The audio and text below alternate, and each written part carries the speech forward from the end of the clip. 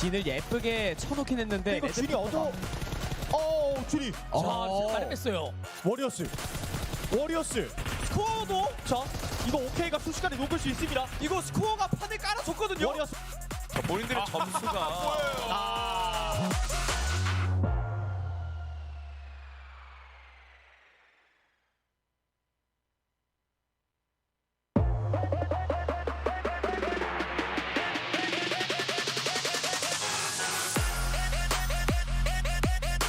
Jumper lontaran hit ke bahagian hadapan, tapi itulah dia Free Fire yang ditunggu dengan begitu sabar sekali oleh Riz. Mungkin akan meranapkan impian Team Secret. Team Secret terkeluar di tempat yang ke-8 dengan kini telah boleh diketahui. pun cuba untuk masuk daripada bahagian belakang, tapi datang oleh gangguan daripada Jumper.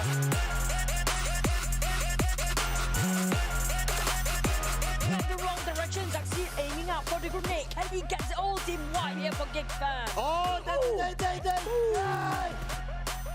Rule that through. Here we have it. Looking out really tough for you, Hoi getting 70k. MR5 is down as well. That is unique.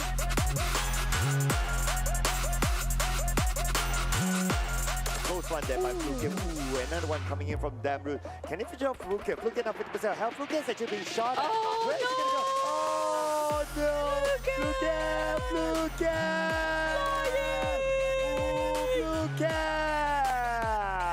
Man, he goes down.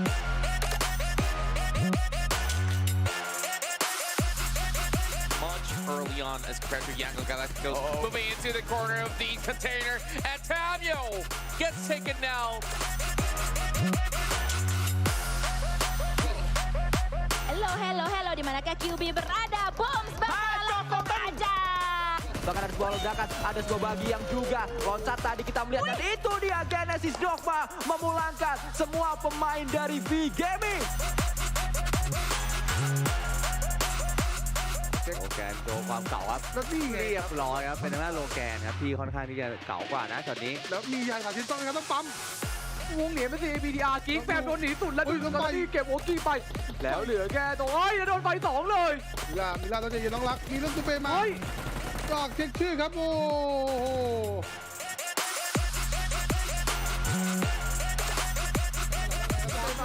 เอาได้บอลล่างเลยไฟหนอนแล้วเป็นเครียดแล้วก่อนจะนี่โดนคล้องจากไกลๆขอแค่เม็ดเดียวพอขอแค่เม็ดเดียวล่วงไปโอ้ยวันนี้3 ปมเป็นเกมได้ไม่ทำได้แต่เพื่อนเขามาเทได้เหมือนกันแล้วไม่เอานอนแบบนี้ร้อยเลยไม่ตี2 แต้ม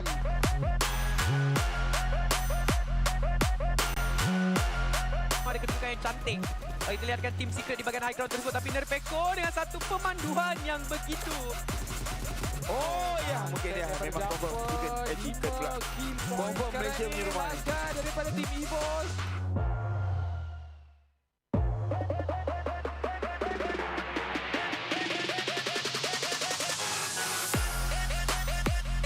Referees, they had to lock horns, and that's why they witnessed the bloodbath with Marshall. door here very shortly. Marshall on the front lines looking to make the breach here. Nice volley.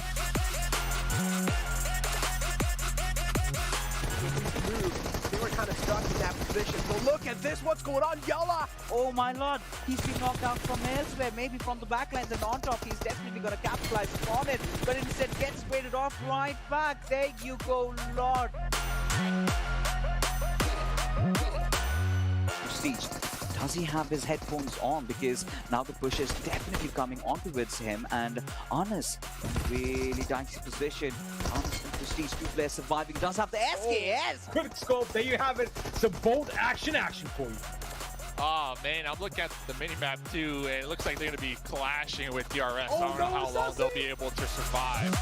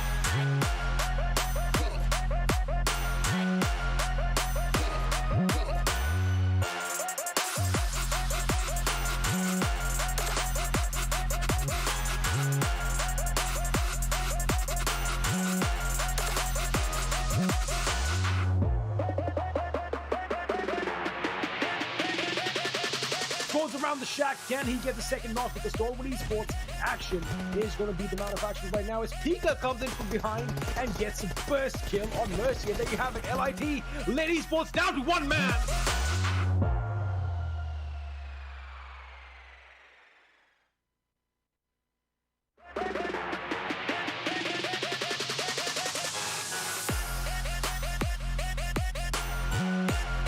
コリアのダウンキルを取っています。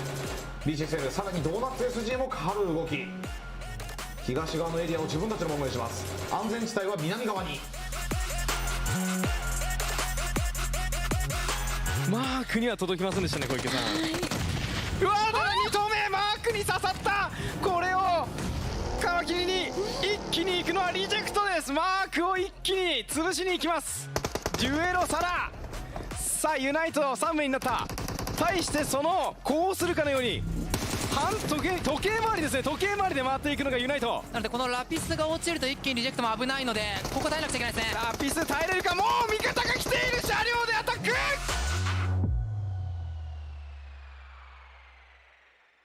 Play around that vision. The damage is good, but eye shots falls. A 1-1, and it's Stalwart to snatch.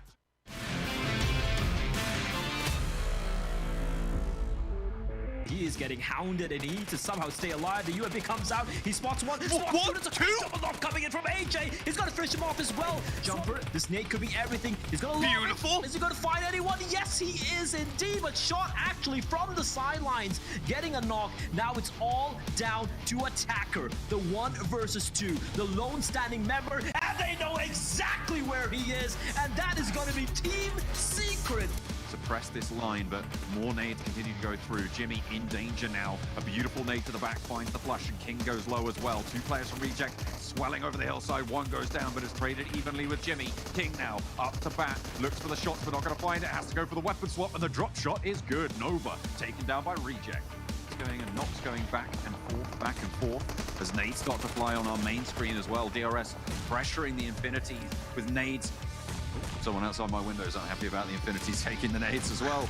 The horns are blaring and the nades are fragging on out. Nox coming through thick and fast. The Infinities down to 1.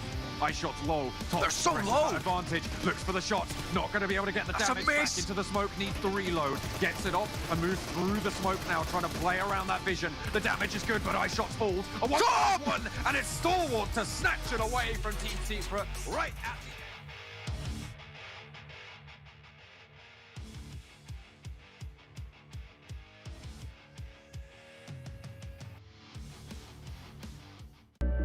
I saw the first light, the first steps. Now I see much more. I capture Earth in all its beauty. I see action. I see drama. And I see it in the finest detail. Moments of inspiration. And the first steps. I am the 1+9. PUBG Mobile fans around the world, welcome to the 2021 PUBG Mobile Global Championship. To the top teams across all regions, we have a message for you. The Middle East, you have proven your worth. Now, make your formidable debut on the PMGC stage. South Korea, forget the past. This year, show the world you've ascended. Remind the world of South Korea's raw talent. Japan, you came so close last year. But what doesn't kill you only makes you stronger. Bring it back better than ever. The Americas, you're the alpha dogs that dominated the West. Now, lead the pack on the world stage. Southeast Asia, you took down so many strong teams on your journey to the top. It's time for a comeback on the global stage. Europe, it's now or never. Push your limits and surprise us all. This is the moment to create your legacy. South Asia, you were the dark horse of 2020. Amaze those who would underestimate you again.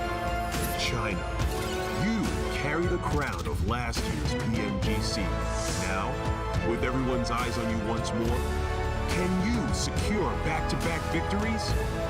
PMGC needs a champion. The world needs a champion. Who will stand victorious in the end? Who will be next to glory? Hello, PUBG Mobile fans. It's almost time to bring together the world's top teams for the PUBG Mobile Global Championship 2021. This year's PMGC has a total prize pool of $6 million for teams and players, and tons of great rewards for our fans as well. PMGC will consist of 2 stages, League and Grand Finals. The League phase will last from November 30th to December 24th. During the League phase, teams from the Americas and Europe will compete in the West League, while teams from Asia and the Middle East will compete in the East League. Each league, 20 teams will compete on Tuesdays and Wednesdays for 16 slots to compete on Friday, Saturday, and Sunday in that week's Super Weekend. The total Super Weekend scores over the first 3 weeks will determine which 16 teams will compete in the PMGC League Finals during the final week. The top 9 teams from the East League Finals, the top 6 teams from the West League Finals, and a special invited team will advance to the PMGC Grand Finals. The PMGC Grand Finals, which will take place on January 21st, 22nd, and 23rd, will determine the PMGC 2021 Global Champions. Who will be the next to glory? Don't miss a single minute of exciting PMGC action.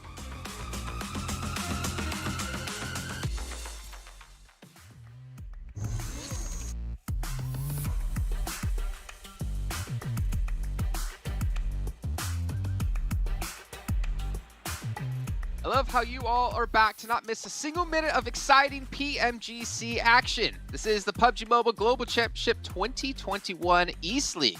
And it's going to be our second day here of our very first Super Weekend where all the points are going to matter. All the points will stick around over the course of this entire event until we get into our league finals. And we'll see which teams will reign supreme at the end of today. I'm Jason Kaplan, your host, still luckily keeping my job. I haven't messed up too badly yet. But speaking of messing up, these two gentlemen to my right-hand side haven't messed up a single time. Maxman and Professor Tarzan here joining me on the mics. Maxman, you were out yesterday. Now you're back in today. Quick little recap of, in your eyes, of what really stood out to you from yesterday's action. Actually, I did mess up on day 2. That's why I wasn't there on the 3rd day. So actually, you know, I do mess up quite a bit, Jason, apparently. But no, it was a great first day for the Super Weekend. We saw some teams actually rise up a little bit more. One team that I'm really happy with is Infinity. I can talk a little bit more about them in depth. But Infinity especially has been a team that stood out to me a lot. I played some really good macro playstyle. So I want to see more today because they made me hungry for some more good playstyle on this team. See, Max, this is why I'm so harsh on you when it comes to your curse, because the time when you don't curse a team and actually you predict one of the top teams in the whole event, you don't grab that opportunity and rub it in our faces. Stalwart esports, I was waiting for the man. rankings. I was waiting you're waiting for the rankings. All right, okay, yes. my bad. Let's reverse that. Pull it back. Professor Tarzan, what was your quick recap of yesterday then?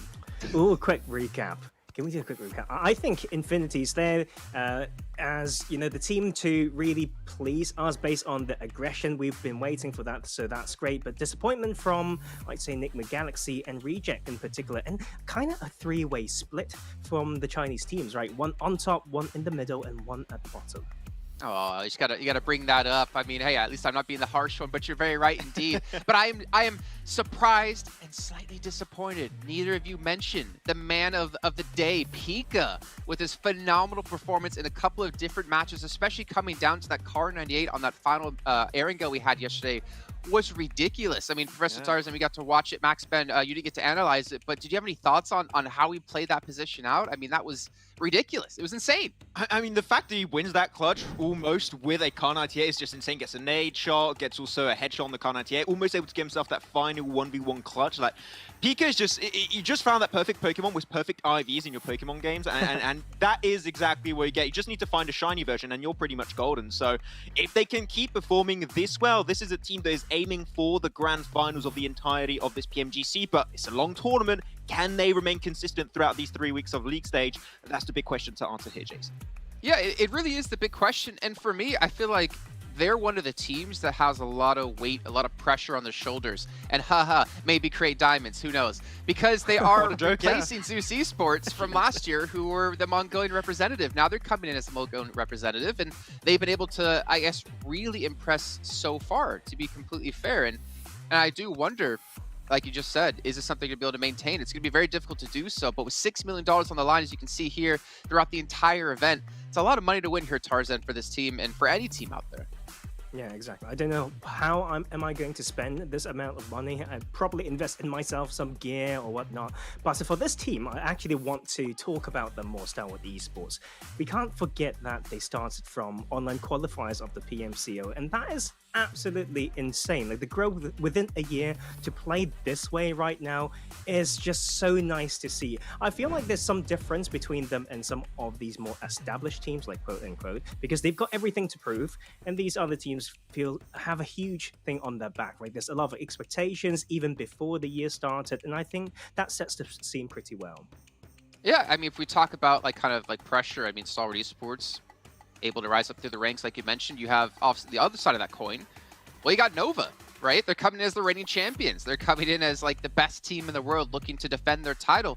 But I'm curious, maybe Max, on your thoughts. I think, honestly, they're not showing their final form just yet. I don't think they're really fully trying too hard until we get into those finals, until we get into those, all right, we got to get top 9, we got to make it into the PMGC Grand Finals. Well, if you look back at last PMGC, is a really good example of that, actually, that happened. They didn't qualify to a Super Weekend, and they still became the world champions at the end in the Grand Finals in Dubai. So this is a team that can be a little bit topsy-turvy because they tend to try and test things out during the entirety of the league stage, because they are a team that are very confident, I would say, Jason, that they know they're going to be part of that top 16. They know they can perform really well into the finals. So they're trying out play styles. I think sometimes being a little bit ballsy about how they approach it. They got these wide splits in the middle of the map that I'm still impressed that teams have not been trying to contest that heavily. So, I mean, they're trying things out. They're trying to set a pace for themselves in this lobby for the league stage, and so far it's been working out. So, I mean, if they make it into the finals, that's when they're really going to show their teeth to the rest of the lobby.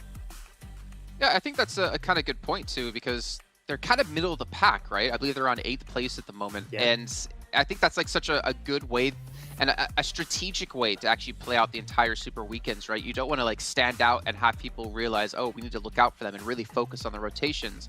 Though obviously teams will be doing that. But then, you know, if you look at in comparison to like Stalwart Esports, who have come out extremely well in League play, extremely well in the Super Weekend Day 1 so far, I feel like they hit a lot of teams' radar now, Tarzan.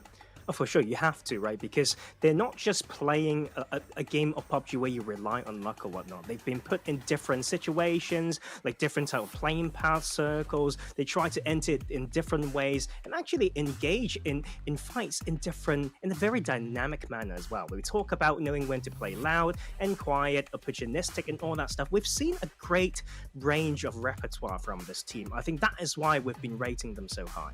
Yeah, and to be fair, it's a 3-point difference from 8th to 4th place, Max. So they're not really that far behind. That 8th place is really misleading. Yeah, man, we're not on the first page anymore. I wanted to say, look, Star Wars. I didn't curse them, but okay. I missed my window of time now. What's going on? Well, you know what, Max? Instead, move on to talking about Reject, Enigma Galaxy. These teams really stood out in league play, but then going into Super Weekend, they pulled a little bit of a footballist. Yeah, especially for Reject, right? We talked about this point about how it is always going to be a really big risk if the map on which you perform the best is, for example, a Sanhok, or for them, in their case, a Miramar map, and there's only one, and that Miramar game even didn't go that well for them. They got a 10th place with 1 kill on top of that one. So Reject, they've got to make sure they can get those points on, especially Erangel, because those Super Weekends, you've got 3 Erangels every single day. That must be the map where you bring in a lot of those points. And as we said, Enigma Galaxy just not able to get to the late game, weirdly enough. They haven't changed anything to their playstyle. It's the exact same strats that they had from the league play into these Super Weekends, but it seems like teams have been adapting heavily entering the Super Weekends, so they also now need to adapt to the lobby to make sure they can get access to the late game. Yeah, and I will say this, like, I mean, maybe we're being a little bit harsh on some of the teams down towards the bottom, but to be fair, again, being at the bottom isn't really a horrible thing, right? Because you're still building points at the moment that'll help carry you into the 2nd Super Weekend, into the 3rd Super Weekend, obviously if you do qualify. But all they need to really focus on is just being top 16 to get into league finals. As long as you build up some sort of buffer here in these next 2 days, you're going to have an advantage over other teams who have not qualified in this very first Super Weekend. So yeah, being a little bit harsh on them, but again, we want to see all teams do a little bit better, especially towards the bottom, to kind of replicate that performance from before, Tarzan.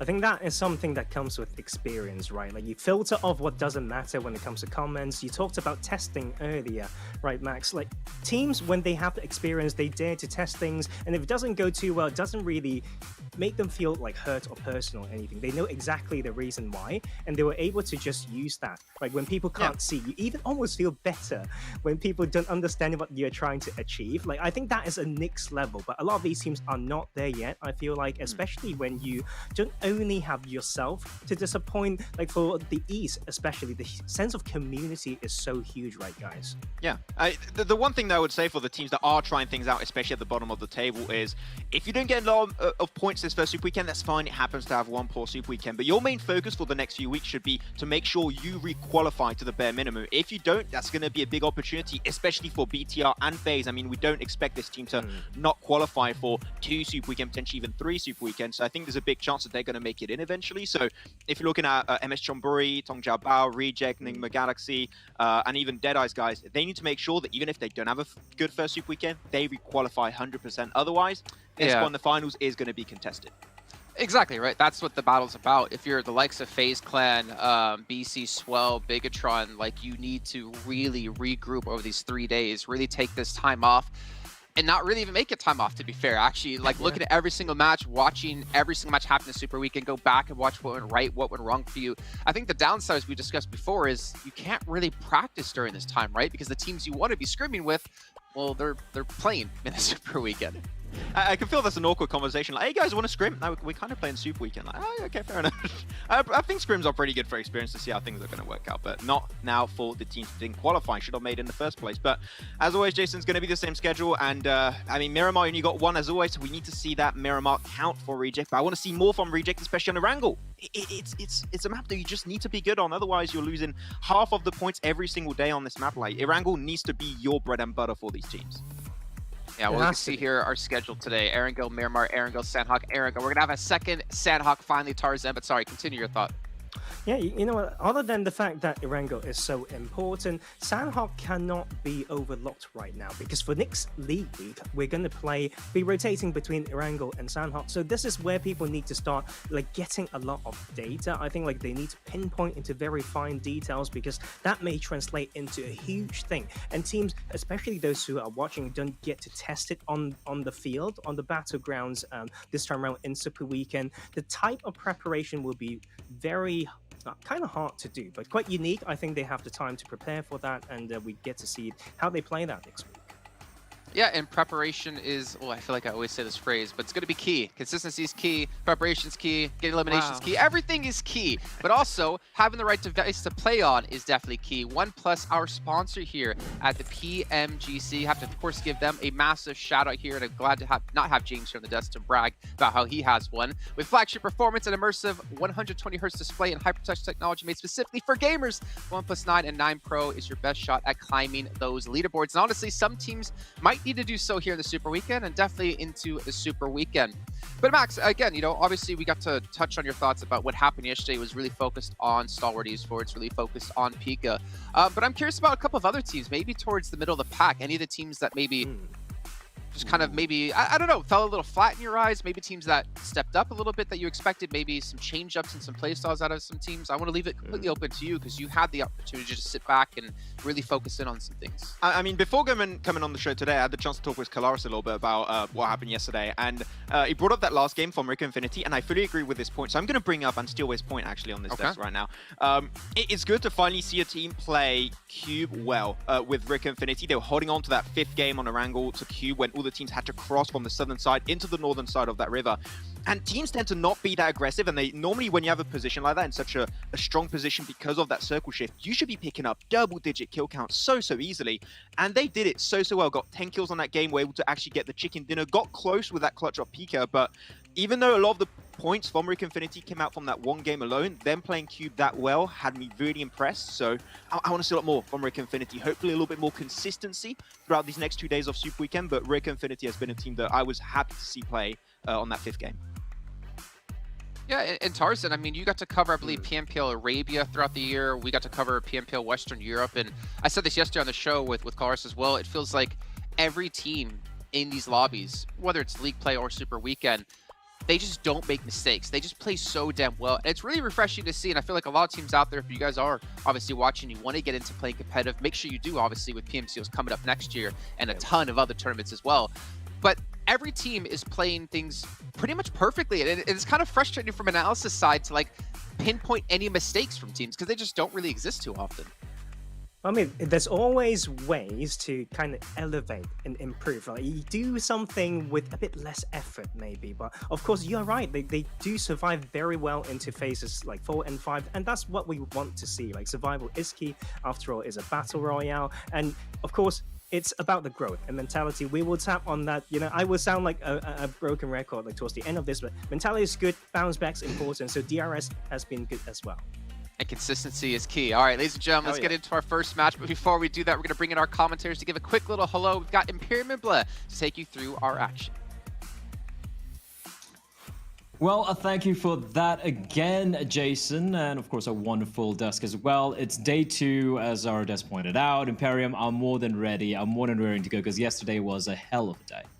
It was a wonderful day, right? It was the first day of the first Super Weekend. We saw a bit of how teams have adapted from the league play. We're also seeing teams loosen up a lot more, right? A good bit more action unfolding. We had a couple of crazy circles in play. So I think with today's games, we're going to see that excitement build up. I do believe, I don't know if you'd agree, the standard is extremely high and teams have really shown their worth, specifically individual players. Oh yeah, individual players, and one team does stick out, obviously that being STE, the Chinese one, 628, getting a couple of chicken dinners yesterday. But we also saw, as you pointed out, the individuals. I'm still, listen man, I had dreams of that almost clutch coming in from Starwood Esports in the 1v3. Incredible stuff coming out from the individuals of that lineup, but you can't forget anyone else either. As we take a look at a playing path of the first game here of day 2 of the Super Weekend. Now, there are a few teams, I remember Jason pointing out as well on the desk, that a few teams who have kind of not really lived up to the expectation, so to speak, on day 1. But again, it's only day 1. And you can, again, you got to remember, these are the points you accrue over the course of 3 weeks, right? So even though you might have a bad couple of days, you're never really going to be out. Yeah, in my opinion, it's a good... I'm kind of glad you brought it up, because looking roughly at other PMPLs and stuff, because it's a very similar format, I'm looking at 60 points per Super Weekend.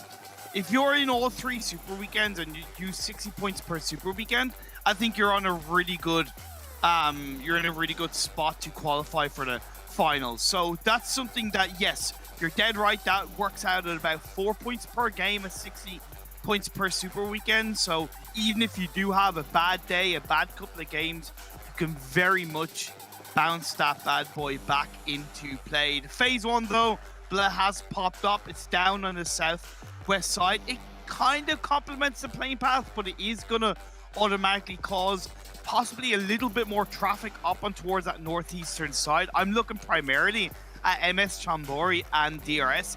The question is always there, are they going to engage on each other, or are they going to disengage quietly? And both these teams, they refuse to blink, Imperium, and we've seen MS Chonburi come out on top a couple of times, and we've seen DRS dominate them in that in the city of Yasnaya. So an interesting battle. I feel like it's a very cool mini storyline within the entirety of this tournament, which is fun. Meantime, of course, we have the Xavier, who have looked quite deadly. Different. And this is a bit of a different approach coming in, especially from Genesis Dogma, who look like they're kind of gonna fade away into the distance. They're spread quite thin, while for the Xavier, they're kind of grouped together, at least 3 of them. But this is a different drop spot from the Xavier. They've normally held on to a prison shelter 2-2 split. So I don't know if this is in any way form targeted. I'm very curious about this, or whether it's just a kind of thing of both teams thought that Milton was going to be free. They committed for it. Now we have a little bit of a fight breaking out. It is on the very edge of the circle. So technically both of these teams can take their time, have a little bit of a fight and engagement, and if you want to go hard off the back of an initial knock, go for it. The one thing that both teams do need to consider is Stalwart down in Nova. If they make their way across and they hear a couple of gunshots and they sniff an opportunity to third party, Stalwart will certainly go for it. Oh, absolutely. And I guess it also, I wouldn't, I don't know if they're purposely targeting, targeting the side of Genesis Dogma, but with the absence of Swell in the Super Weekend, like BC Swell, they're a team who do like dropping towards military power, right? And the fact that they're not there, it's kind of like free real estate, so to speak. So maybe both the teams were like, okay, there's a chance for us to get it, and unfortunately, they both find themselves having to go up against each other. But Daybot, who was looking like he was getting hunted down, is going to get the knock onto Rabbiz. But these are multiple fights breaking out fights breaking out on multiple fronts here. Frankie is the one that's really in the hardest position for Xavier, but also has the opportunity to create a bit of a distraction. It's easier said than done. Satar gets knocked with the but like I said, it was always going to be difficult for Frankie, but I do credit Genesis Dogman smelling out that opportunity that Frankie was all alone in that area. Now it's going to be 4 against 3, and look at this from Genesis Dogman. Pushing across the road, they want to try and create a blanket effect. They want to suppress and close the Xavier. I really appreciate this from Genesis Dogma. Remember what I talked about yesterday with this team? That they will push in. They do not waste any time if they get an opportunity to fight. That's exactly what they're doing. Oh yeah, absolutely, and I love it. You love to see Genesis Dogma team who has definitely impressed us thus far in the Super Weekend and is looking to continue that trend. I also love the way they took out that one member of the Xavier, which is Frankie, right? It was a combination of not just the bullets, but they also timed the HE as well. Lamborghini on a sliver of HP, gonna try and drive away, try and find some cover. It's still a pretty big town, Milton. Not as big as Isnai, obviously, that being a full-on city, but yeah. Genesis Dogma, they are hunting on the Xavier, and by the looks of things, driving them out of town. But oh no, Daybot could find a double here. The M249 shredding into Duck. The res might come in, but this is a fantastic opportunity for Genesis Dogma. And if you look at the minimap, look at them just swarming around the Xavier like a pack of wolves. Like, Genesis Dogma are just like the puppet masters, right? It's beautiful what they're doing. Yeah, thank you. I was hoping you'd get that reference. But it's absolutely, look at Satar hanging around, going on that flank as well. The initial knock, they went for the revive. This is all time for Genesis Dogma to close in and get the squad wipe onto the Xavier. Yeah, this is looking very grim, but that nade from Rabbiz could potentially turn things around. But bear in mind, these two players for the Xavier is so very low, and as I say, that Duck will be knocked down. Rabbiz, good opportunity to try and push in and maybe catch one player off guard, but they're working in pairs. The trade potential is definitely favoring Genesis Dogma. 2 players downstairs protecting Daybot, ensuring he doesn't get taken down. And they're looking to take down Rabbiz. Rabbiz trying to find at least one knock, but he will instead be taken down by Satar, leaving Lamborghini all by his lonesome in a 1 versus 4. And I don't think he's even got any health kits to work with, so he's going to try and escape while all the commotion has bought himself a few minutes, and it looks like he will indeed be able to evacuate the premises. But my oh my, Imperium, they have suffered a number of casualties. Yeah, and I have a lot of love for the Xavier. I really do. I've been very impressed with this team throughout the second half of the year. But Genesis Dogma just made them look so, like, they just,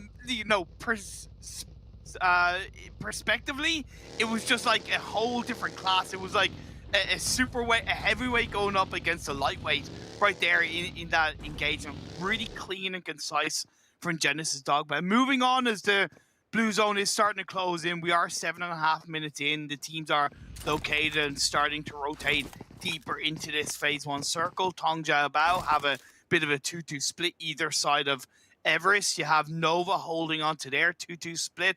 Nigma just starting to make their way outside of Pachinki, which I would argue is a little bit too late.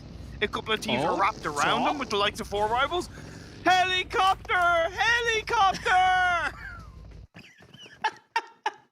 Well, listen, I don't know what sort of helicopters you've seen in your time, Imperium, but You know what? I'll give it to you. It's fine. I'll give him 7 and 10. Great air, but didn't quite nail the landing. But you did point out, all jokes aside, Stalwart Esports crossing pretty preemptively up the bridge, right? So now they're going to be waiting just east of Farm, between Milta and Farm.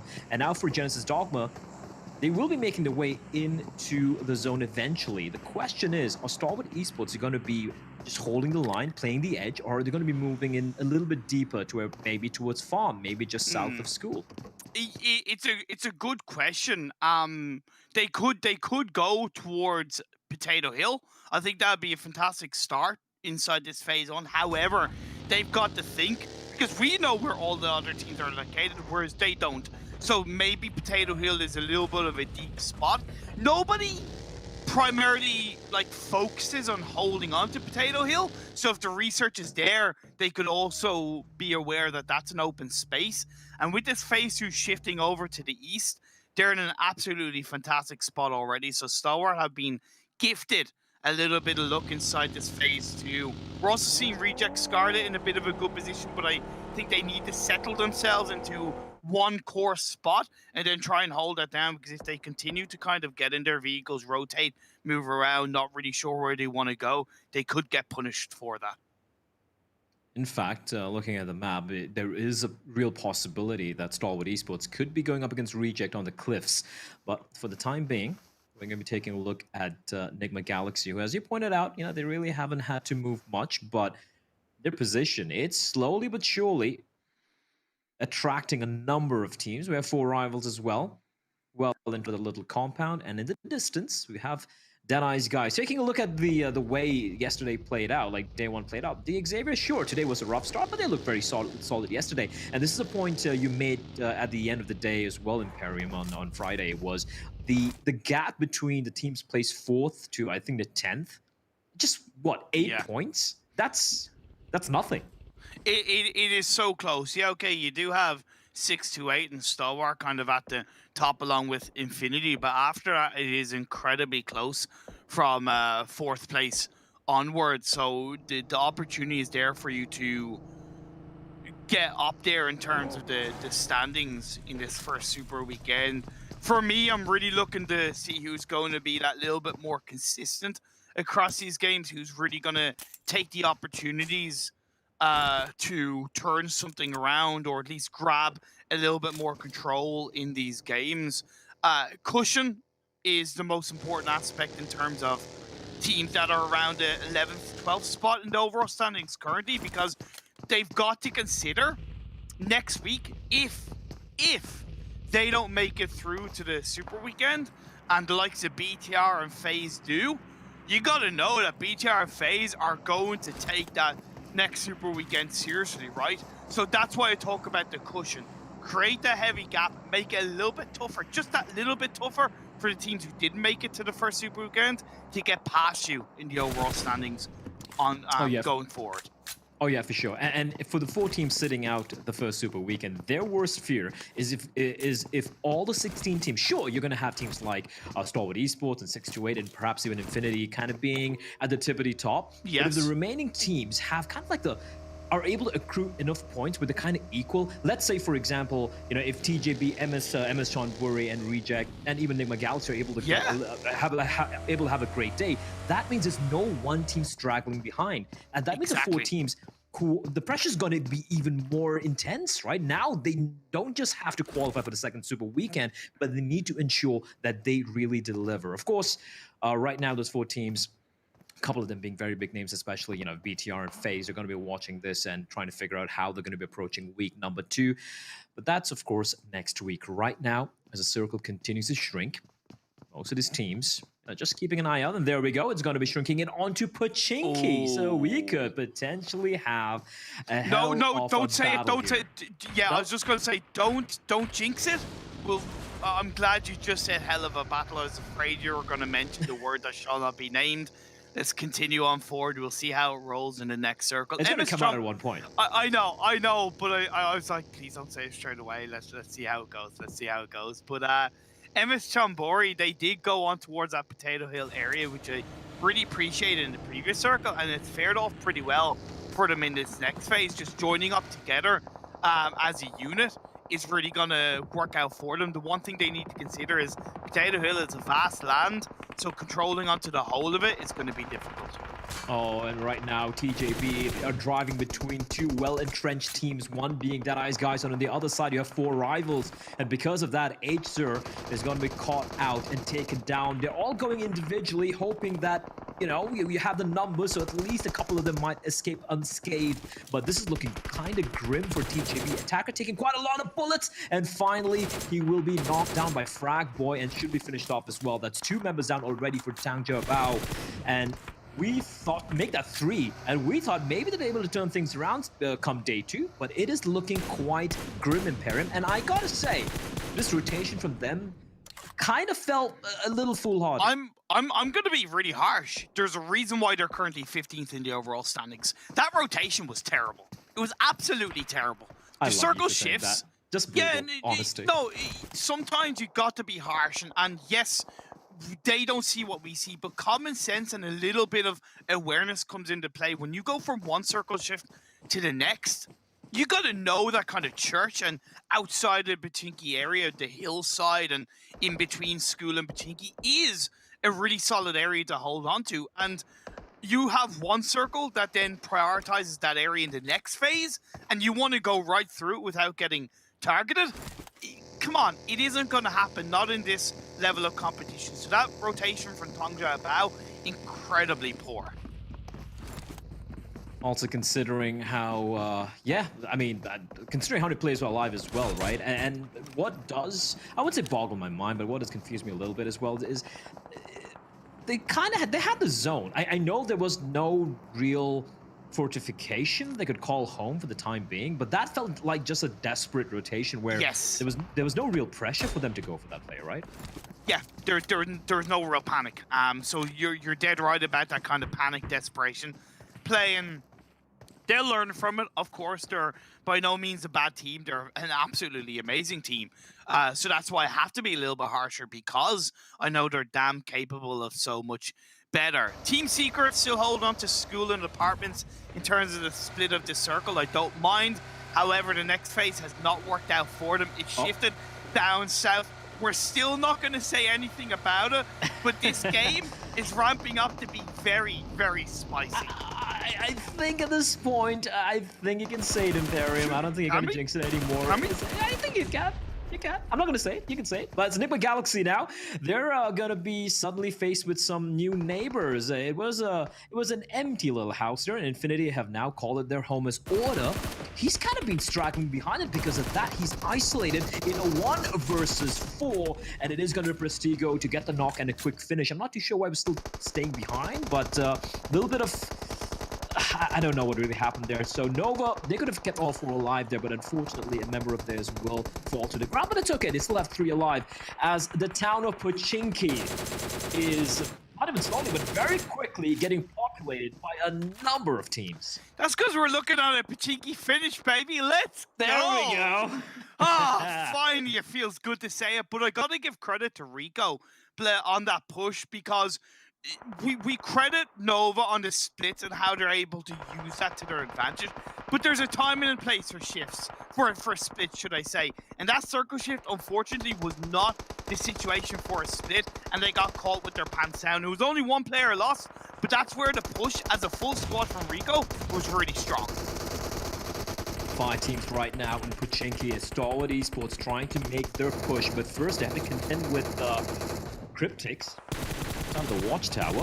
Cryptics are getting sandwiched as Logan's keeping them at bay with a little bit of a nice little hole for him to rattle off a few shots in. And I like this from Infinity, mind you. They're just taking fights on multiple fronts, but they're doing a good job of it, not overextending, as Cryptics, 1 by 1, they are starting to drop in eventually. They will lose every single one. And now, Stalwart Esports, they have a free path into the direction of Infinity, but are they going to take it? They still have time to work with here. They really shouldn't. They're better off staying where they are outside in the fields of Pachinki. They have good hard cover. They have a lot of information around them. This is really good, but I got to give credit once again to the Infinity.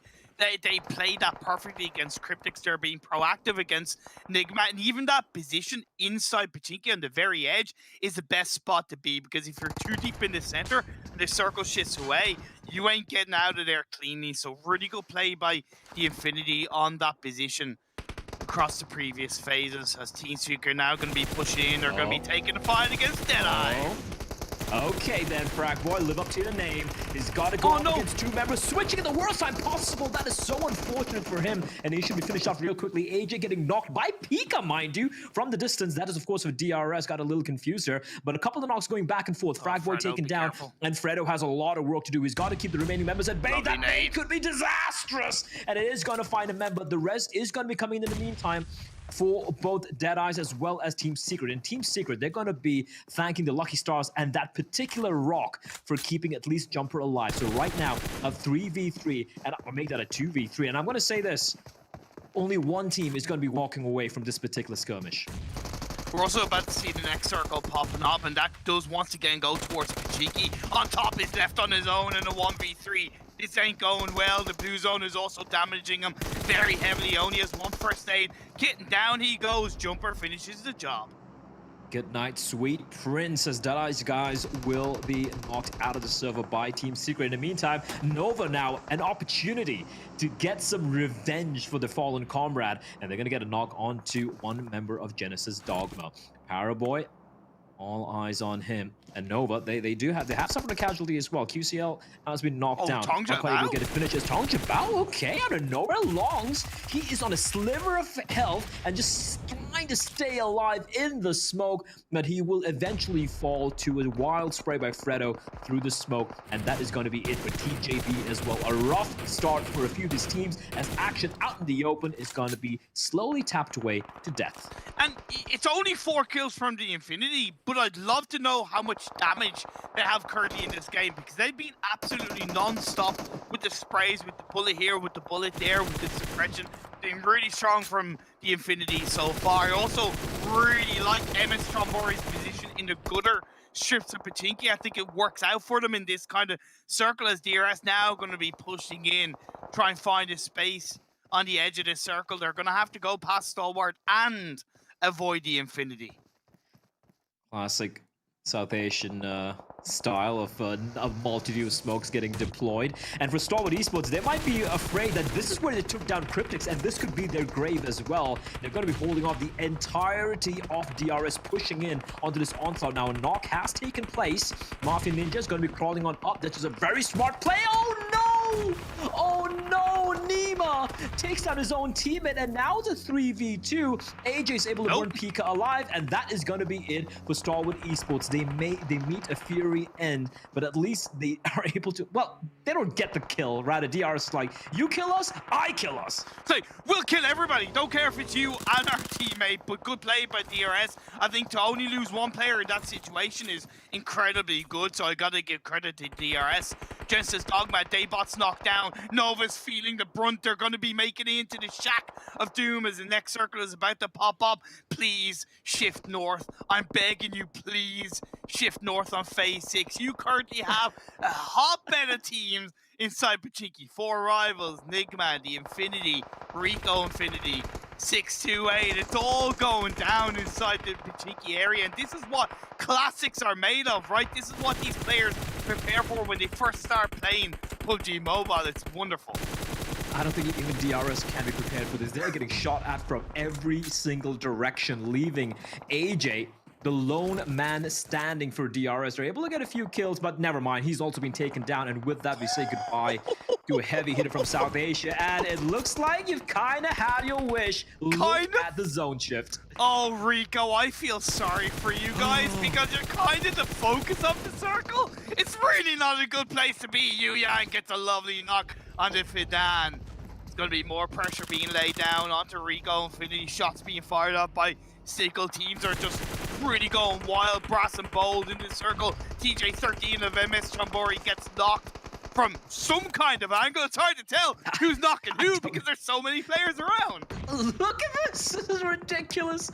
It's a kaleidoscope of colors of players. And of course, eventually, one particular color is going to be drenching the fields of Pachinki. Is going to be red, as Enigma Galaxy coming under heavy fire. Rolf just barely alive on 1 point of health, but he will still be standing. They still have 2 players in contention, so they're fine for the time being. No one is safe right now. And you did point out, Rico Infinity, that everyone's going to be kind of grouping up, but for the time being, they do seem to be a bit isolated. As I say that, though, Esketon will be knocked down. Team Secret, 4 rivals. Reject Scarlet, they're all on that very north side. Reject are currently outside the circle. Team Secret are pushing in and knock either side. Frago's gonna get knocked, so just Jumper that's left on his own. Let's see if he can jump to victory and kickstart another winning fight for the side of Team Secret. But 4 rivals trying to avoid, and Reject Starter are gonna make their way through the buildings. Pachinki, they actually take advantage of that, and they're like, okay, you guys fight, I'll get into the circle. Like you said, Jumper has a lot of work to do. 4 rivals, I think they have an inkling. They know where they are. Oh, this could be huge from Lappy. And there is no res taking place here. A follow-up nade could take down Jumper and Shots as well. Is he going to be lobbing it is the question. In the meantime, Enigma Galaxy down to the 2-man squad. They know they could potentially win this duel. If he turns the corner, turn the corner. He doesn't see him. He doesn't see him. And Pops is going to save his teammate, leaving Rolf all by his lonesome in a 1v3 against MS Chonburi and the world. They know exactly where he is. And for Rolf right now, it's all about trying to stay alive for as long as possible. But considering his position is compromised, a couple of nades sailing in could completely ruin his day. Yeah, I feel sorry for Lord. I really think he did a good job there. Tried his best, but didn't succeed. Reject have been able to join up as a 2-man team. Who got taken out? Secret. Oh, Jesus Christ. So much bloodshed as Pop makes it across the road. It's a miracle, but I can't see him survive it. No. TG13 is taken down. 1v3 Imperium. Can he pull this one off? Pops on sliver of health, somehow surviving. They went for a desperate dash. And not to forget Tunny. God Tunny on top of the little roof. He's lying prone. No one can see him yet. So he has an opportunity to kind of wreck a lot of people's hopes. And that Molotov pop, he goes down as flames. He goes up their flames. Everything is on fire. And Pop's just burning alive. MS Chonburi are getting harassed by every single one in the server. Fire with fire. Mollies are so powerful in buildings, and it's working very well for Genesis Dogma. I said Rico Infinity were going to be the center of attention, but because every single team are picking each other off as they try to push into the circle, Rico Infinity have been able to hold on as a full squad. They're the only team who have every single player alive, and right now they're going up against 628. And 628 don't have a single kill. I find that hard to believe, as it is going to be Genesis Dogma as well, the final member, trying to make a mad dash in from the blue, but he will be found out as Anas with a nade is going to finish off 33Z. And Rico Infinity, they're looking charged up. They're looking fantastic. 6 kills for them, all 4 alive. And right now, I gotta say, Imperium, it looks like the only team who could potentially go up against Rico Infinity, it is going to have to be 4 rivals, where they do have 3 members alive. And for the time being, as long as it can contend with Reject, they're going to be good. And this position from Lappy is just beautiful. It is fantastic roof positioning for Lappy. It's the perfect time to pull it out. It's not too early in the game. It's at the right moment. The elevated position is perfect. But if one player can cause an upset, it's Yu Yang from 628. This is the player that ended up getting a beautiful 2 1v3s in the last game of the PEL Season 4 to grab that spot for 628 in the PUBG Mobile Global Championship. Oh, Tunny!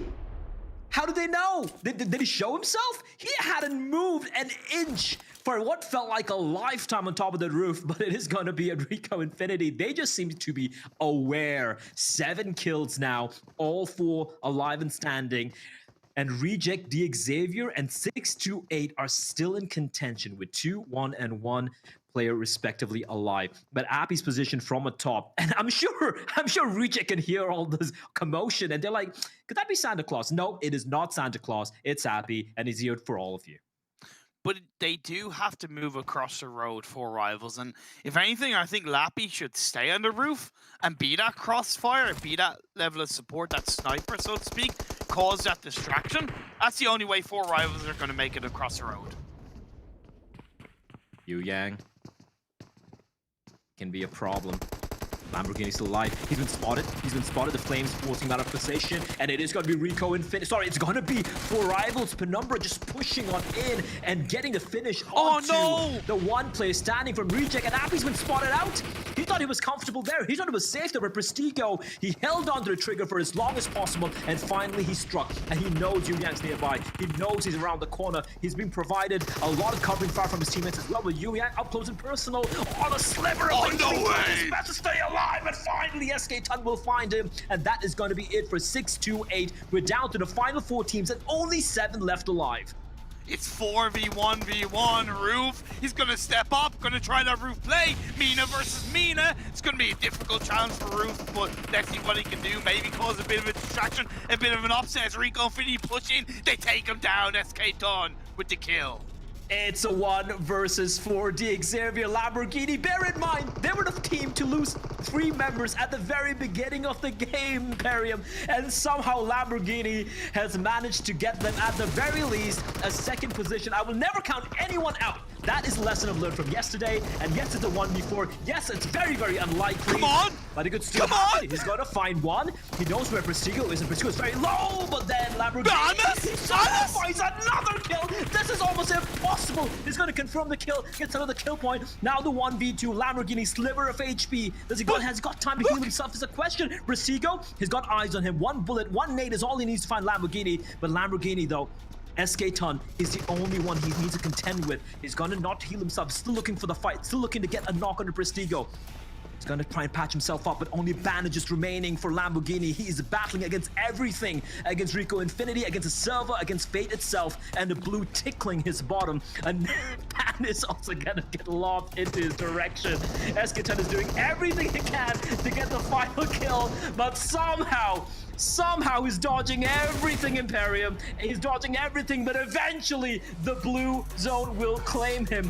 What a valiant last stand coming in from Lamborghini, but Rico Infinity will steal the chicken dinner away from everyone.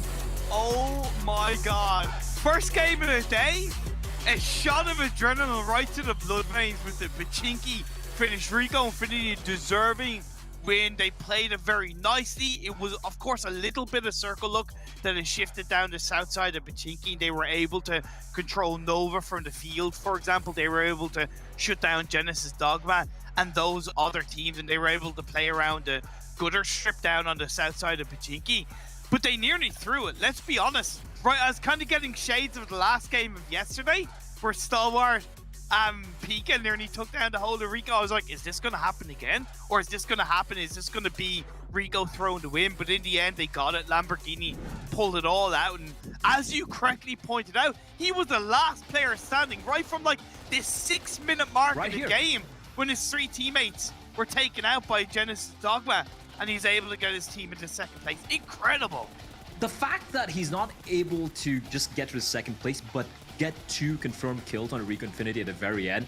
Incredible stuff. He didn't have any more first aid kits with him. 1 health kit? Yeah. Maybe a nade?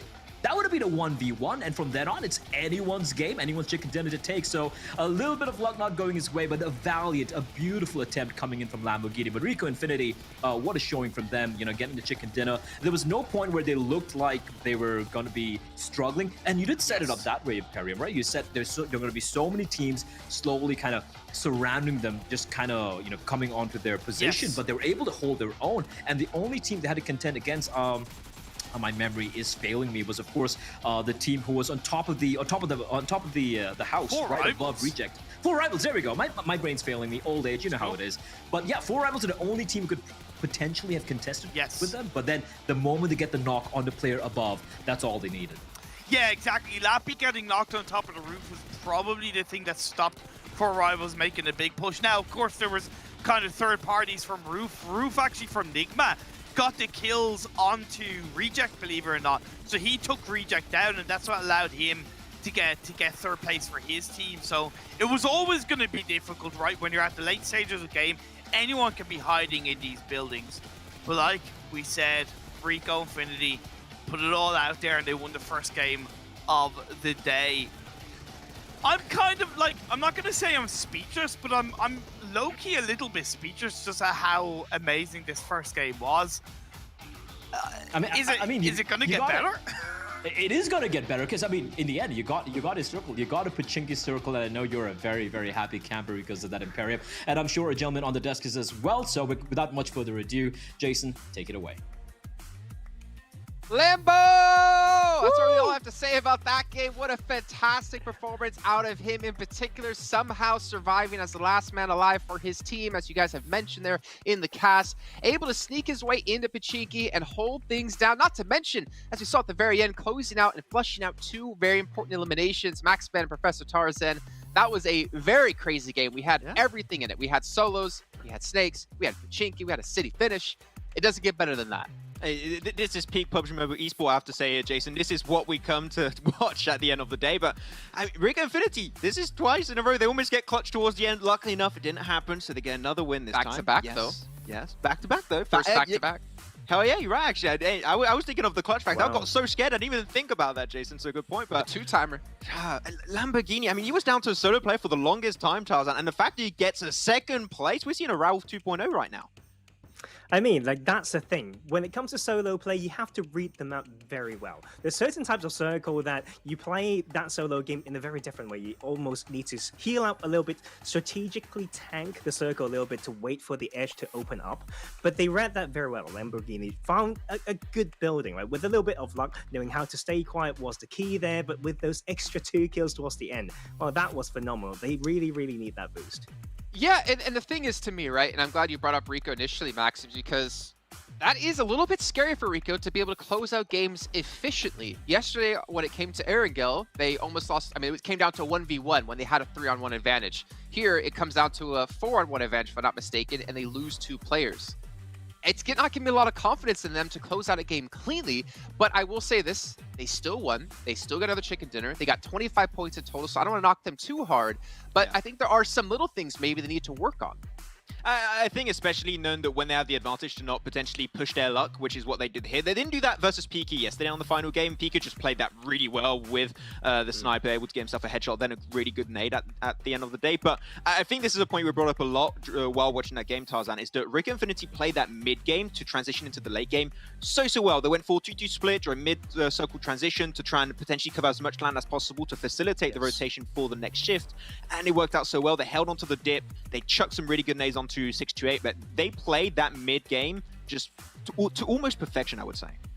It's really good to see teams knowing how to keep options open in city finishes like that. And a lot of these preparation was before a shift happens, right? Sometimes at the lower tier, you see teams still thinking about what to do after the new circle appears, takes them, I don't know, 20, 30 seconds. But no, that team was very proactive and they were very good at using utilities.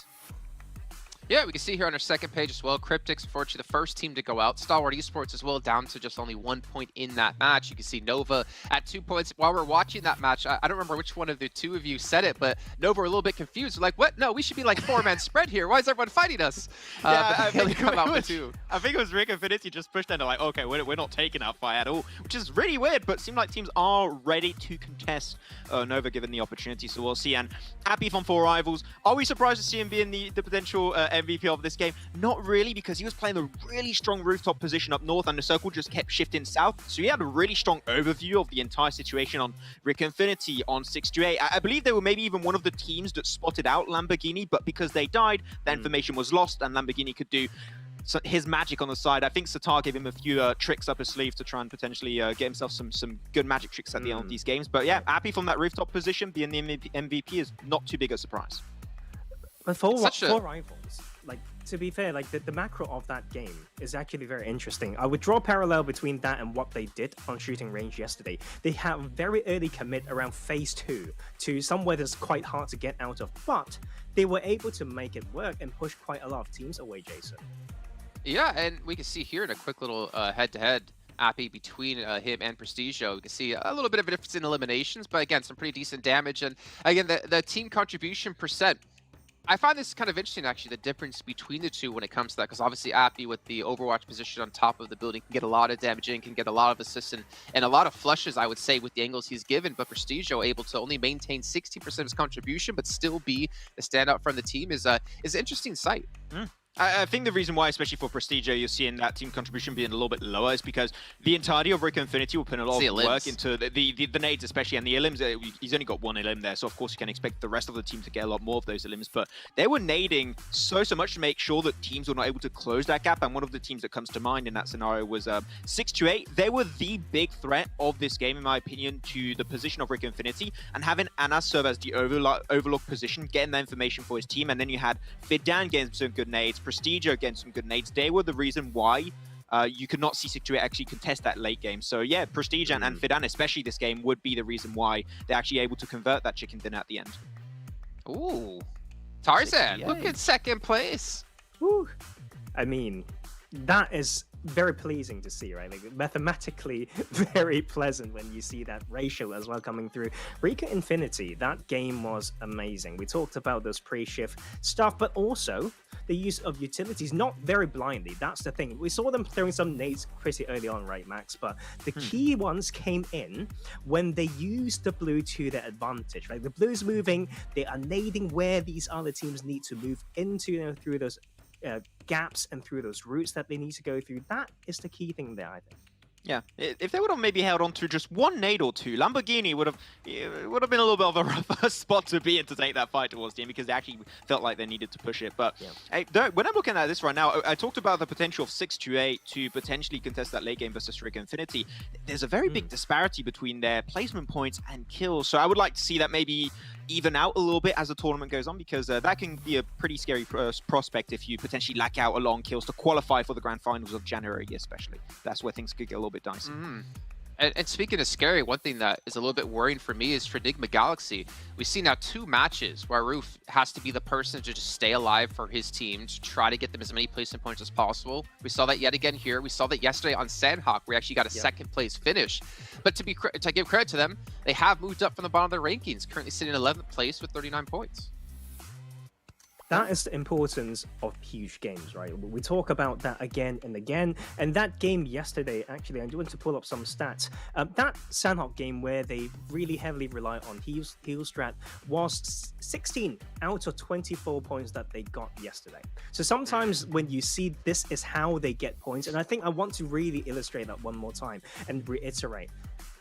You need to see how teams get those points. And sometimes, although they may not have really good results when it comes to, you know, either the points for that game, they've tried a lot of good things. The good thinking are there. So, like, this is a different angle that sometimes we need to utilize. Yeah, and honestly, the thing is, maybe that's the kind of style you enjoy. Like, maybe you like being that solo player for your team and try to keep them alive as long as possible, get every single point as possible, because you realize, like, it's all in your hands. You don't have to depend on some teammates in the situation, unless they're feeding you information. But if that's your favorite style, maybe you want to vote for him as your favorite player here in PMGC, which we do have currently the fan favorite vote still going on at the moment up until December. And you guys can go and vote and get a ticket in-game by logging in and doing that. You can do it within the Esports Center, and you get some amazing rewards as well. So make sure you guys are checking that out. Make sure you're voting for your favorite players. For me, it's probably still towards Pika after yesterday's performance, but you know what? My mind can still be changed. I'm holding on to my vote for a little bit of time. We'll see who I do decide to give it towards. But honestly, there's so many fantastic players. I would assume Pairboy probably going to make it up there, right, Max? You're probably going to vote for him. It's Pairboy. This man is too successful, okay? My brain cannot even comprehend how successful this guy is. So he could be, but I would have to agree. I would potentially go with Pika. I think me and Tarzan have been big advocates of Star Wars so far, so it would probably be a Pika for me. Okay. Well, Max, man, you know what time it is? It's break time. Is it break time? It's time to take a look at our overall. No, I'm just kidding. Yeah, it's time to take a look at a recap. What do you have for us here this time, Max?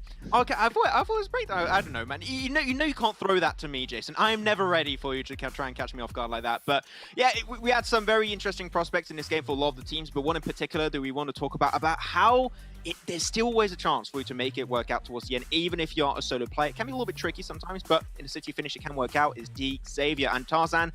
They lost 3 players really early versus Genesis Dogma that is trying to take those fights a little bit more earlier. Normally they drop towards farm, but they really wanted to take that fight towards Milta. But in a city finish, if you're solo and you don't want teams to really look at you, just go in the center of the compound. Just go in the middle of the city of Pachinki. And that's exactly what Lamborghini was able to do. And nobody just spotted him out. And he just chilled there until the late game to snatch away that second place.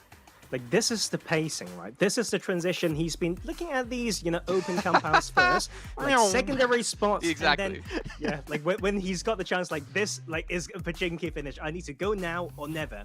And he actually made small rotations as well from there. So, like, what I like about this is they were that team that we initially thought could drop in Pachinki from their previous, like, the MPLs, whatnot. So they should know this well. I think that might be to a certain extent, like, helped the South Lamborghini to make that work.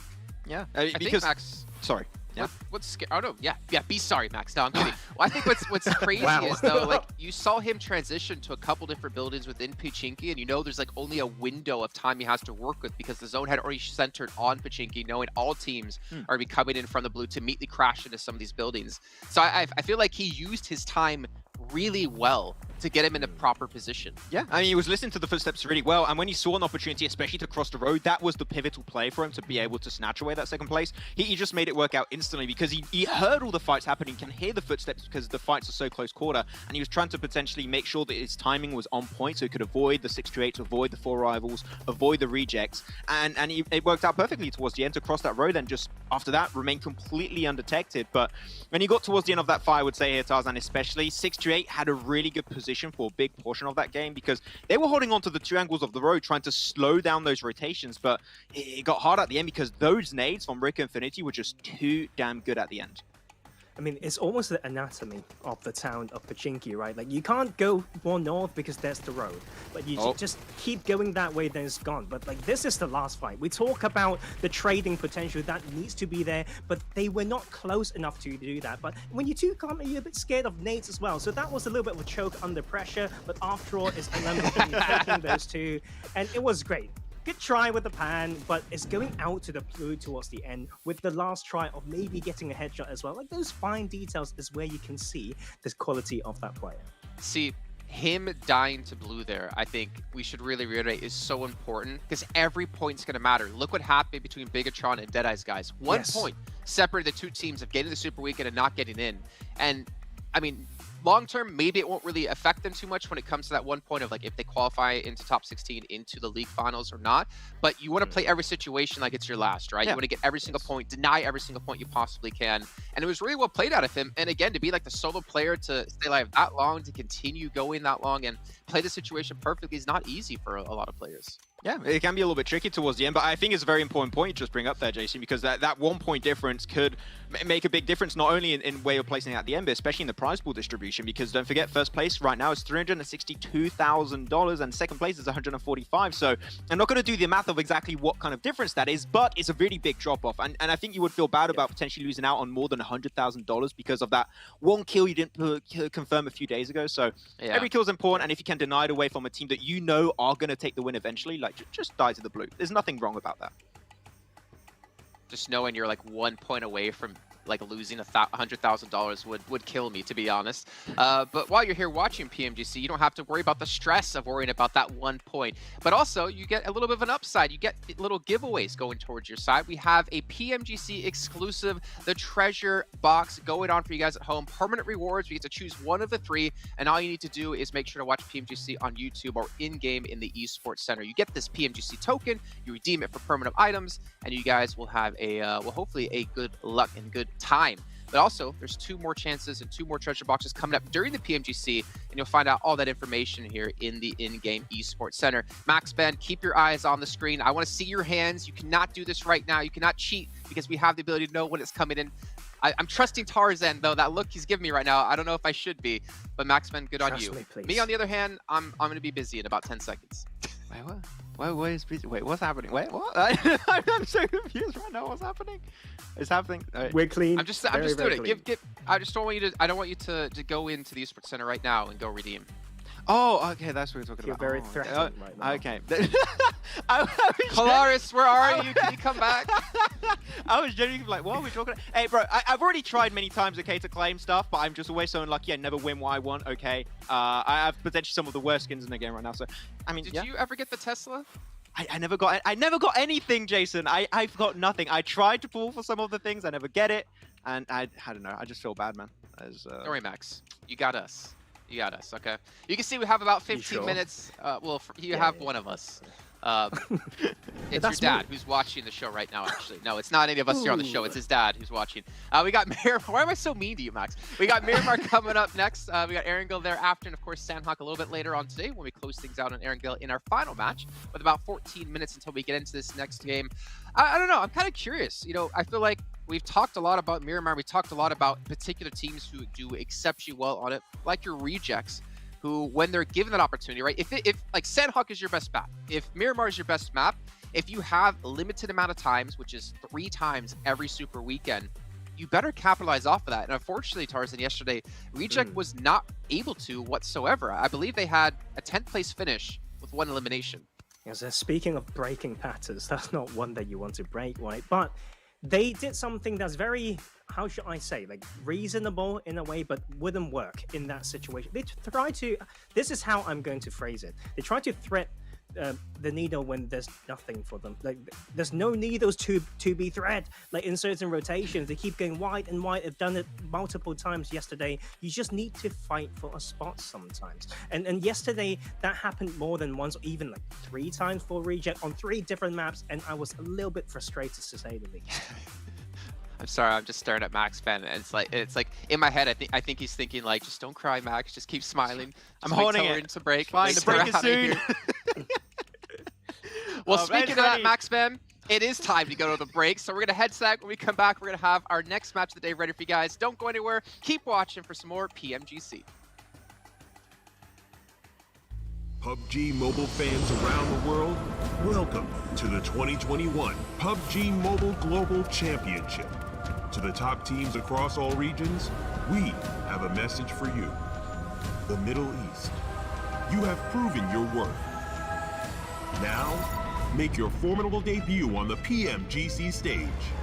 South Korea, forget the past. This year, show the world you've ascended. Remind the world of South Korea's raw talent. Japan, you came so close last year. But what doesn't kill you only makes you stronger. Bring it back better than ever. The Americans, you're the alpha dogs that dominated the West. Now, lead the pack on the world stage. Southeast Asia, you took down so many strong teams on your journey to the top. It's time for a comeback on the global stage. Europe, it's now or never. Push your limits and surprise us all. This is the moment to create your legacy. South Asia, you were the dark horse of 2020. Amaze those who would underestimate you again. China, you carry the crown of last year's PMGC. Now, with everyone's eyes on you once more, can you secure back-to-back victories? PMGC needs a champion. The world needs a champion. Who will stand victorious in the end? Who will be next to glory?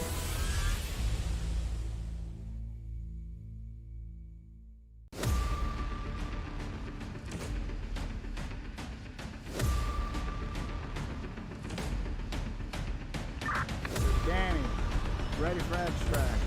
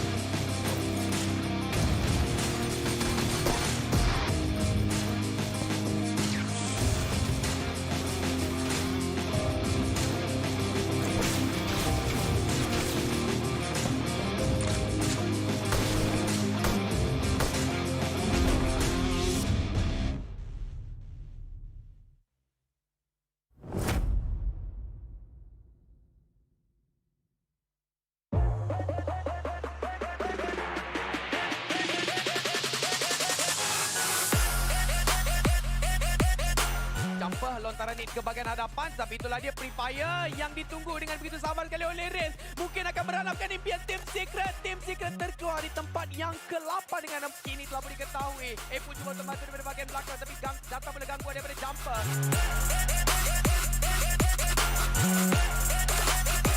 The wrong direction, Zaxir aiming out for the grenade, and he gets the whole team wide here for Gig Fan. Oh, that's right!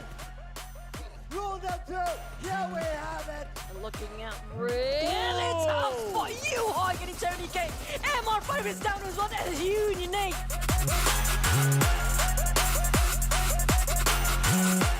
Close one there by Fluke. Ooh, another one coming in from Damroot. Can he figure out Fluke? Fluke enough 50% health. Fluke is actually being shot at. Where is he gonna go? Oh no! Fluke! Ooh, Fluke!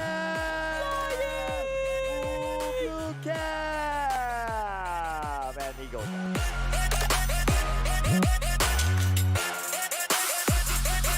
Much early on as compared to Erangel Galacticos moving into the corner of the container, and Tamio gets taken down. Hello, di manakah QB berada? Bombs bakal aja. Bahkan ada sebuah ledakan, ada sebuah bagi yang juga loncat tadi kita melihat, dan itu dia Genesis Dogma memulangkan semua pemain dari V Gaming. โลแกนโชว์ความเก่าครับแล้วนี่เรียบร้อยครับเป็นทางด้านโลแกนครับที่ค่อนข้างที่จะเก่ากว่านะช็อตนี้แล้วมียายขาชิ้นต้องนะครับต้องปั๊มวงเหนียนเป็น CBTR กิ๊กแฟมโดนหนีสุดแล้วดูตอนที่เก็บโอกี้ไปแล้วเหลือแค่ตรงจะโดนไฟ2เลยมีลาตอนนี้น้องรักมีเรื่องตูเปมาจอกเช็คชื่อครับโอ้โห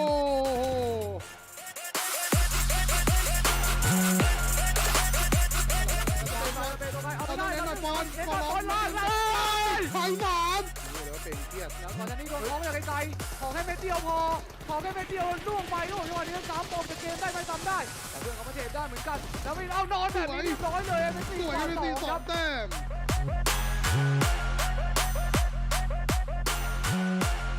ada kedudukan yang cantik. Kita lihatkan tim Secret di bagian high ground tersebut, tapi Nerpeko dengan satu pemanduan yang begitu. Oh ya, mungkin ya memang Bomber bikin achievement pula. Bomber Malaysia Miramar daripada tim EVOS.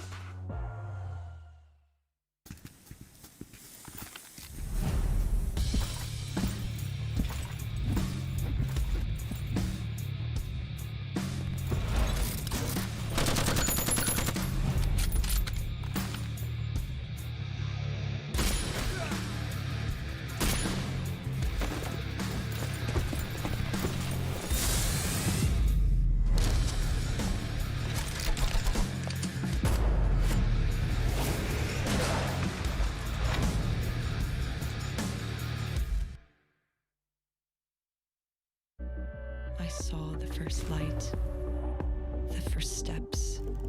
Now I see much more. I capture Earth in all its beauty. I see action. I see drama. And I see it in the finest detail.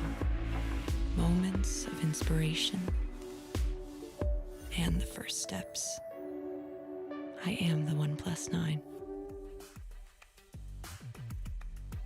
She is the 1+9, and we are the PMGC 2021 East League desk here as we're coming back now with the second match over onto Miramar, Jason Kaplan, Maxman, and on the far end, Professor Tarzan. Looks like our names do rhyme. Kaplan, Maxman, Tarzan, Kalaris. Come on, man. Calm down, Eminem. Kalaran? I don't know. Eminem. All right. I mean, I wish I was as rich as him. But guys, we're going to be heading into Miramar here, and normally we don't do predictions. So we're not going to do any here. So we'll move on. Actually, no, we are going to do them. I'm going to drop it straight on to you guys here about Miramar. But I'm going to change things up, okay? Okay. We're not predicting the winner. We're predicting the first team to go out. To go out. I knew it. Okay. Why? I'd rather do the other one. We're going to stress test the curse, right? If this team wins that I choose, then we know that it just does the opposite of what I say. We said we're going to test it eventually during the show, but who would go out first? Me. I'll pick. Okay, go for it. Dead Eye Skies. Ooh, but yes, I feel like they would. I don't know. It's like about like because it stings. Like, you want to be wrong, but they have been showing some issues. And I think one thing that doesn't help is them always being a little bit reserved, just because they got hot dropped against around Power Grid against X628 from the start, and they seem to have been a little bit off since then on this map. Okay. If I had to go for one, I would personally go for Team Secret. I think that they get some rotations that just don't work for them. Sometimes weird. So yeah, I don't know. Team Secret would be one that I haven't been heavily impressed with on their Miramar performances. So there you go. Okay, well, if anyone out there watching works on Team Secret's social media posts, please clip this. I forgot the use this memes. in some way for a meme, because Max just set himself up for awesomeness. We'll see if they see if they're watching here as well. We'd love to see them put some stuff up about you. They did, I think, last PMGC. We even had Stalwart talk about a curse, but they didn't tag you. And to be fair, you didn't curse them at all when it came to so far in this event. But gentlemen, I mean, looking at the first match, obviously a city finish, very, very tough to analyze and really break down because of the chaos that's involved. But the funny thing is we're going to have another city finish. I've looked forward into the future. I've seen the script, and I know we're going to be focusing on Picado here. It's going to drop straight onto that. It's going to stay there, and we have a Picado finish. But I am really curious, though, obviously, the difference in maps. Miramar, a lot more spread out. How do you feel like teams really deal with these rotations because of how big this map is, because of how these rotations can happen? Like, what's the ideal way to go about it here, Tarzan, if you want to put yourself up for success? Leapfrogging. I would say that is the way to rotate. Cover to cover, always have an overwatch, and avoid very blind point-to-point rotations. I think like it has not worked out for any team like so far in the past competitive year, to be fair. Like those who know how to set those rotations up a little bit earlier, even before the shift happens, those teams tend to do quite well. Maxman, what's your thoughts? I was just thinking that since you taught Jason to Tarzan what leapfrogging is, he's just using it. Oh, that's a leapfrog right there. I think that's a leapfrog. That is true. That is very true. It's a good term. That is a good point. It is a good term. Yeah, he's taking your points, Jason. Be careful. Like, I know, but yeah, I mean, leapfrog's a perfect one. Yeah, exactly. And now I'm tempted to teach him. I'm tempted to teach you a phrase, but teach you like the wrong meaning of it, and then just see you use it on air and just giggle to myself every time that it gets used. But then I could probably get in trouble, and I probably shouldn't do that. Okay, so we talked about teams going out first. Maybe we'll just go for it since we have about 2 minutes till the next match of who you think's gonna actually take it. Yeah, I mean, while we're talking about leapfrogging, right? One team that I think has done it well, especially on yesterday's Miramar game, I think was Infinity. They did kind of have a hard time towards the end. They gave a great opportunity to Denai's guys, and I think that should have been their win, in my opinion. But they played that game really well. They had a 2-2 split across the road to facilitate a rotation towards, I think it was phase 5 or 6. It was really good. They cleared most of the south. So yeah, because of that playstyle that I saw, I was impressed with Infinity on that first game. I wanted to see a big step up from them from the league play into the Super Weekend. They did it on Miramar. So yeah, Infinity would be my team that I would like to see potentially take a win here. Come on, you know where it's going, Tarzan. Come on, Tarzan. It's your turn. 6-2. We're going to leapfrog to you. 6-2-8. I'm going to pick 6-2-8. I feel like they've made some very interesting... Oh, God, Max. He's going to leapfrog you, Max, like, and go with 6-2-8. How does that work? I don't know. 6-2-8. I feel like they've done me well, like when I picked them yesterday, but that was on Sanhok. But on this map, because they've been terrorizing a lot of teams, I feel like shoving them around, like forcing them away from drop spots, surprising them when they make some changes. So yes, I'm going to vote for them. See, I'm going for TJB. You want to know why? Because I want to see them step up. They were bottom of the table at the start of the day at 17 points. But I want to see them really show again, like China has a lot of strong teams. Like they were really good in league play. Again, they've fallen off extremely hard when it's come to the Super Weekend. Now, obviously, I can't really go into why that is. I'm not sure we're at all sure why that is. And we're not sure why teams have fall-offs or rise-ups through Super Weekends or between league plays and Super Weekends. But we're only about a minute out here. And I feel like a lot of teams, again, really need to show the work they're putting in between days. I feel like for me, that's one of the most key parts is like, are you using your coach properly? Are you using your analyst properly? If you do have them, obviously. Are you breaking down these rotations? We've got to see, I feel like Lamborghini in match 1 really be methodical about the way he wants to enter the zone. And I'm assuming right, that he was kind of sure of how teams would come into that zone, and of course what teams would be coming from where to really kind of find that wiggle room in, which is so important to do, especially if the last person left alive. Yeah, I mean, man, you're doing your little analyst segment sometimes, and you're on point, Jason. I just want to say, but it is true. I mean, you know that when you go towards those city finishes, that's something that Kalaris and Imperium bring up quite a few times when they talk about it. Is teams tend to play on the outskirts to make sure they can move away if the city is not in the circle at the end. So he just knew they're all going to be in the edge. No one's going to play center. I'll just go center and chill, and that's what he did, and he got second place. So he was very good at understanding how teams are going to react to that type of circle. So big heads up to Lamborghini. Okay, well, since Max spent, I was doing some analysis work here. Why don't you do the host work? Okay, well, thank you very much, Tarzan and Jason, for the analysis there. But it's ready for our second game of the day over on Miramar. So we're going to send it to our beautiful casters. It's going to be Blair and Imperium taking you through our second game. Well, thank you very much for that, Max. Oh my lord. Max is so much better at hosting than Jason is. Who would have thought? You know what? Anyway. Like, you agree? Yeah, I agree. He's the best. He's totally way better than Jason. No, I mean, jokes aside, I have to agree with Max. I mean, Jason can do everything. He can host, he can analyze, he can cast, he can interview, he can act. No, he can't act. He cannot act. Jason can't act, but he can do everything else. Everyone's fantastic. But yes, here we are. Game 2 of day 2 of the first Super Weekend. It is going to be in Miramar. Jason said TJB. He's going to be rooting for them. At this point, though, Imperium, I don't want to say the F word, you know that other word. I don't want to use it, but I kind of feel like their performance in day 1 of the league stage, it might have been a bit of an outlier. Let's put it that way. Is it the word fluke? Do you want to say the word fluke? That's what I was going for. That is what I was going for, not the other one. I was just gonna say, it's only the first week, Blair. I can't have you leave me now. But I don't think it's a fluke, but I do think, again, it comes back to teams in the Super Weekend are going to be putting in a little bit more effort and work compared to league stage. So making mistakes is a little bit more forgivable in league play, and I think that helped Tong Jiao Bao perform pretty well in the league play, whereas Super Weekend, we haven't seen them really step up. Now, looking at where teams have dropped, it was an Eastern playing path. A couple of teams in Los Leones. It's a massive city. It is well able to hold 2 teams, even 3 teams, but with a couple landing on the outskirts, 6-8. There you go, Reyjoso. He gets caught out with his pants down. He's knocked and taken down. Early first blood being drawn by Yu Yang, 6-8. Bit of a quiet game earlier, by their standards, of course. I'm sure TJB would have been happy to get the points they got in the previous game. And as to take a look at the overall standings, we have, of course, 6-8 at the tippity top at 69. Rico Infinity able to get that second place, just 1 point behind STE, followed by Infinity, and 4 rivals and Stalwart Esports in the 5th position. The gap is minuscule. First place to the 5th, just 10 points separating them, considering we are right now in game 7 out of the 15 of the first Super Weekend here in Imperium. And that's what I love when you look at the overall standings coming into today's games. Okay, we've only had 1 game today, but there was like 3 teams in the kind of, the top 3.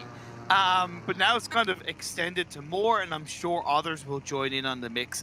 If there's ever a time to say helicopter, helicopter, it was now. Lazy boy pulling out the glider. It's gonna crash. I think someone should take away his pilot's license, because that was terrible. I was enjoying it till the final few seconds, and yeah, shout out to the Observer production for cutting away from what would have been an ugly miss out there for Cryptix. But shout out to Cryptix for taking the glider. A lot of teams would usually not bother with it, but it is Miramar.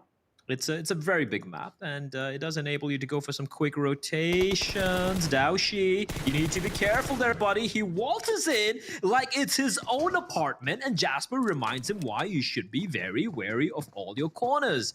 And that is going to be 6-8, getting a kill and losing one as well in a span of a couple of minutes.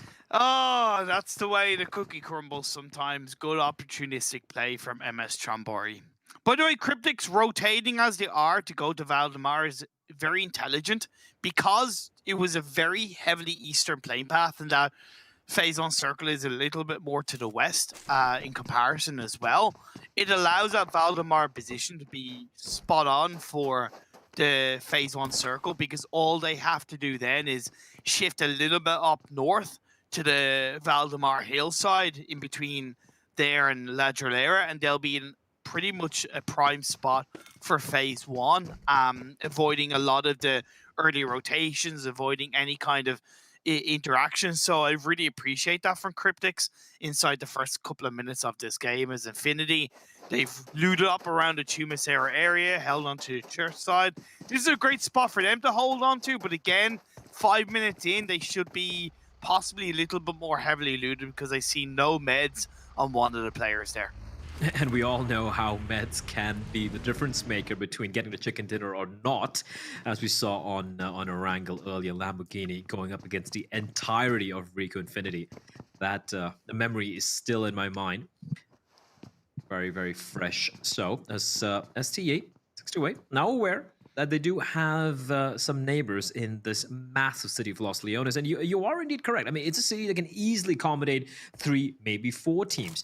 But if you take a look at the minimap, at the map rather, you can see that the majority of the teams are just kind of concentrated down to the south, like we have these 2 teams over here, or even further down south towards the extremities of the city. So interestingly, quite a lot of teams opting not to head there. Instead, we have a lot of them gravitating towards, the power grid, Picado area, maybe towards Monte Nuevo, which is, why do you think that's the case, Imperium?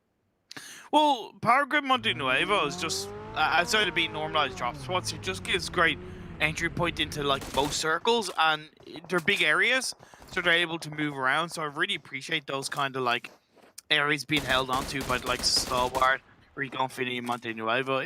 They're good spots to hold on to and rotate from, especially. So we'll have to wait and see as the game goes on. One thing that MS Chombori and 628 do need to consider is DeXavier. Now, DeXavier rotating like a little bit closer to Los Leones than I kind of thought they would, but maybe that's a targeted rotation. Maybe they want to get involved. It's something we'll have to wait and see. Never mind the fact that Genesis Dogma are coming from Porto Priso, so this eastern side of the circle, or the southeastern side, is pretty heavily congested 7 minutes in. Yeah, quite a number of teams slowly grouping up as MS Chonburi.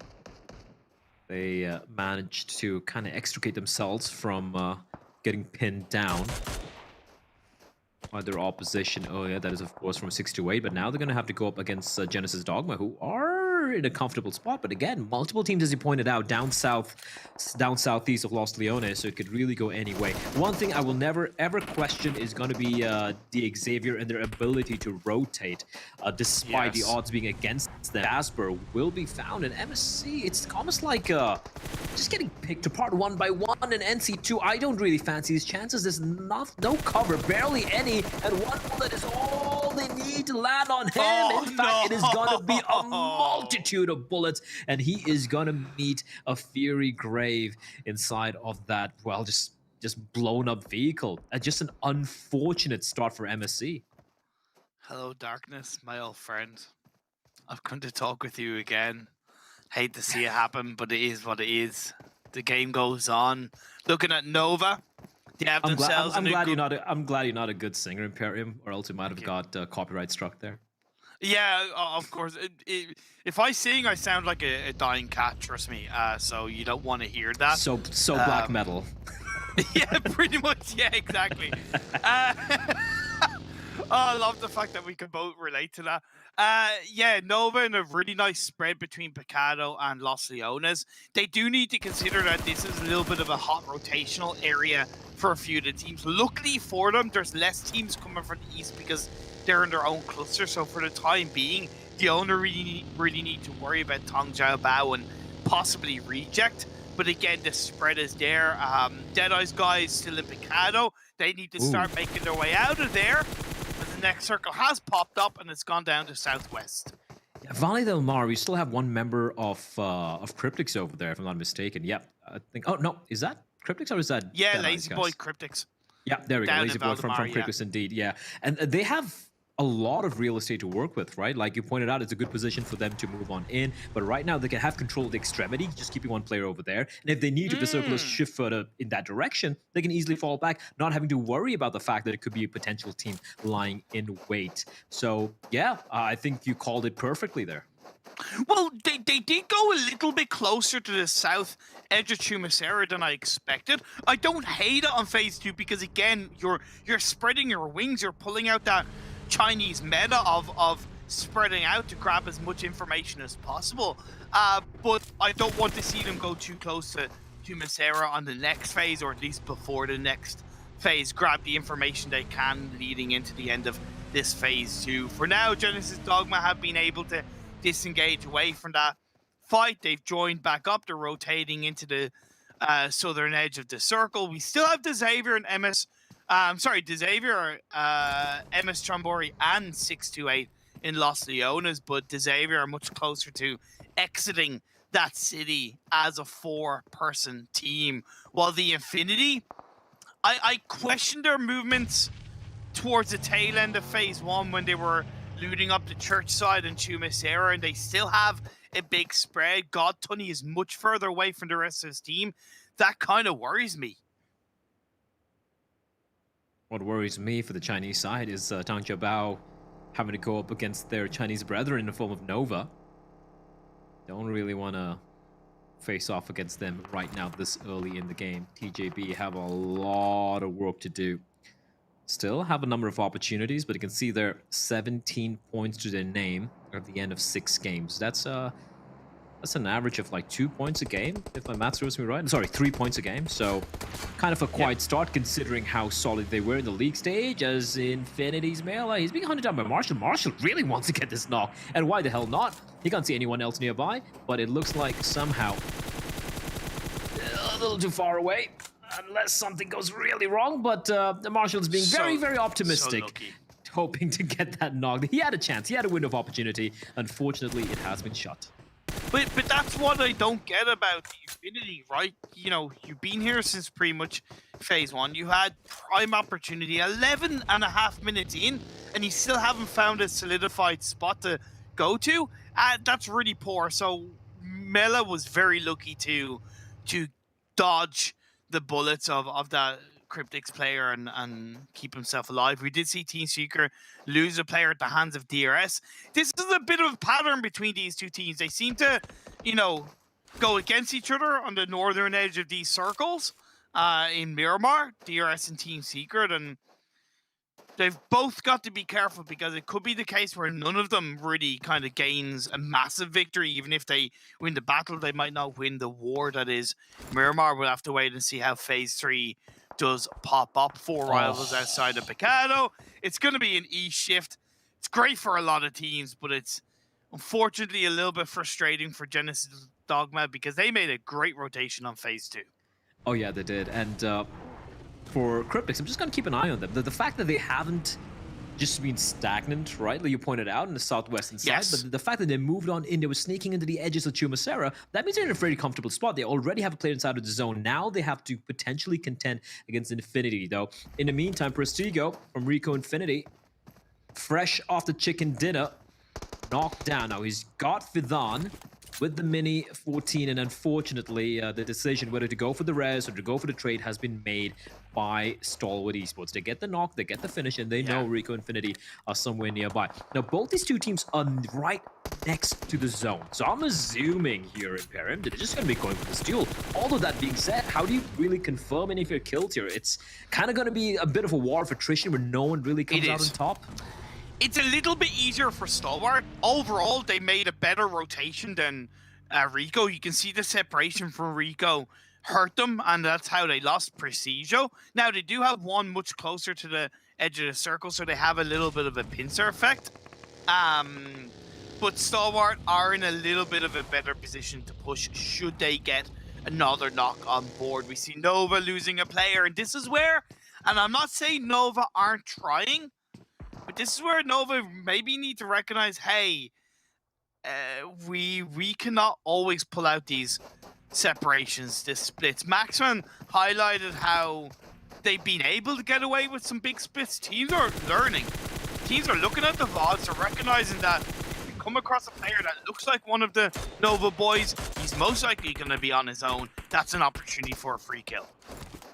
Free kill was what El Chapo was looking for, but he's gonna have to zig and zag his way out from that position as Tunny from the distance getting a knock now. Of course, the kill confirmation is not going to be possible. But for Infinity, I have to agree with you. You pointed out how 11 minutes into the game, they still hadn't really solidified their position. So maybe they were overthinking things, Imperium, but they managed to regroup now, and they're in a very good spot. Right now, who's not in a good spot is Rico Infinity out in the open, as it is going to be Cryptics just keeping them at bay. But bear in mind, the one player Cryptics have inside of the safe zone has been knocked down. The res has taken place, however, but that's going to leave these two players up against the remaining members of Rico Infinity. Great nade, though, to find Anas. And Marshall pushing on in. Fidan might not be expecting this. SK Ton, are you joining up with this fight, or are you not joining up with this fight? That's something that I'm a little bit curious about, because if he's not joining up with that fight, to me, Fidan should just completely look to disengage. And I respect that from Cryptics. They're prioritizing their circle. They're prioritizing as a team, joining back up as a full squad, because the circle shifted down south, the editor Tumis area is in play, and the Infinity couldn't ask for a better gift than this shift. Right in the center, a lovely spread on board. All the teams are going to have to come around them. However, another team that's looking very nice is Reject. They're in the Churchill. They have a lot of information. The teams coming from the east, it's not going to be easy for them. For sure, like for Reject that position, I've seen games won and lost from that very hill.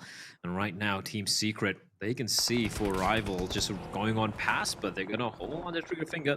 No one in the vehicle, so they're just gonna make sure they make their way into... For Rebels are playing a very dangerous game. You're just driving around, and after the number of vehicles I've seen blown up on in Miramar, I mean, I've lost track. They're very fortunate, though, that the Deadeye's guys are seemingly going up against Infinity up top. Too early. For the time being, for the time being, they're going to find some cover, but this doesn't look like great cover at all. It's good cover, but as I alluded to, it's far too early to pull off that kind of rotation. I worry about them, because Deadeye's guys, barrage and nades, they're going to go down. Oh, Imperium. Oh, Imperium, I feel like his days are numbered, and eventually he might just... Well, just, you know, out of fade to black or ride the lightning, whichever is going to happen, well, it's going to be a nade. It's not going to be poetic. It's just going to be brutal, brute force from the Mongolians as they make quick work of SK Ton. And for Rico Infinity, the way they've just hemorrhaged players throughout this entire map, there's no trade, no res is possible. The spacing between the players have seemed a little off. I'm not too sure. They're feeling lethargic after the chicken dinner, but we're going to be heading into yet another fight, and it is going to be MS Chonburi 2 alive going up against a very dangerous Xavier, but Ponzai just peering around the corner, gets the knock, and he's going to get a finish as well in the Xavier. Not quite able to do anything. They're getting wiped out. They do get a few kills to their name, but great for MS Chonburi. Sure to lose a couple of players, but they're going to be happy with that. Very good indeed. Stalwart turning their attention over towards DRS. They get a knock on the northern edge of the circle. DRS being put under pressure. Enigma, Galaxy's in front of them. This dip is a pretty good dip for Enigma. If you think of Erangel, it's that kind of similar dip outside of the museum building. In Erangel, it's a very good spot for Enigma, because compared to 4 Rivals, it's a much more kind of, not necessarily like open space, but it's less at risk of nades while still holding on to that kind of lovely protection where they're able to peek up and shoot. So I really like that for Enigma. We'll have to wait and see, of course, if they're still going to be inside the circle of phase number 5. DRS still trying to apply a good bit of pressure. Nobody's tempted fate on a fight against 4 Rivals, so they're still holding on to their little dip inside the side of the road. No one's able to res Marshall for Cryptics. He's so far away. There was Fidan getting the knock, so at least I've confirmed where Fidan is, but he's going to get a confirmed kill eventually. So everyone's just waiting for the next zone to shift. Rough for Enigma Galaxy. It's hunkered down inside the shelter. Team Secret have a much more solid position to play from. And for DRS, AJ by the roadside all alone. And TJB, they're hoping, they're praying the zone's going to favor them, but unfortunately they will be forced to move out from what is a very nice position initially, but now they'll have to cross the road, and that's not going to be comfortable for them. For Infinity, though, it is looking fantastic. They haven't had to move for the past, I think, what, 10 minutes now? Yep. Despite it taking them a good kind of 10-11 minutes to join up as a full squad, indeed, for the second half of this game so far, they haven't had to move an inch. However, Deadeye's guys, they need to start puffing up their chest. They need to start making some noise and getting some kills. One of their players is knocked but the revive should come through. Reject gonna try and punish Nova. The shots are laid down. Nearly there. Duello gets a knock. What does Jimmy do? Because you gotta look on the other side of that little valley. Uzi's there as well. And Nova, oh man, it just looks so rough for them. Well, everyone's battling it out. Nova just running around. It's like a bunch of rabbits just getting assaulted by wolves, jackals, coyotes, all the dogs. All the dogs in Paradise. What have you got against rabbits? Nothing. I'm just saying they usually get eaten by, you know, coyotes and wolves and dogs. Oh, Pika. This is a little confusing. He's going to go for the res, but the nade's getting lobbed in. He decides that it's not really worth going for the res as Cry. The decision being made for Pika. He will be taken out. So Stalwart Esports, top has been knocked down as well. And this is a mad dash for safety. And 4 Rivals are doing a great job trying to keep TJB at bay. The problem is they need to make a move eventually, as well as AJ finally gets knocked down. His teammates are nearby though, and Deadeye's guys from this position, they're in a great spot to gatekeep almost every single team coming on in, and they are just completely obliterating everyone downhill. They're doing exactly what I said they needed to do. Make some noise, puff up your chest, be a little bit aggressive, get those shots off, and suppress those teams around them. That's the end of Nigma Galaxy. You are out of here. 4 Rivals are being put under massive pressure by Team Secret, but until that knock comes out, Team Secret can really do nothing about that push across the road, especially because of the fact they're down to 2 players, so they don't really have the bodies to help themselves. Across the buggy they go, and 4 Rivals get 2 free kills. Good effort from Team Secret, but good protection from 4 Rivals.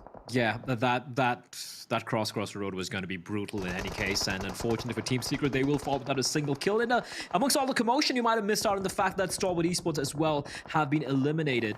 They did lose a number of players on the rotation, one by one, not quite able to get the reses going and getting third-partied and fourth-partied at times. As 4 Rivals now going for an uphill climb.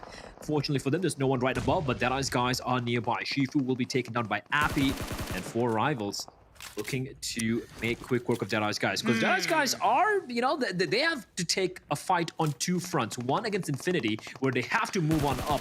And then at the same... Oh, Mela gets spotted out. That's a huge spot from on top. How does he even spot him out? Yeah, but here's the thing. They didn't need to take fights on 2 fronts. They split their focus and they paid the price. They're lucky to stay up as a 3-person team, but in my eyes, they needed to focus on one direction and head in that one direction. Instead, they tried to split their focus and they got burnt a little bit. Yes, the knock from Frag Boy came out very nice indeed because it slows Infinity down, allows the revive to come out, but Deadeye's got to have that coordination a little bit better executed in future games. Infinity, they got to focus on what's behind them before they focus on what's in front of them. Is 4 Rivals going up against Nova. 4 Rivals took that opportunity to just make their way into the zone where they're going up now against Nova, right? And Nova, unfortunately, I like how he was trying to keep them at bay, but eventually 1 against 4, it was never going to be favoring him, and he will get taken down. And with that, Nova is out as 33Z trying his desperate best to pull off the great escape, but he gets taken down by Cryptics, who are on a bit of a warpath. They're down to 3 members, but they have 5 kills to name. But the final boss, seemingly, thus far, it looks like it is going to be either Infinity, 4 Rivals, or maybe Reject, who have been kind of quiet thus far. Yeah, they still have 3 players up, so it's important that they use that to their advantage.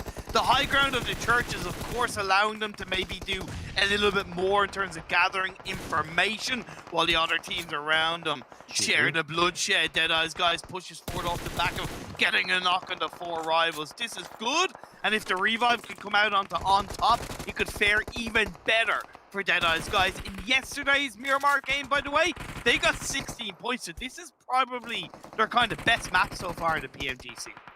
Let's see if they can continue to deliver. As 4 Rivals, it's a bloody, brutal battle against Deadeye's guys, and they are not looking good at the moment. 1 survives, Appy. Gonna try and sneak his way in. He hasn't been spotted. Never mind. Reject will strike. And that is gonna be it for 4 Rivals. They do manage to find 5 kills, but they will be knocked out. And simultaneously, we bid goodbye to Cryptics as well. We're down to the final 5 teams, 14 left alive. Infinity with all 4 still alive and kicking. As TJB are pincered. They are trapped between a multitude of teams. And I don't think they're gonna be staying alive for much more longer. They're stuck between a rock and a hard place. 6-8 still holding on as a duo. The circle shifts up north. Tongja Bao are out of here, and we're left with our final 4 teams. Infinity, Deadeye's Guys, Reject, and 6-8. 6-8 are dangerous, Imperium. You can never, ever, ever count them out. Sarl, oh no, maybe getting a little too ahead of himself. Very, very fortunate to survive that. But now Infinity, their attention will be diverted by Deadeye's Guys on top, trying to find something. But Tunny will instantly put a bullet in his head and he's going to knock him down. Res is possible, though, as Uzi will be knocked by Shifu. So at least a trade will take place, buying them at least a few precious seconds to get the res. But they need to be wary of Divine's position, and Divine, he's got an angle. He's going to try and finish off Deadeye's Guys. They are looking very grim, but Frag Boy, no man left behind for Deadeye's Guys. They are still going to be going for the res. But that's what I'm saying. Deadeye's Guys, focus on one team. Yes, be aware, Reject, but focus on the Infinity. Sunan with a lovely knock onto Nuzi. It's going to put the Infinity under a lot more pressure. A second knock onto the Infinity. Not a third. Not a third. Come on, for the love of God. Oh, he's got to finish one off. Logan not even able to get the rest, so all he can do is just loot his dead teammate's body as Divine and Sarl are going in. They're pushing in right now, but the res has taken place. Deadeye's Guys back to a 3-man squad, and this is... I'm not too sure about this. Reject taking fight with multiple teams. Is on top with a perfect nade. Finds another knock into Infinity. Infinity from a 4-man squad down to just a 2-man squad still standing. The res can't take place, though, as Reject, you're just trying to push everyone. And I'm not too sure about this, but Divine from the sidelines alongside Sarl. They're gonna find 1, 2, 3. Good night, Deadeye's Guys. Divine with some absolutely divine plays. Reject Scarlet stepping up as Sarah comes in. 6-8 are knocked down. They're left with just one. And how have the Infinity been able to stay alive as a duo? I do not know. I have no clue, but they're getting mowed down. A sliver of HP is what separates Reject from getting that chicken dinner out of nowhere. With 7 teams alive, they had 1 kill, Imperium, 1 kill, and right now they're sitting on 12 and what should be 14 kills and a chicken dinner, unless Mela does something truly ludicrous. Divine going for the res duello, keeping Mela at bay. Out in the open, gets caught out, and Team Reject, they get their chicken dinner. Oh my god, Reject! Beautiful, glorious, all on the church side hill. They made that elevation point stand out. They were picking off a player here, picking off a team there. It was genuinely, like, kind of perfection overall. Yeah, okay, there was a couple of risks taken. There definitely was. There's one point where they were kind of doing what Deadeyes were doing and taking multiple fights at once, but because their area wasn't really the focus, they were able to do that. Whereas Deadeyes in the bottom of the hill, their position was a little bit more a focus, so that's why I worried about them taking too many fights at once compared to Reject. But I couldn't ask for a better win from Reject. That game alone was very, very proactive in the end game, because the Infinity, like, they got one player knocked, followed by another, one confirmed, and they still weren't finished off. They still got a knock. Then, like, a second later, or one of the Deadeye's Guys players. That is such good resilience from a team, and that's why the Infinity are looking so strong in the Super Weekend, because a lot of teams, they will kind of go passive. They will shut down off the back of one of their players get knocked. Not the Infinity. They're like, okay, we're going to fight fire with fire. And that's what they did, and it got them second place. Oh yeah, I don't know if we can get this stat, but I would love to see the amount of damage tanked by Infinity in that particular game. And for Reject, like you did say, they're in a great position in that Church Hill. They didn't have to move. They were watching all the commotion all around them. But when they struck Imperium, they were like an unstoppable force of nature. Yes. Like we said, they were taking fights on multiple fronts, but at no point were they able to be, where they did it look like they might have made a mistake. They're sure, they took the fight with Deadeye's Guys. We saw one member of them just taking a fight single-handedly against 6-8. Yes. But the timing for them to strike when everyone was tunnel vision on each other, that was just magnificent from the Japanese side. Now, the circle shifts were definitely tricky. We had a couple of bad hard shifts when it was initially looking to be on that kind of southwestern side, and we saw that massive shift onto the Northeast. I feel sorry for a good few teams, specifically Genesis Dogma, Stalwart, kind of Cryptics as well. It was never going to be easy for them. And then it shifted down kind of south away from the roadside, which kind of 4 rivals, DRS, Elonta, Team Seeker. So some of these shifts were definitely quite difficult. Props to Tongja Bao. Wasn't like the prettiest, most controlling game in the world, but compared to how they've looked in most of these games, it was pretty good from them to get, I believe, top 5. Yeah, top 5, something they desperately need. What they also desperately need is probably, you know, one of those big games, a pop-off game of 30 points, right? This is the fight being taken by Divine and Yu Yang. Again, the way they were somehow able to not just, you know, play isolated, they were still kind of like a loosey-goosey 3-man unit. And I just, I want to wait to see the analyst desk to see how they're going to break it down. And speaking of the analyst desk, of course, we have them ready. Gentlemen, that was a hell of a game. Please break it down for us. Maxman, are you gonna? I'm a host. Is that how? I'm kidding. Okay, thank you very much. I just want to see if I can throw him off guard, and you know what? Successful. We are back now, obviously, to break down the last match, and we obviously had questions at the start of yesterday about how Reject would do on Miramar when it's their best performing map. They've had such phenomenal performances on it when it came to league play, and then we were a little bit let down. We were a little bit sad when we saw their Miramar yesterday, but today they finally do come back into the mix. They show us Miramar is where we come to play, and funny enough, this is like around exactly what I said. If you're going to have one of those maps that's your best map, your Miramar, your Sanhok, and you only see it 3 times at a Super Weekend, you better perform on it. And Reject did, gentlemen.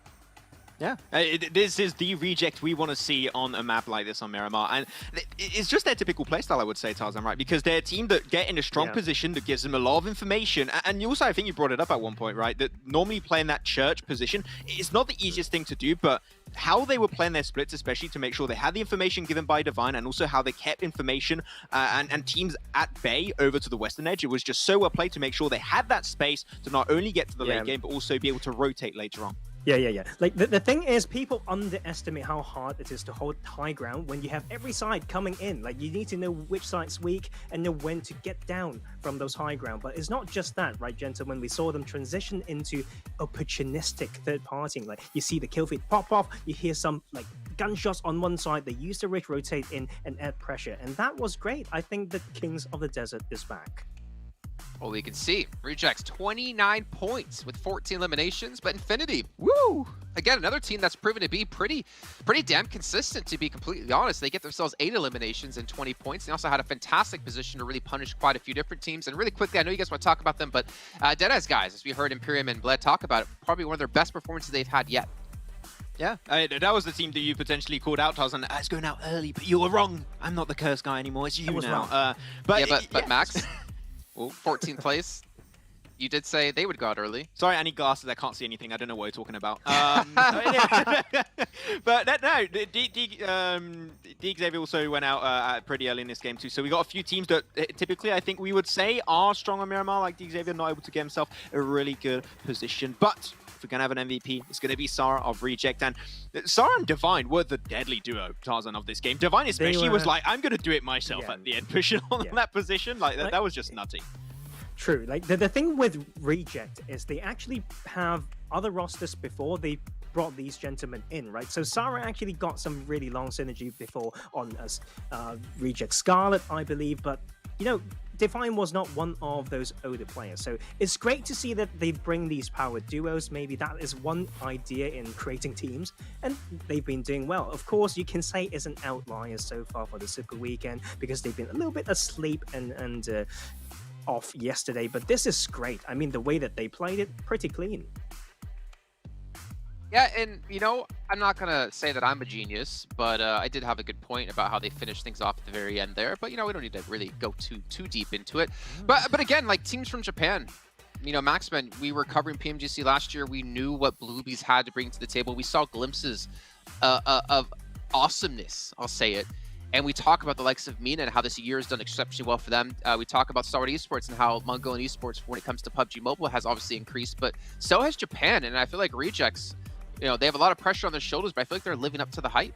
Yeah, I mean, the next thing would be to see BC Swell potentially make it into a Super Weekend and perform well, but Reject, not only have they had, that big change in the Japanese esports scene in their ecosystem to try and potentially have more training and more preparation for global events such as PMGC, but also they have that PMGC experience from last year from players such as, once again, you got Divine, you got Sara, all these guys coming back into it. They know how this lobby tends to play, and they feel comfortable if they have a game-closing opportunity, but though we are seeing Godtoni again from Infinity, this guy's just insane when it comes to it for Infinity, but yeah, I still have one thing that I'm a little bit scared for Reject here, Jason, is that their map where they get most of their points is only Miramar. Super Weekend, you have 3 Erangels every single day. If I can see some really strong results from Reject on Erangel, I'm going to be hoping for them to make it right to the Grand Finals in January. But right now, I need a little bit more. Miramar is not going to cut it for me. Exactly, and that's kind of the problem, right? Is even when we get into next week in league play, it's Erangel and Sanhok, so they don't even have Miramar to play to try to qualify to be top 16. So hopefully for them, they can really work on those individual maps. But as we now get an idea of the updated overall standings, you can see Infinity, the Infinity, in the first place position with 85 points. But we do have China's team of 628 currently sitting in second at 82, and there's starting to be a little bit of a gap developing here, guys, between second and third place. Yeah, and a little bit of a slip, to be fair. We've been hyping up Stalwart Esports. They have not really gone much further today. I mean, like, Infinity was the team to watch just now. I mean, from the selection of compounds, to be fair, like, this game was a little bit similar to yesterday when it comes to the position of the ending circles, and they are that Chumisera team, right? But they picked a very, very good compound to hold. And their splits going into the later phase, we talked about that, right, Max? Like, they were very prepared, and it's about that two-step forward thinking that worked out for them. Yeah, they were just trying to maximize the information input to make sure they could make the best educated decision later on in the game. So yeah, I don't know how I was going on that one, but they did a smart play. So that was at least the attempt they were going for. But though, looking onto the second page, we need to see some teams definitely step up. Nova has been slowly but steadily slipping down currently onto the second page. We'll see if they can jump back up. But I mean, I'm looking at Nigma Galaxy here, currently in 14th place with 41 points. And there's a big disparity, I would say, right now, a really visible one between their placement points and their elimination points, which is right now 15 eliminations. I want to see them taking more fights because they were in situations where they had some very easy fights they could have picked throughout yesterday's games and even potentially, I would say, the first game of today. But they're just, I wouldn't say scared, but they're hesitant, and that hesitancy hurts them in the long run. So I want to see them be a little bit more confident to take those fights. If they do so, not only by default are they going to get more kills, but also they'll get stronger positions because they clear that space around themselves. So Nigma would be the team that I would like to see step up a little bit throughout the day. Yeah, I think it's also something we should mention for everyone at home. Like when we do criticize the likes of, let's say, Nigma Galaxy here with the performance in league play to the performance in Super Weekend, we also have to keep in mind of it's not necessarily the team playing worse. It also could be everyone else playing better. Like everyone else realizing, oh, okay, they're one of the contenders, right? Let's see how they rotate. Let's put more focus on how they're playing out their game and start to punish them on this. So not only do you have to kind of maintain your performance from league play to Super Weekend, you actually need to improve your performance if you want to keep matching the level of the lobby, because you know every team that has a coach, every team that has an analyst is sitting up all night looking at what they can do better, what they can improve on, feeding that information to their team, and then trying to capitalize off of that. And Tarzan, you can even talk about that a little bit since you have been coaching teams in the past. This is a very, very hard topic, actually, because you can have all the points laid out, but the brain can only take in so much. We're talking about the digestible amount and info that is of a particular nature. Like sometimes you can't change certain habits in a day. Like you need to fix those things that can be implemented within a day and have a balance between, those hard facts, data, as well as the mentality of a team. And that is where these infrastructures come in. I think that's why we sometimes put some focus or faith behind the Japanese teams. Like with that franchise league coming in, they have those resources. They could use that very well, but the players need to have the mentality to reciprocate the supports that's being put in. Sometimes they don't believe in these stuff. Yeah, and I find that always, if we talk like the broader spectrum of esports, always so hard for someone who's not like an ex-pro player to join a team as an analyst or join a team as a coach, to kind of have that respect from your players to listen to you, to like listen to the ideas you're giving out, because maybe they don't respect you as a player because you never play at the same level they're playing. And then that's obviously a bigger story when it comes to egos and the likes. But you know what, speaking of egos, no team here is going to be having an ego as we're taking a look at potentially your favorite players that you want to vote for, as we do have our fan favorite vote currently still going on. You guys can just go and make sure to log into the game and vote your favorite ones, and you guys get your rewards for yourself. You get a voting ticket when you log into the game. You get to watch live on the Esports Center and share the voting page with your friends. And you can also potentially get some Bears pink level permanent items. So make sure you guys check that out as much as possible. Make sure you guys are voting well for the favorite. Maybe I can get you guys to vote for my favorite, but you know what? I won't. I'm gonna let you guys vote for your individual favorite players out there, because obviously you're gonna have a lot of individual choices when it comes to it. MaxFan, you know what time it is? It's time for clips. Okay, I'm ready this time. Time to head to a break. No, you're always trying, Jason. I swear. It's fine. You made me host earlier. I was not even ready. And okay, we'll have to have a little bit of a chat, Jason, later on. But yeah, we're going to be talking especially about this entire game on Miramar and how Infinity approached it. It was a really good one, but the one thing, Tarzan, I think that's very interesting is not their early game. Despite them going for a pretty widespread, and I have the impression a few teams are inspiring themselves from what we've seen from 628 and especially potentially Nova Esport, where they go for these wide splits. But here, especially, yeah, this 2-2 split, they instantly regroup onto that position. But that compound, especially, Tarzan, was so valuable. But Newsy just was there to set up the team to get to the late game, to potentially convert that into a win. Newsy was a big pivotal position for the rest of his team. Yeah, this is key, right? Like, first off, it was a very good selection of compound, has huge threat against all the Western teams. Here is where we find that magic. Like, he has that balance between maybe coming back to help a little bit, but will always just go back to take that center spot to play that 1-3 as the entry spot player and already grabbing info from here. Like, so that would allow their team to maybe take a little bit more time to wrap up what's outside, and then they just work the ridges and work the edges in from there. Yeah, and they're just, unfortunately for the side of Infinity, is that they were mainly waiting into a position that's a little bit elevated, and it was also a dip. So you're looking at 628, they had a really strong position to be able to chuck a few nades in that position. So it got a little bit tricky for them. But this is a clip I found very interesting, especially towards the end of that game, was 4 rivals versus Deadeye's guys. And Deadeye's guys were not in the easiest position, but I really had the impression 4 rivals should have waited a little bit closer to the edge of the circle to be able to noticeably gatekeep Deadeye's guys away from that spot. Not doing so, you allowed Deadeye's guys to get access not only to the circle, but also a very strong position to contest you away from that circle. So I think for Rivals, it had an opportunity to not only get kills, but clear the north, and unfortunately by not doing so, kind of caused their own demise. So I would have liked to see a little bit more aggressiveness from this team potentially. Yeah, I mean, look at the landscape there just now. Like, there's no... You just allow Deadeye's guys to peek and shoot, right? Like, it allows yourself to get sandwiched. Those landscape does not really allow you to reset. And it's into this late game, we thought, like, these crazy nades coming through. We talk about info, right? Just look at those beautiful buses.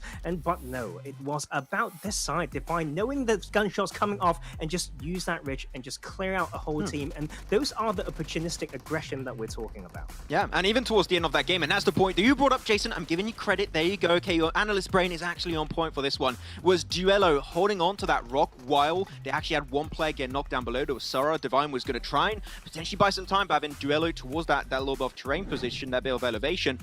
If they do lose Duello, that could have been a game going to well of Infinity, but Duello was just there to try and buy that time, allow Divine to get himself that res. So given a little bit more time, that could have been an Infinity win, but Duello was there to twist the game in their favor. Reminds me of that, was it 16-second rule you called it, I believe, Tarzan? Yeah, I that's what I call it. There's like 16-second optimization window. Like, I don't know whether that sounds good, but it makes sense. I kind of tested it, and yeah, 10 seconds from the revive. 16 ow. 16 second optimization window. Or 16 SAO, I don't know. 16. Maybe I'm just ruining it.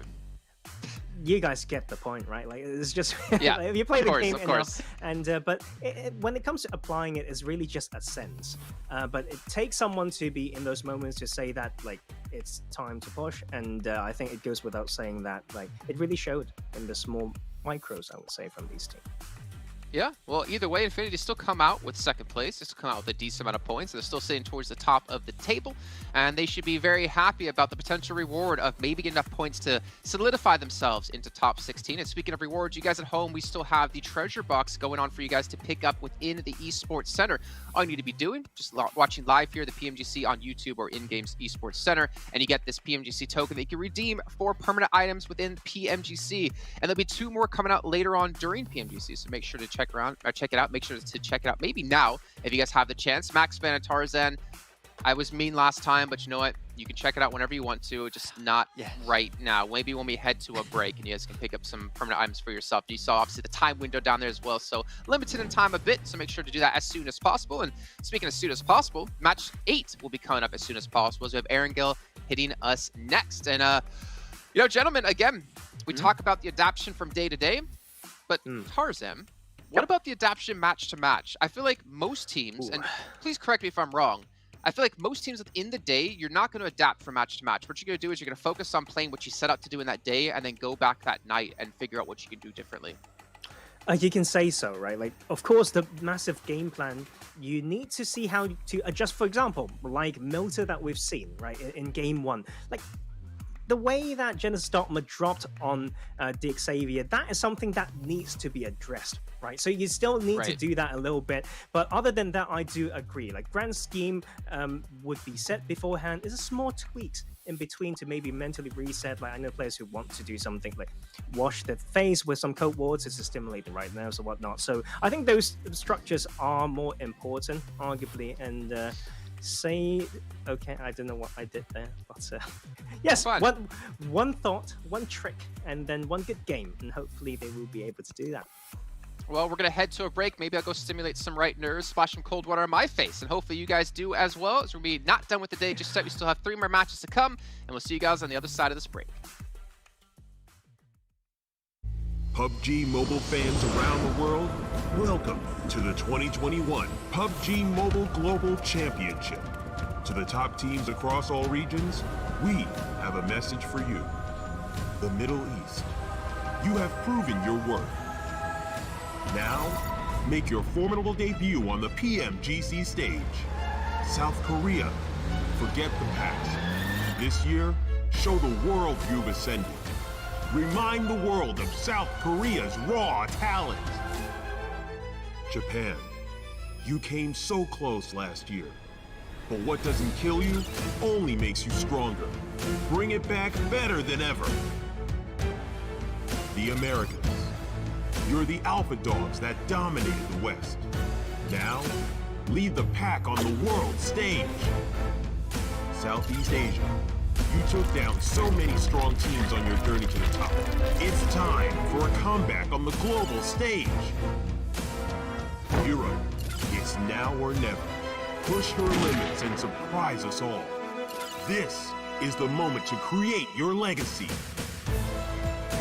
South Asia, you were the dark horse of 2020. Amaze those who would underestimate you again.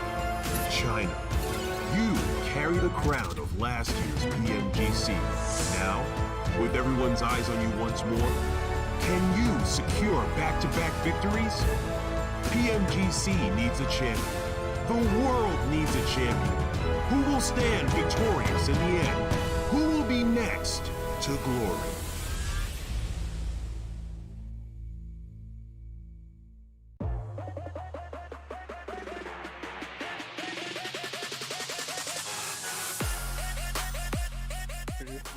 They had to lock horns, and that's why they witnessed the bloodbath with Marshall. Door here very shortly. Marshall on the front lines looking to make the breach here. Nice volley.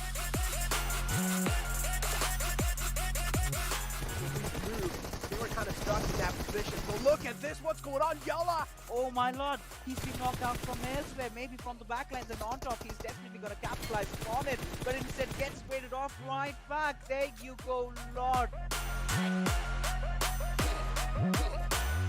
Siege, does he have his headphones on? Because now the push is definitely coming on towards him, and Anas really dicey position. Anas and Prestige, 2 players surviving, does have the SKS. Quick scope, there you have it. Some bold action for you. Oh man, I'm looking at the minimap too, and it looks like they're going to be clashing with DRS. I don't know how long they'll be able to survive.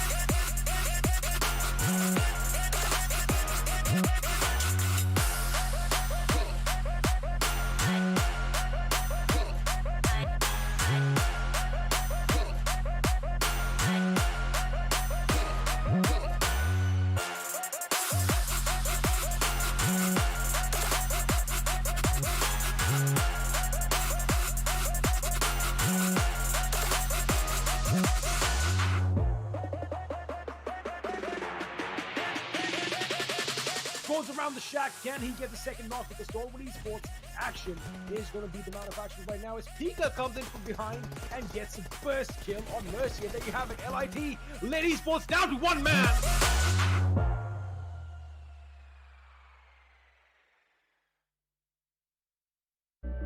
I saw the first light, the first steps. Now I see much more. I capture Earth in all its beauty. I see action. I see drama. And I see it in the finest detail. Moments of inspiration. And the first steps. I am the 1+9. Welcome back, everyone, to the PMGC 2021 East League. We're about to head into almost our halfway point, our third match of the day, as we're going back on over to Erangel. We did get to see a Pachinki finish in our first Erangel of the day, gentlemen, and that was a awesome finish, to say the least. But we did see a little bit of a lack of performance out of some teams we expected a bit more of, Maxman. And I'm sorry to call them out, but Stalwart Esports is the one I'm looking at. Yeah, because I didn't rub it in your face when we were looking at the rankings at the start of the show, man. That's why it's not going well after that one. But yeah, Stalwart are having a little bit of a struggle so far. They've been slipping down slowly but surely, and I think that the one main thing I spotted for this team that's not been going right is that they struggle to clear out behind themselves before entering circles, and I saw a lot of backstabs situations happening on Stalwart, especially for that first game of the day, but that second game also happened to them. So I want them to be a little bit more cautious how they approach that mid-game segment where you need to clear out behind you, otherwise teams are going to get those strong positions and it's going to get pretty rough. I think it happened, Tarzan, with DRS in that first game, and they got into that Harry Potter tower. Like, there's clearly more this team can do to solidify their positions here.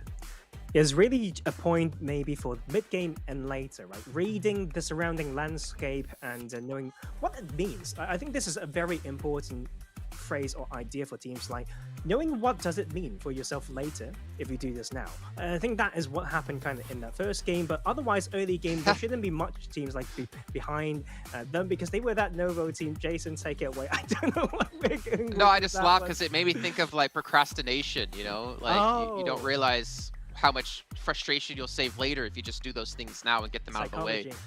Yeah, exactly.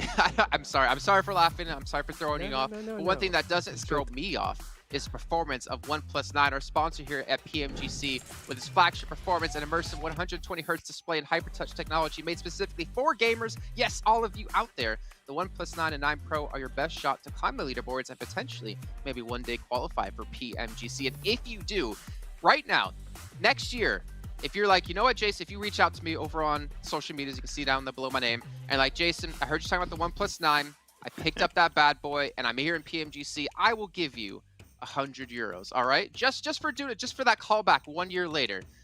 Or maybe some cookie dough ice cream. I don't know. Maybe we'll see Max Ben playing at PMGC next year instead of on the desk. But yeah, we talked about Stalwart Esports. I'm curious, is there any other teams you want to talk about in particular? Not necessarily when it comes to this map. It could be about the whole Super Weekend. It could be teams who didn't qualify. I kind of leave the floor open to you guys. I do. Maxman. I feel like I'm in class right now. Please, I do have the answer. But yeah, one team that I'm actually really happy with their performances of today, and I don't know if you agree, Tarzan, on that one, would be for Rivals.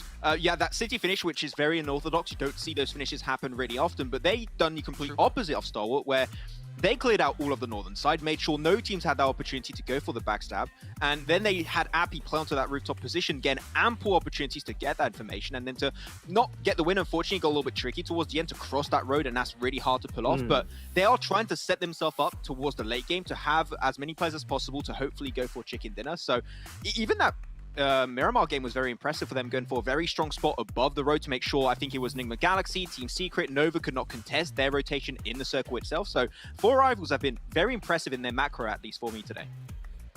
I'd say a little bit higher risk, to be fair. It's not really my cup of tea when you commit to the city quite early on, but they made it work. I think that's the thing. If you know how to reset up for every circle to know the function of your spot, you should be okay most of the time. But I'm looking actually at Genesis Dogma. They are that team who are very relentless in changing drop spots and adding, unexpected pressure upon another team. So I'm looking at Milta again. I feel like there could be a little bit of a I don't know, shebang like around that area. I think it's going to spice things up once again, and maybe it would be very fun if Stalwart, being the Novo team, would join in with that party. I think they need to splash their face with some water right now. I think that's the play. Yeah. See you in a bit. That's the analysis. That's it? Okay. Yeah, that was it. I was expecting to go a little bit harder there, Mac, to be perfectly honest. But you know who does go hard every single time they're on camera and they're casting? It's John Anna Blanker to be covering the final 3 matches of the day. Gentlemen, let's throw it on over to you. Thank you very much, Jason. I mean, we do. Yeah, we do. We go hard, we go home. After the broadcast, we go home, tend to keep going hard for on the show. Have you tracked? Oh, well, that's a good point. We are home. Maybe we go hard and we go home. You know, that's what it's all about, right? You know, we're just keeping it real. Yeah. But yeah, we're going to be getting into this Erangel map number 3 on the day. Blank, you feeling fresh? You feeling rejuvenated? Oh. Oh, I believe my co-caster has been muted this whole time. I have been. I've been singing off the walls with 8 coffees, though. Let's be real with it. Okay, so you know I'm ready to go. Unfortunately, I was not ready to go here, but I'm ready to go right now as we head into Erangel. Like I said, you know, we go home and we go hard at the same time. So do these players in game. You can see the top 5 limbs in Erangel over here on the right side of your map. And Nas putting on a nasty show for us here. 18 limbs so far on Rico Infinity team. Looking solid, looking nice. 121 points total. Damn, that is one sizable lead coming through from Rico Infinity team. Yeah, they've absolutely been cracking it during these last couple of games. Their day is going well so far, but needs to continue. Drop out towards Severny for them. Everybody else spreading out as they are wont to do. At the moment, not too much to be going off of. It's a very central playing path here, Blank. Yeah, very, very central, coming right down from the northeast side down towards southwest. And Primos, you know, 6 to 8 can be dropping out very late here, so rotations might be a little bit finicky for them. We'll see if they actually have a secondary drop spot for themselves, but I think they are just going to drop out here towards the end of things. Team Seeker up towards Kameshki, got that 4-man split going with eye shots on top of Snalba, providing that scout lookout. This time, though, a lot of teams going for these heavy splits. Stick Xavier once again.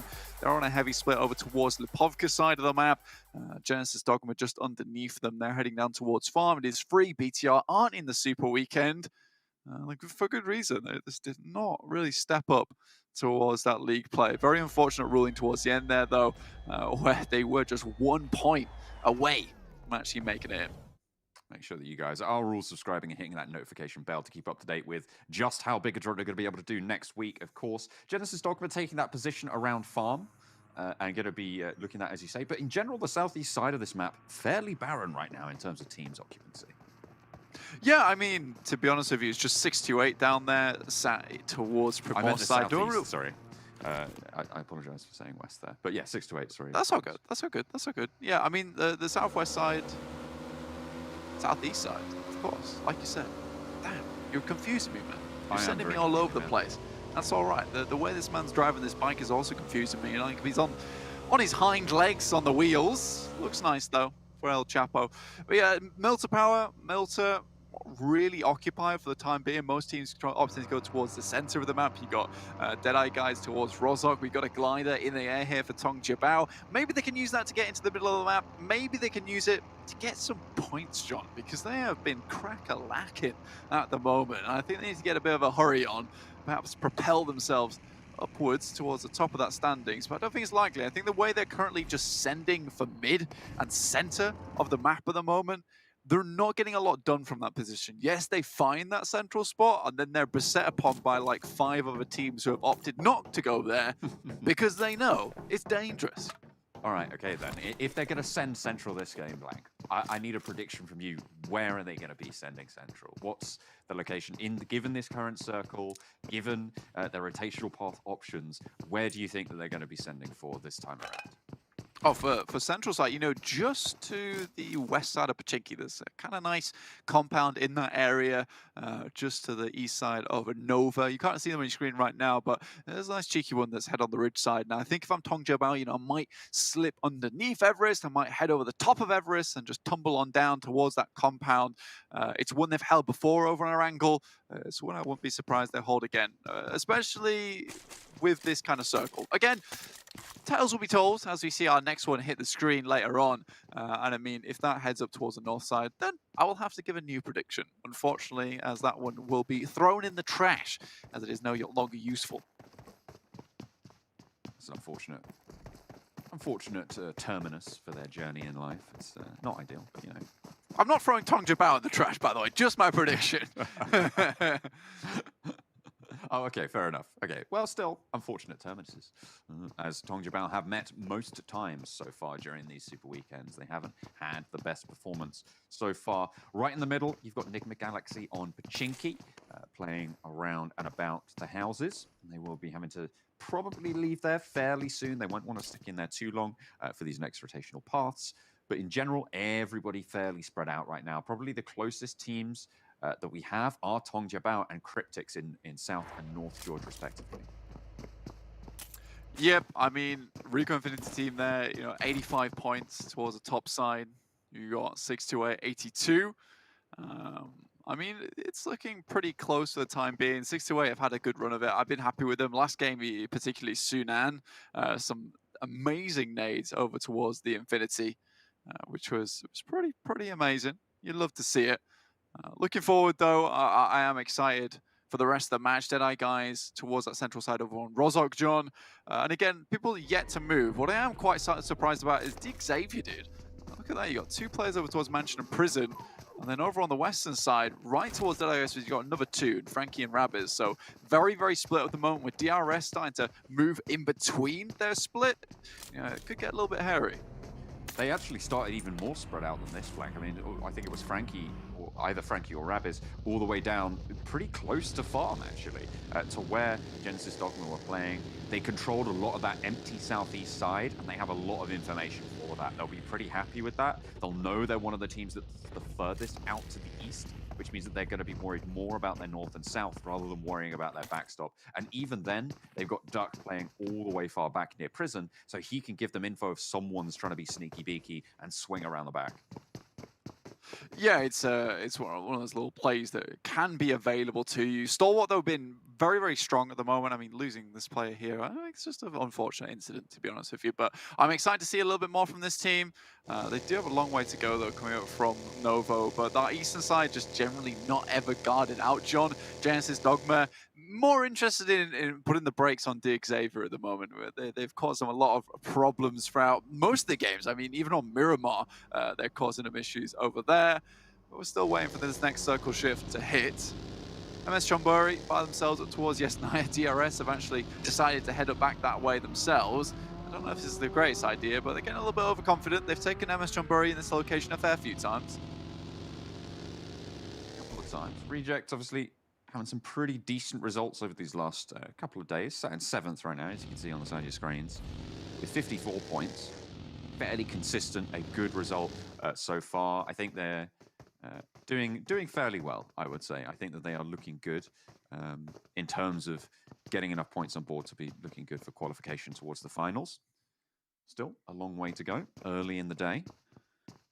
A lot can change. DRS and MS Chonburi not losing a player either. Oh, they don't need to lose a player. Just, yeah, I mean, it's very, very calm, collected throughout the entirety of the map at the moment. We are seeing these common rivalries at the moment start to form, between, in particular for me, it's Genesis Dogma and Dick Xavier, DRS and Team Secret.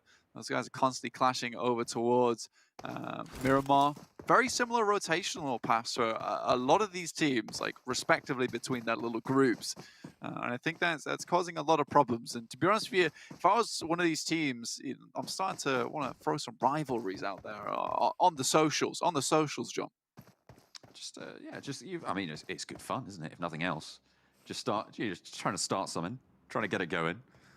There's no fire without that spark. So hopefully we'll be able to drop those in the future. It is a little bit of rivalry developing, you're right. So we'll hopefully see that continue and develop, and these strategies evolve around each other. Nova, they started out on this Gatka split with 6 to 8 pushing in towards the Gatka fields. They've moved up, and actually with Order on the outpost near Reject, looking for some shots to Divine, but not quite landing it. It's just him, though, in order versus Reject, so not many players around him to support. But then again, Reggioso and Duello, they're currently holding down towards coastal side, watching out for that run-in from Genesis Dogma, so keeping an eye out for the time being. So I don't think Reject going to go for anything too crazy situation as Sarah starts to move on back to the rest of the team. Rico Infinity team, though, take a knock from Cryptix. That's over towards Box Compound here. To see what they can make happen with it. There's actually 2 knocks that came through. So 2 players from Rico Infinity team just died to the Crasher and Cryptix coming from North George. Rico Infinity team moving down from Severny, get curtailed. They both try and get to this compound at similar times. It's Cryptix who win out the day. With the circle shrinking as it is, Blank, it's going to move pretty much slap bang on top of Rozhok right now. And we're going to be looking at a fairly central circle. I do not like these river cut circles. I've told you this so many times, Blank, but it makes it so hard for teams they have to make that decision, right? And you're essentially on the flip of the coin as to which side it's going to go. And it's such a hard position to try and take hold of. Yeah, I mean, with this being such a hard shift as well, we're having hard shifts throughout this entire tournament. It's making it very difficult for these teams to make any definitive decisions of where they want to actually position themselves around the map. Restabilizing is very hard in these scenarios because you get yourself a decent spot and then you realize you need to head up towards the north side. Not only that, do you need to start thinking about playing on the north side of the river or the south side of the river? Do you play within Rozhok? Do you play outside of Rozhok? It's all quite a bit rough. And I mean, Tongjabao, they've picked up Sunken City at the moment, so they're going to play that one for just a little while. You know, there's a lot of good sightlines you can play there. Quite difficult to wade your way into Sunken City as well without being spotted out early on. 628. Attempting to get their way into the circle as well. That's all the way on the western side. You know, they're trying to get across the bridge, but Cryptix got it locked down. They have got a lot of that bridge locked down, but 628, they've managed to get their foothold on that south side established. The crossing can be done in the water as well. You don't have to go right over that bridge. But at the moment, Cryptix don't really have the sightlines down the river to cover that one off. I think that going across the bridge, the main reason it's good is because you want to get your vehicles across, right? And they won't pass through that water. You know, sometimes they'll just be like an unwilling horse and sniff at that water instead and just send on backwards. But for the UAZ, it likes to go across that road. That's where it wants to be. Instead, they're going to leave that one alone. It's probably going to have the tires popped at some point anyway, and they get away with it. They can rotate down towards the south side. It wouldn't be a bad idea. It would just mean that the rotational paths are a little bit scuffed at the moment. Purely because the scouting capabilities from 628 is just a little bit lacking. But we know this team's flexible. They know they can run on the fly. And even with little to no scouting capability down towards the south side, they should be able to make it work. But they are heading towards Nova. Honestly, though, Nova's not been having the best time of it. 10th place with 45 points. You know, it's not what we expect from this team. 628 coming in as kind of that wild card. And you're loving to see it from China. I want to talk a little bit about MS Chonburi's position right now, because they are 2-2 split, both north and south of the river. There's no one really behind them. They're on the Yasnaya Bridge currently. Well, sort of in a vague sense on the Yasnaya Bridge, right? That's the ground they're controlling. But they have options now. Are they going to regroup south? Are they going to just try and hold those compounds around the bridge and give themselves options for crossing whilst taking a back foot? I feel like MS Chonburi's position is probably one of the stronger in the lobby in terms of assuaging that volatility. And with the circle doing what it just did, I feel like that's an even better shout for them. Yeah, it's actually a really nice spot to play it. I mean, you're playing that compound right on the edge of Yasnaya Fields, and with MS Chonburi's NC2 as well as Jasper in that Wizard Tower right there, they're absolutely fine. It's a great position to hold from. Now the rest of your team can kind of rubber band across over to your side. The only issue is like, do you want to go towards the north or do you want to go towards the south? Because we really don't have a definitive position on where this circle is going to end. So many teams towards the south side. If we get a hard shift towards the north, it's going to be pure chaos going forward. Shots being rattled off. Isn't doing too much at the moment. Mello, though, in a position to maybe receive guests with open arms. Reiji, in a battle of his own around the broken wall, does get dunked on.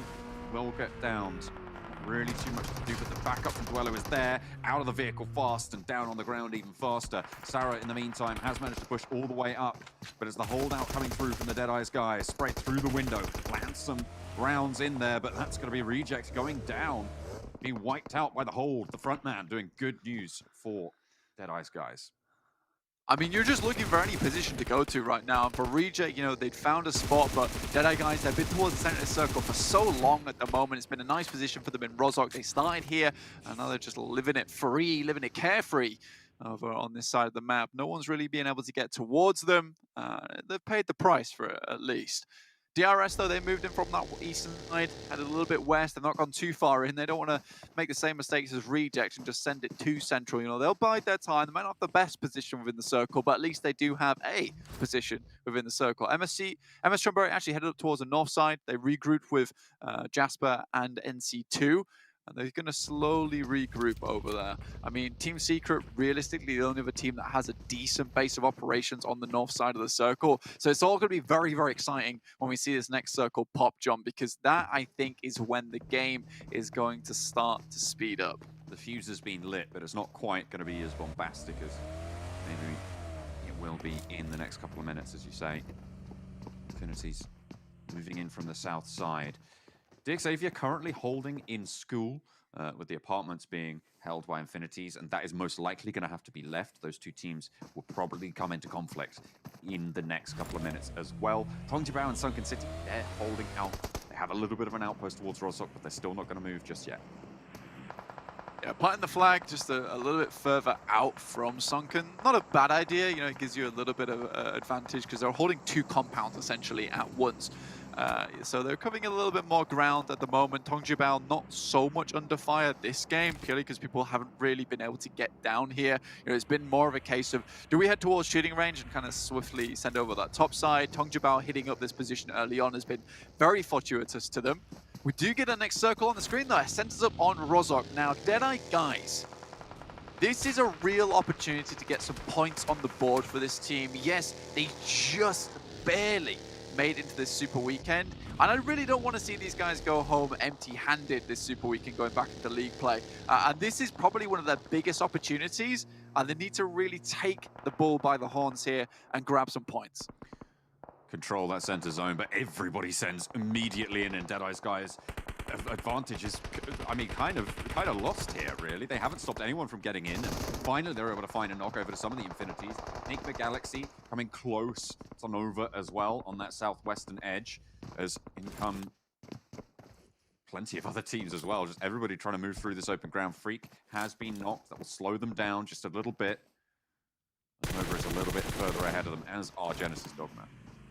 I gotta say one thing, Team Secret were fast on the money there. Wow. Immediately down on that northern bridge towards Rozhok into the circle. They didn't mess around whatsoever, and they've actually got a very, very good position here. Jumper just needs to not go down. This seems to be a reoccurring trend for Team Secret at the moment, is having that split go badly.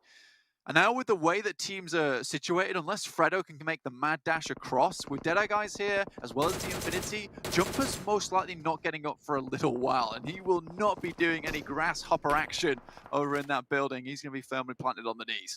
Paraboy gets knocked across the way as well. As Nova are getting guarded out, trying to get over the top there. Ooh, just getting away from the nades from Genesis Dogma, but they're moving in to hot water. Luckily, there are reses available for them. Okay. They find the corner building here for Nova, and they've made it into Rozhok, mate.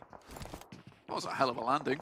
10 points from me. Absolutely. Good job from Nova. They take four players still on board. They're right on the edge, and might be decent. We'll see where this next circle actually centers up. But more than likely, some of this city is still going to be in the circle. I think there's realistically, yeah, there's only going to be one massive detriment if it does happen, is if it hits down towards school side, and the rest of the Xavier just absolutely laughing. Now she takes down one from 4 rivals, gets knocked in the process though. Just as he was heading down, you got a bullet graze the top of his forehead, and that will send him down to the floor. This is the chance though for Cryptics to try and get up the riverbank, but it's still not going to be easy with Sunan with the SLR under the bridge, forcing out, extracting the toll from Cryptics as they try and make their way up, covering that revival. They should be able to stay alive as a full 4 team, or a full 3 team, as they only have 3 left now. Enigma Galaxy trying to move in from the south side, but Genesis Dogma slowing that approach and really curtailing this. 2 players left for Enigma Galaxy.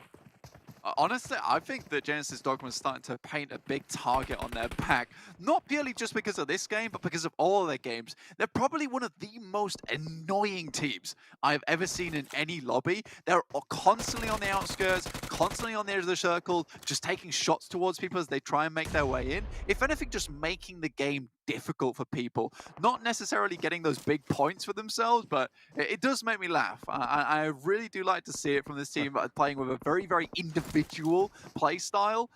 You know, it's something I want to continue seeing forward. You know, just having that Jackal gnaw at the heels. A team, speaking of teams being vexed, I mean, the team that's going to be most annoyed right now about this position is going to be Deadeye's guys. I mean, you saw what a commanding presence they had, but you look at that map, and it just does not seem like that right now. Rozhok Hill going over to Nova. You've got Tong Jabal controlling the western edge. Team Secret with a massive swathe of Rozhok. And Deadeye's guys are confined to one corner of this town. It feels like they weren't there first, and they didn't really hold it out. Enigma Galaxy finally getting taken down by Genesis Dogma, but I feel like this center circle scuffle went just too fast for Deadeye's guys to handle. Yeah, and I mean, that is definitely the Jackal play there. You know, you gnaw at the heels, you know, the player starts to get a little bit tired, that team just gets worn down, and then suddenly they're on you like a pack of wolves. So very, very good stuff from Genesis Dogma. Yes, they still are right on the edge, but again, that massive master play that comes out in this game is definitely from Team Secret. Just an instantaneous rotate from the north side, gets a beautiful position, and then locks it down. They're able to get even able to get Jumper up in the process, so looking very, very strong at the moment. And I'm super happy to see it from Team Secret because they've been so cautious, and this game they've really turned up the heat, and I'm glad to see it. Again, Scry just getting rattled by Deadeye's guys in their corner compound. I mean, sure, they were isolated to it, but they are holding it out pretty well. Stalwart into the river, down in the drink. And everybody's looking that way. MS Jomburi, they want to slow this one down. You have to be worried about 6 to 8 across the way. I mean, you have got sightlines there. Actually gets tagged. Yeah, the Infinity's taking shots from Team Secret. They're trying to hold off against Genesis Dogma. Once again, just this frustrating team to play against. Honey, though. I mean, they get onto the position. Yeah, exactly. God Tunny is just an absolute maniac with that M4. Snissel still alive for Genesis Dogma. It was really a tough rotate for Genesis Dogma to get back into this circle. They had to make a mad dash and just hope to win a gunfight as they head in. Tunny is holding it down. 3 players are standing for Genesis Dogma right now. Nova moving around the edge to try and cut those numbers just a little bit. Traded 1-for-1 on the knocks, but Nova have the backup there, and there's the flush coming through for the squad. Nova stay alive with 4. Genesis Dogma, 5 kills so far. 2 alive. I mean, one's knocked, but Snissel should get Satar back up and running. Team Secret looking like a force to be reckoned with in this circle, with this split as well. So aggressive at this late in the game, but they don't really have much choice. I mean, rotating from these buildings to kind of coalesce with one another with so many teams around you and so centered on Rozhok, you would be basically saying, hey, I'm here, come get me. If you even try and make that rotate, you can't even drop the smokes because that just kind of indicates the play that you want to make afterwards, and people will be ready for it. Deadeye guys, though, oh my goodness me, that is grim. And Stalwart Gaming into the water probably have a much better chance of it now. They have been gifted that one, I'll be honest. A massive hard northern shift right onto the river. And everybody in these buildings is going to have an exodus now. Everybody going to be positioning. Mr. Burry looking to move through Nova. Get dunked down there. DX Xavier want to move first. It's going to go well for them. Is that 6 to 8 just going down? I think a couple of nades might have done it. Was that a team nade as well? 4 rivals see to it that they're going to go down. Now Stalwart a little bit further down the coastline. And they'll be happy for the position that they've been afforded. Now she just completely ruins the rest of his team there. I wonder if that's because he got knocked by a nade and then dropped his own nade on his teammates, and they were very much all together in that bottom spot. Satar flies on past. Tong Jabal looking like they are in dire straits at the moment. Team Secret looking to take them out before they move from this position. I mean, it's 1-for-1 on the knocks so far. Tong Jabal, there goes Infinity. Okay, got Tunny. Last player for the team is like, oh, you're fighting, okay, bye! He just gets on out of there. Jumper still knocked, still close. Tong Jabal, all 4 alive, but they're isolated to one building. Well-placed nades could spell doom here. They still have to move after this as well. Jumper crawling back in through the smokes, wants to regroup with the rest of the team as the shots continue to pepper on through. DRS to the coastline. They've got ahead of the game. beautiful nades coming through from iShots there to keep Tong Jabao at bay whilst they get jumper back up again. All the while they're tossing those smokes, denying those sightlines. Another beautiful nade from iShots, and now they're just going to push this one. This is a different Team Secret. I'm loving it. They're out through the windows, and Tong Jabao collapse under the pressure. Team Secret whisper death into the ears of Tong Jabao as they move on up into this next circle. They have a gauntlet ahead of them, however. Teams have started to fly through them. They've moved across. And God, Tunny's still alive, by the way, in the midst of all of that. I mean, he just flew through, didn't he? I mean, like you said, it was like, you guys are fighting. I'm going to leave. Goodbye. Have a good one. I'm sure you'll do well there, Tong Jabao. You got it versus Team Secret. Team Secret's like, no, we're going to let you live for now, God Tunny, but Tong Jabao, they're next on our list. MS Chonburi take one knock from Deadeye Guys. Again, this is what I want to see from Deadeye Guys. Right now, we're at 7 teams, 18 alive. So really not a lot of players left in this lobby. And again, this is that big chance for Deadeye Guys. Starting on Rozhok, this has to be the game for them. DRS control the coastline now, though. All Rivals, well, the only team controlling this bridge, I mean, they have a good position, right? That's what we're sort of looking at. The question is, who can leave Rozhok most effectively? I mean, just taking down 6 to 8, I don't know if it was unlucky from Dao Shi dropping that nade or it was a well-placed shot from the M4 that hits him, then he drops the nade half-cooked and it ruins the rest of the team there. But 4 Rivals, either way, found themselves a very beautiful position. Next circle centers up towards the middle. Not really anyone's on it, but 4 Rivals have the most time to play around with. Yes, there's planes in front of them, but a lot of these teams have to fight one another first, John. The steepness of this coast is playing into, this riverbank, sorry, is playing into DRS's favor. They can actually start to shimmy up as well against 4 Rivals and still be in this circle. Unless they get spotted out by MS Chonburi, that is, and taken down, but it's like they're holding their own for now.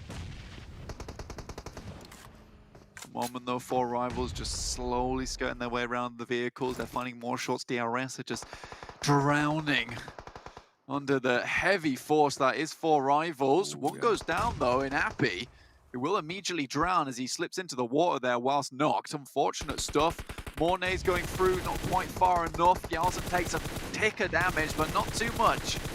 Really to worry about, and in the car can start to heal up there. Team Secret, they're trying to move through as well, but MS Chonburi slowing them down. 1 knock, 2 knock. It's Rivals to slow that even further. Team Secret looking for those reses, looking to stay alive as best they can, but with 3 teams alive, they're down to 2. I'm not going to lie, that was nice from Team Secret. They laid down the smokes, but behind the smokes, there were Molotovs. MS Chonburi, they're just trying to fight through the fire and the flames, but they get completely cooked, roasted up. This chicken dinners are cooking. DRS, AJ sends a nade over the top side, but Team Secret still have a very, very good position. Still within a compound as well, and they can start to shoot out at any players who have to make their way in. Right now, they've got all the sightlines in the world and a wall to play from. Team Secret, you're right, they're in the edge of this circle.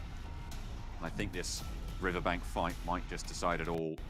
The 4 Rivals ground is shrinking, and DRS actually have more leeway here. Yalzen's still in it. Team Secret, the arbiters here, the overwatchers.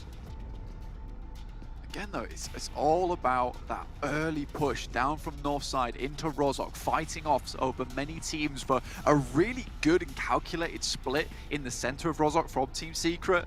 Like, if they win this game, it's completely deserved. Every single point they've been able to accrue, it's beautiful stuff. Next circle, though, shifts up towards 4 Rivals' way, but they will still have to move over the coast. You can see them initiating those smokes, allowing themselves a little bit more time, but how much utility do these guys have left? They've had to play from the coastal side, so they've been so important. Team Secret, off the back of a couple of wipes, might have a fair few nades to play around with. The circle shifts out towards that riverbank, and Team Secret will have to leave. The smoke train going to go bloomed a little bit early. You can see they are starting to throw out that cover, giving themselves that baseline of fire. This is exactly what Team Secret needed to do. Maybe they could place some smokes a little bit closer to that riverbank, but they're starting to just crawl around. They can pop some nades over the top. I really like what Team Secret are doing here. This is smart. They're just going to try and deny all the sightlines. They might make it a little bit more muddy for themselves in the long run. AJ with a nade, they're looking for that second place for sure, and then try to work with it from there. Lift takes massive amounts of damage, but it's Jumper with the double. Sends this into a 2v2 now. DRS immediately, they scatter, looking for better positions. They go wide. Is this the right decision though? Versus Team Secret out in the open, this crossfire is beautiful. They have 2 players, 2 versus 2. They have that coastline. Immediately, they know exactly what to do. AJ takes some smokes from Team Secret, trying to capitalize on it as well. I don't think they know, but he's low HP. AJ sprays down, it's even HP. Him and Jumper on the forefront. Yelson looking for the off angle, and it's 1 to go down. Not for DRS. Only 1 for Team Secret is going to be finding the knock there. And Gyalzen around the coastline into a 1 versus 2. Things slow down, but he's up to bat, moving forwards, full HP behind his teammate. Tries to isolate the angles, looks for the spray, but it's not going to happen. They're pushed back into the river from whence they rose, and it's Team Secret to take the chicken dinner. Team Secret, they got a secret of their own. They got balls of steel, these guys. Unbelievable stuff towards the end there, flying straight into Rozhok. And to be honest with you, our favorite part was the fact that they saw those smokes were fading, and they instantly just said, you know what? We're rushing this. We're going on this. When you take that crossfire, we see you moving out. We're going to isolate those 1v1s by getting up close and personal. But Jumper, towards the end there, takes a lick of damage and then just decides, you know what? I'm going to heal. You deal with this one.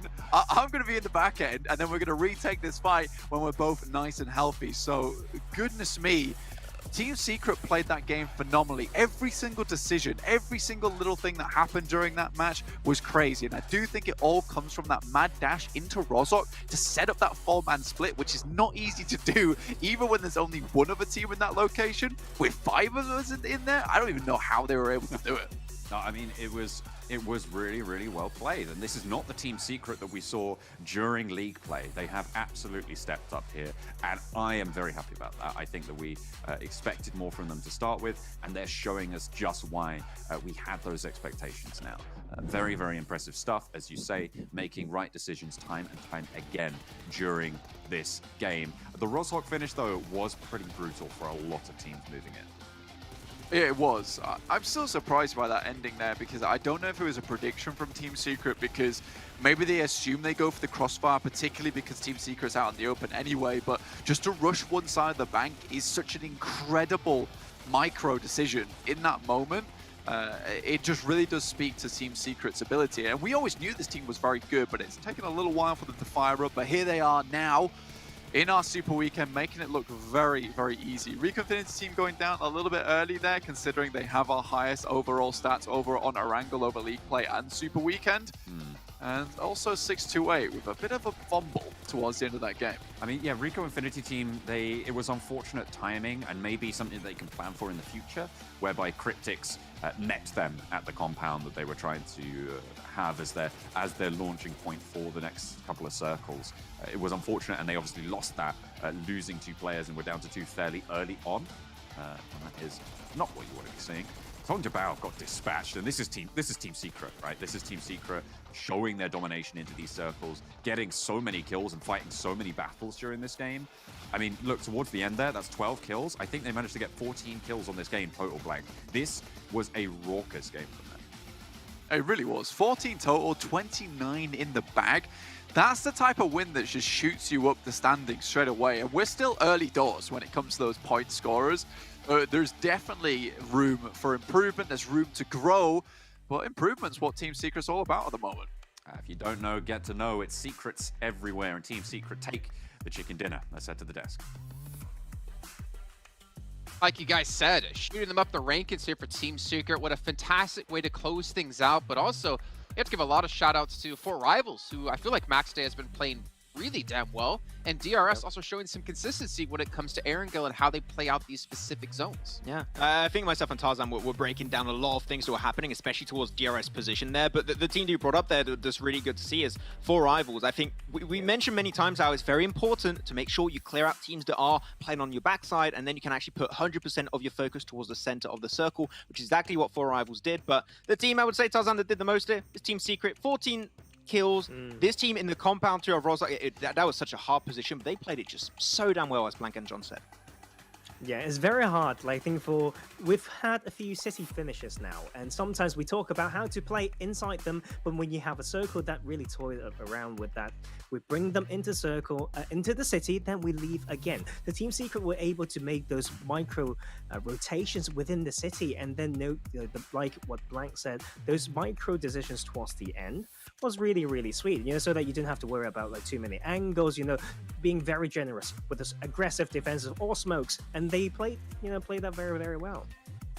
Yeah, played very well, and I mean, we can see down the list here, we've had a couple of teams step up where they needed to. I mean, Deadeye guys today have looked a lot better than in previous times. Remember, they qualified tied in points to Bigatron, but because they had one more placement, they're able to get into the Super Weekend over them. And then also MSC Chonburi, who has been very quiet this entire Super Weekend, able to get themselves 12 points. Yeah. But again, one match isn't enough to get you higher up the rankings to solidify a position. You got to be able to continue that momentum, continue to improve here as the day goes on. And well, Max, unfortunately, one team that we talked a lot about today who hasn't improved, we've actually gone the other direction. Stalwart Esports here, only 2 points in this match. Is it the delay curse that's happening right now? I'm not sure for Stalwart. Only getting one singular elimination in this game and one placement point. Getting a little bit scary for them. They just full sent, I believe it was at one point, Tarzan, in the city without any information. They went straight into Deadeye's guys. They had 2 players still remaining. They sent into a river. It's just a whole merry play. I don't know if I said that right, but at the end of the day, it's just the execution for them was good before because it seemed like they were trying to set themselves up for a successful play. Now they're just doing it without any information, without trying to take a strong position in the first place. I don't know what's changed internally in the team, but it seems like they just turned off the mics and there's no communication because they're just saying YOLO every time I see them push. Max, nothing changed. That's the problem, but it's a different type of circle. When they have the same pacing of transitioning into opening the edge, they need to read the circle a little bit earlier. For this type of phase 3, you already know is not great for latecomers, right? So of course they are that Novo team, they have to trail the zone or whatnot. But for this cell circle, you have to claim a spot maybe one phase earlier, right? So they have that ability always to break one of the edge open, but that was not the type of finish or the circles that allow them to do that slow. But DRS making a strong statement in this game, Jason. Yes, they are. And off the back of AJ here with 817 damage in the 5 eliminations.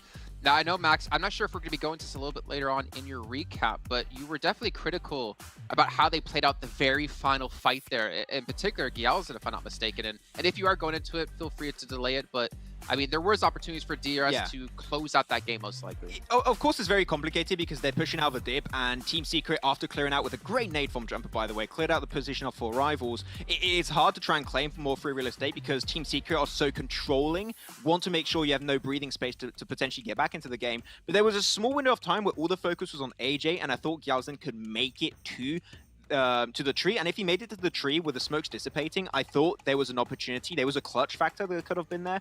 Didn't quite make it, unfortunately, but we're going to be checking out this head-to-head. AJ getting himself still 48% team contribution. He was for a big portion of that game, I believe. He was the sonar under the water, spotting out a lot of the players to make sure he got the information. So yeah, he was just controlling the riverside, and all the players that tried to go for the river play pretty early on, he got most of those kills. So yeah, AJ was making sure that he was making things a lot easier for DRS towards the end of that game.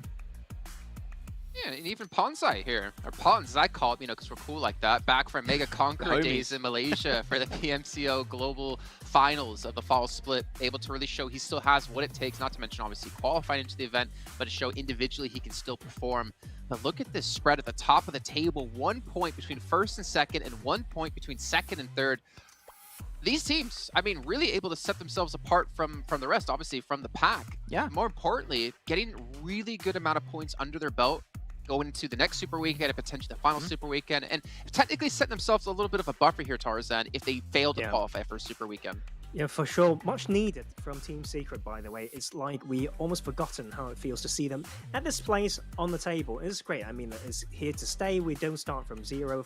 They're so huge for the Malaysian fans, for sure. But right now, when we look at around these top 8, there's a lot of teams, to be fair, that we can't really put the word consistency to them. Like, there's so much stuff that is quite map specific, I feel like, so there's a lot more work to be done. Yeah, though we're not on the first page anymore, but also the first 2 teams for rivals right now up there, they both got 0 points, not 0 points, because that would be a little bit unfortunate. They got 0 chicken dinners. The fact that they're dominating, got so many points out of all these games, and have still 0 chicken dinners just goes to show how consistent these guys actually are. If they can now push it to the next level and close off games, now they're going to start creating even more of a buffer for themselves in those top 2 positions. So good to see. They're onto the second page. TJB, they're fighting. they're fighting Jason to get out of that 16th place, but they're just not finding any success because it seems like they slowed down their level of gameplay a lot throughout, especially this last game. That's what I witnessed. And they're just struggling to get in their central position, which was a big reason of their success in the league play. So it seemed like they might have to adapt a little bit coming into these next games and even the next few days, because the old playstyle has been heavily contested now. The unfortunate part is that they've now played out 8 matches and have 25 points. They got 23 points in the very first match of league play, like in the kickoff of PMGC. And they had, obviously, 7 more matches played here so far today. And the thing is, like, you could obviously argue a little bit about, is the lobby more stacked down? Technically, yes, right? Because there's only 16 teams, and it's the 16 quote-unquote best teams so far within PMGC. But let's be honest, you're playing against the best teams in the world, even though you have the likes of Bigatron, FaZe Clan, etc., not qualified in the first Super Weekend. They easily could have. Like, they're still insanely good. So I don't know what it is about TJB, but there's definitely something a little bit lacking or something missing, or maybe just the luck hasn't gone their way. It could be a momentum thing.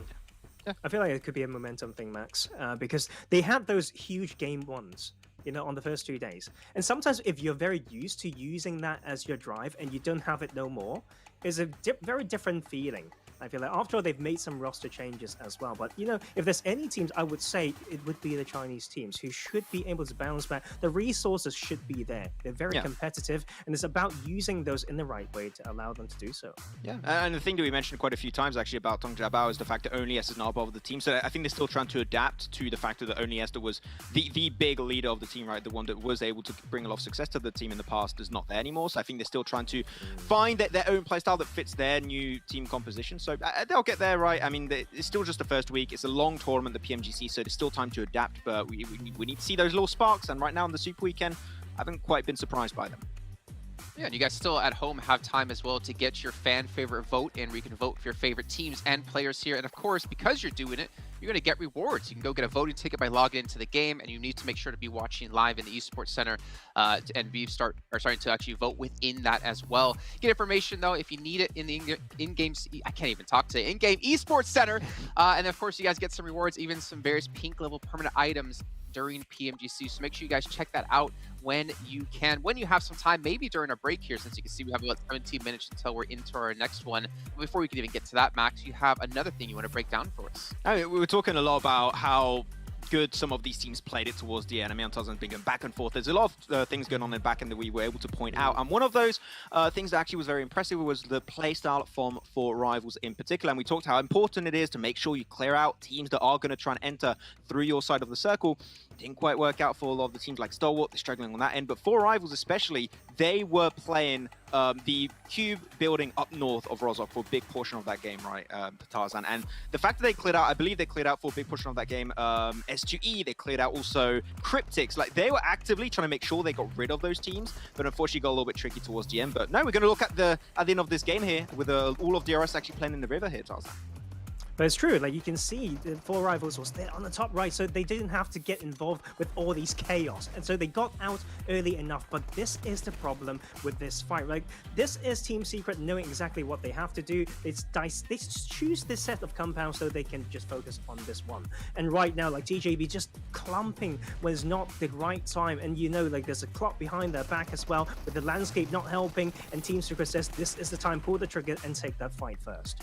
Yeah, it was just overall a really good push from this team. But there we go. This is the fight we wanted. Well, not the fight, really. It's just the map rotation from 4 Rivals we wanted to expect. But as we know, they're a very central team given the opportunity to drop pretty central around the map. And this circle was great for them. And very early on, you can see the instant rotate when they saw the circle pop up was actually really impressive, because they take what I would say, and what I would heavily contest, being the best position in all of Rozhok, because it's a high ground position, it's hard to push, and you get all the information in the world for what's happening up north. So the moment you get rid of 628, the moment you get rid of Cryptics, you are going to start playing towards the ridge line, because the circle moves away from their compound, they take control up north of the bridge.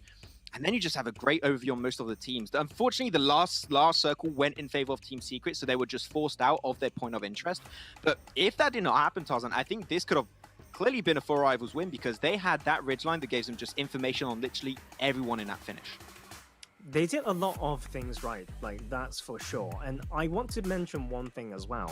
This where they dropped spot before is an adaptation. They've been moved towards Sunken City and Ruins, so they know what the good spots are, right? Like sometimes when you're in phase 1, you've got so many spots that you can choose from. They did exactly what you said, Max. Like they know that this is a good spot to defend. You can push teams away. You can keep info across the river if it ever shifts that way. And of course, this coastline not anti-clockwise, it's clockwise sweep that they did was very, very important. Like they kept themselves out and prevented third party if they stayed in town for too long. So that was very nice by them. Can I jump in really quickly?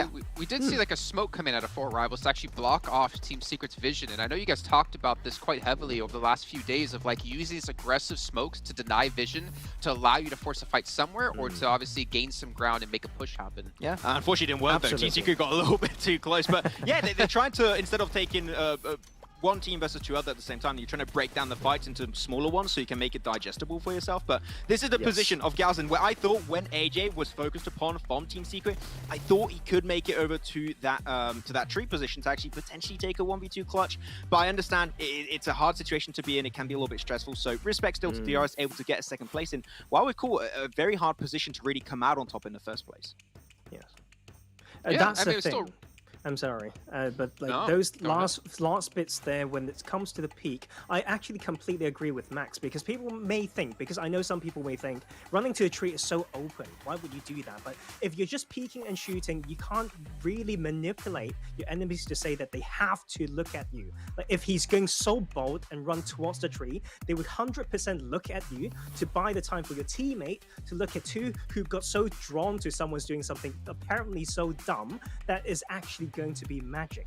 So I actually was with Max 100% on that one. I think that side angle needs to be extremely bold and not a peek and shoot situation. That is how you can maybe maneuver, even manipulate your enemies more. I mean, the upside is you have cover and they don't there as well in that situation. So it's like, all right, I can hide behind this tree while you shoot at me. While my teammate shoots you from the side, you at least force the attention out of one, maybe both players to watch you and obviously alleviating the pressure on your teammate. But you know what? I mean, either way, the situation didn't play out technically in the end in DRS's favor, but they still put up some really good points. They continue to move up the leaderboards and looking to put more of a permanent position into the higher echelons of the leaderboard overall. And speaking of permanent, you guys at home, you can get some permanent rewards within the treasure box currently in the esports center. So make sure you're watching live here in YouTube or in the esports center. I'll eventually get this out properly, and there'll be 2 more different boxes coming up over the course of PMGC. So make sure you guys keep watching day in and day out to eventually snag one of those delicious boys and hopefully get yourself some really good rewards. Again, Max, Ben, Professor Tarzan, we'll probably do that actually in the break here. As you can see, we have about 12 minutes until the next match does kick off here. But yeah, overall, a pretty decent day, and I'm actually pretty kind of overall happy that we've had a couple of teams start to improve performances from day one. For me, that's what's mostly about, is seeing the teams who continually try to get better and better instead of getting worse and worse. But we still have to remember, you don't want to peak in the tournament early. And I'll get to that in just a second, because I want to mention Sanhok is coming up next, and that's going to be a bloodbath. But peaking in a tournament, you don't want to have your best performances in the very beginning, right? You don't want to go into the event, all right, we had 5 chicken dinners out of 15 matches, and like, we're the best team in the world. You go into week 2 and you fall off. You go into week 3, you fall off. Then you go into the league finals and you're nowhere to be seen, really. I think a lot of teams need to focus on just warming up into the event, right? Just getting better as the weeks go on, continue to improve, because it is a marathon. It's not a sprint. You have a lot of weeks to go. You have a lot of matches to go, and we still have 2 matches to go. But those are on the other side of a short break here. When we come back, we're going right into Sanhok, and I can tell you one thing for sure, it's going to be exciting. We'll see you in a second.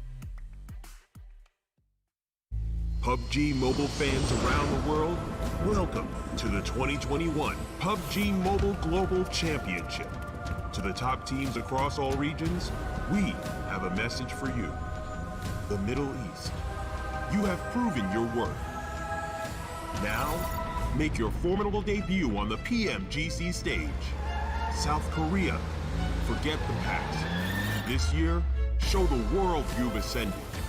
Remind the world of South Korea's raw talent. Japan, you came so close last year. But what doesn't kill you only makes you stronger. Bring it back better than ever. The Americans, you're the alpha dogs that dominated the West.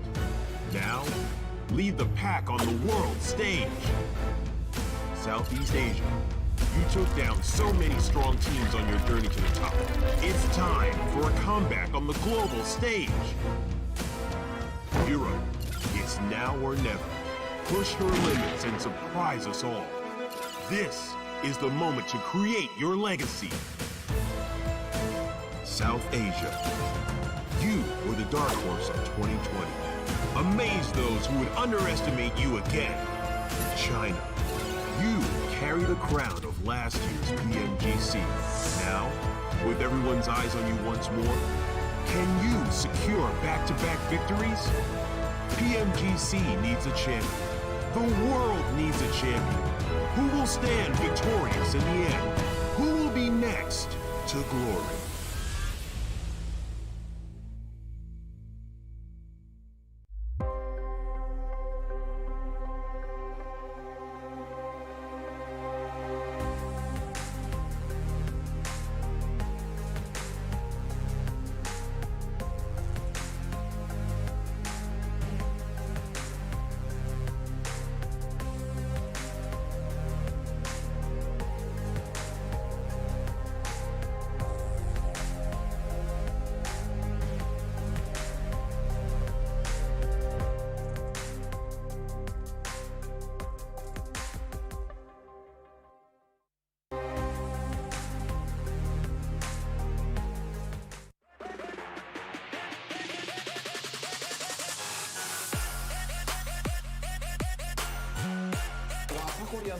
ダウンキルを取っています。 BCSL でさらにドーナツ SG も変わる動き。東側のエリアを自分たちのものにします。安全地帯は南側に。マークには届きませんでしたね、小池さん。うわー、2投目マークに刺さった。これを皮切りに一気に行くのはリジェクトです。マークを一気に潰しに行きます。デュエロサラ。さあユナイト3名になった。対してそのこうするかのように時計回りですね。時計回りで回っていくのがユナイトなので、このラピスが落ちると一気にリジェクトも危ないので、ここ耐えなくちゃいけないですね。ラピス耐えれるか。もう味方が来ている。車両でアタック。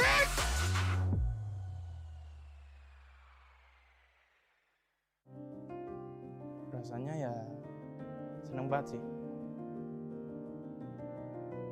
É uma sensação incrível. Nossa. Tu aprende a ter amor pelo próximo. É algo assim. Perdi, velho. Но когда закончил, уже ни о чем не мечтаю, просто живу одним днем. У меня просто цель выиграть чемпионат мира. 他现在的责任很重，因为他现在是作为中国革命精英的形象代表之一。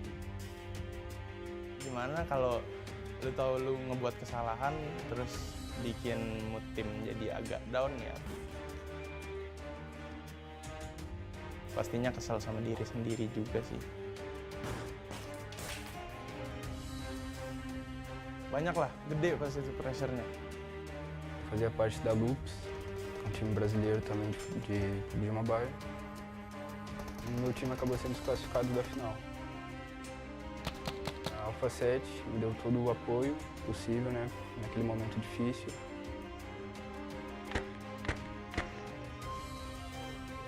Я уверен, что команда в нашей текущей форме готова стать чемпионами.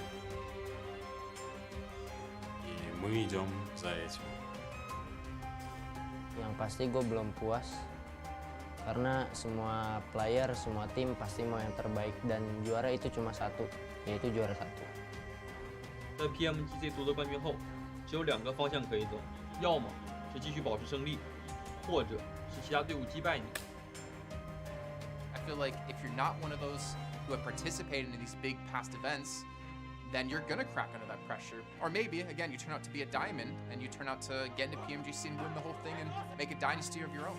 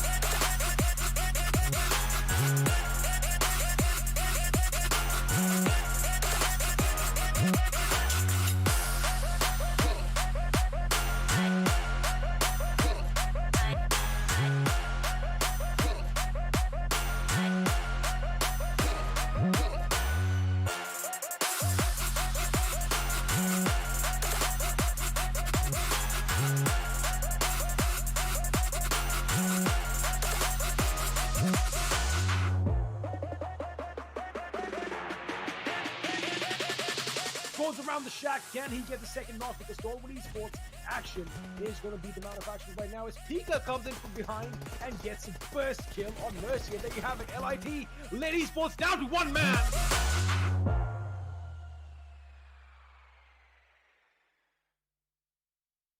Play around that vision. The damage is good, but iShots falls. A 1-1, and it's Stalwart to snatch.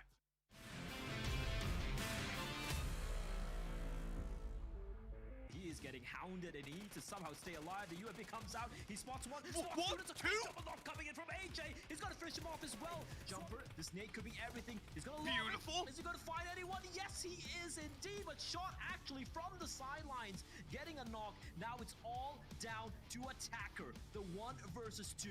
The lone standing member. And they know exactly where he is. And that is going to be Team Secret. Suppress this line, but more nades continue to go through. Jimmy in danger now. A beautiful nade to the back finds the flush, and King goes low as well. 2 players from Reject swelling over the hillside. 1 goes down, but is traded evenly with Jimmy. King now up to bat, looks for the shots, but not going to find it. Has to go for the weapon swap, and the drop shot is good. Nova taken down by Reject. Going and Nox going back and forth as nades start to fly on our main screen as well. DRS pressuring the Infinities with nades. Someone outside my window is unhappy about the Infinities taking the nades as well. The horns are blaring, and the nades are fragging on out. Nox coming through thick and fast. The Infinities down to 1. iShot's low. They're so low. Advantage. Looks for the shot. Not going to be able to get the damage back into the smoke. Needs the reload. Gets it off and moves through the smoke now, trying to play around that vision. The damage is good, but iShot's falls. A 1-1, and it's Stalwart to snatch it away from Team Secret right at the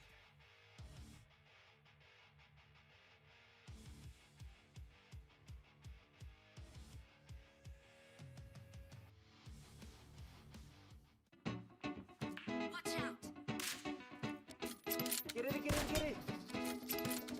Watch out.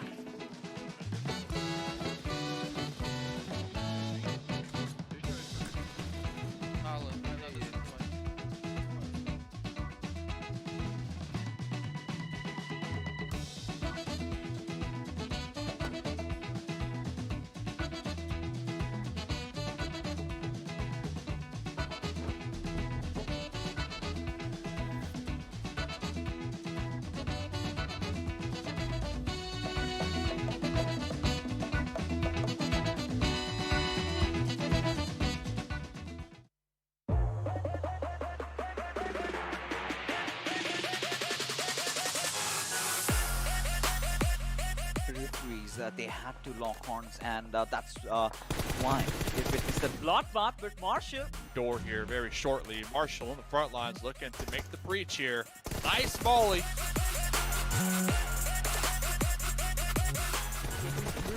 They were kind of stuck in that position. So look at this. What's going on, Yola? Oh my lord, he's been knocked out from elsewhere, maybe from the backlines, and on top he's definitely going to capitalize upon it, but instead gets weighted off right back. There you go, Lord.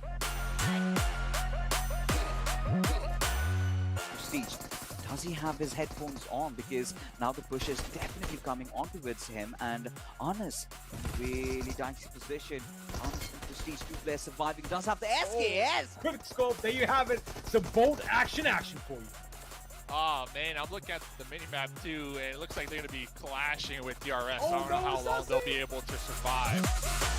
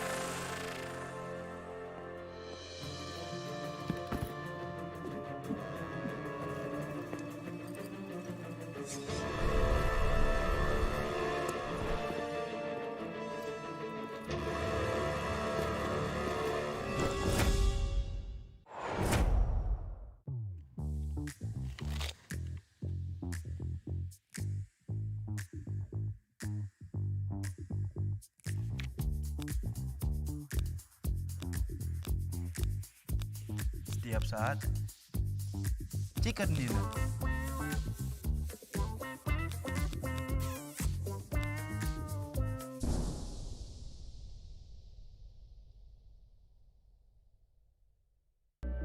I saw the first light, the first steps. Now I see much more. I capture Earth in all its beauty. I see action. I see drama. And I see it in the finest detail. Moments of inspiration.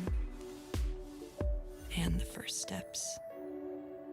I am the 1+9. Thank you to everyone sticking around here for the PMGC 2021 East League as we're into our second day of our very first Super Weekend. And we're about to head into our fourth match here of the day. And the fourth match, you know what that's going to mean? What is it, Maxman? Sanhok time. Let's get it. Nice. Hell Nice. yeah. So you can host Wow. it. It's like we rehearsed it. It's cool. But Sanhok time, you know what time it is. It's going to be time for the Chinese teams especially to do well, because I don't know why, but just seems they tend to do really well. Unless the sneaky Ralph is just waiting in the wings, and that's where things start to get a little bit scary for them. But if there's one game here, Jason, I would say, where we can expect a comeback from Tong Jiabao, it would be now. I think that they had an original approach, I would say, on last Sanhok yesterday. So I want this to be the game Tong Jiabao come back. So if I had to pick a team, you haven't asked for predictions, but I'm going to say early, I'm predicting Tong Jiabao. I want to see them get back in the race now.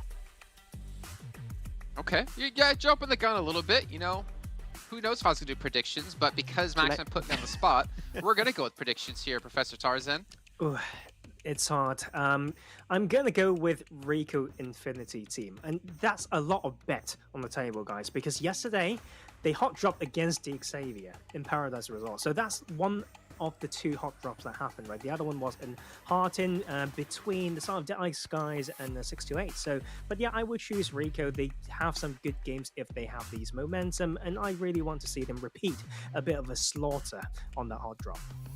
All right, okay. A little bit biased here. No, I respect it, though. I mean, the slaughter is definitely what we're looking for these teams. Again, we find it so hard for teams to be very consistent on a map like Sanhok because, again, of how difficult it is to force fights, how difficult it is to clean up a fight quick enough before you get third or fourth partied in it. But, okay, so we got some predictions here. I'm not going to give mine this time because, you know what, I'm the host. I don't really have to. But if I were to give a prediction, and I had to give a prediction, I would probably go Stalwart Esports just because it's time for them to show up today. But luckily, I don't have to give predictions, right? It's not my game. But quickly here, realistically, Tarzan, in like 20 seconds or less, how does a team adapt from day 1 to day 2 on Sanhok here? What are they looking out for? What's like the key points they should focus on to improve? Phase 1 efficiency. That's it. Like knowing a team's time to rotate out of their drop slot and see how that can help you in pacing better and go in further to get good info. Okay, honestly, I didn't expect you to be answer that so quickly, but you know what? I guess you were a coach for a reason. Phase 1 efficiency, we got to see a lot of Phase 1 fights, especially when it came to the drops. And it's time to see potentially if they happen yet again. Let's head on over to John and Blake to cover all the action.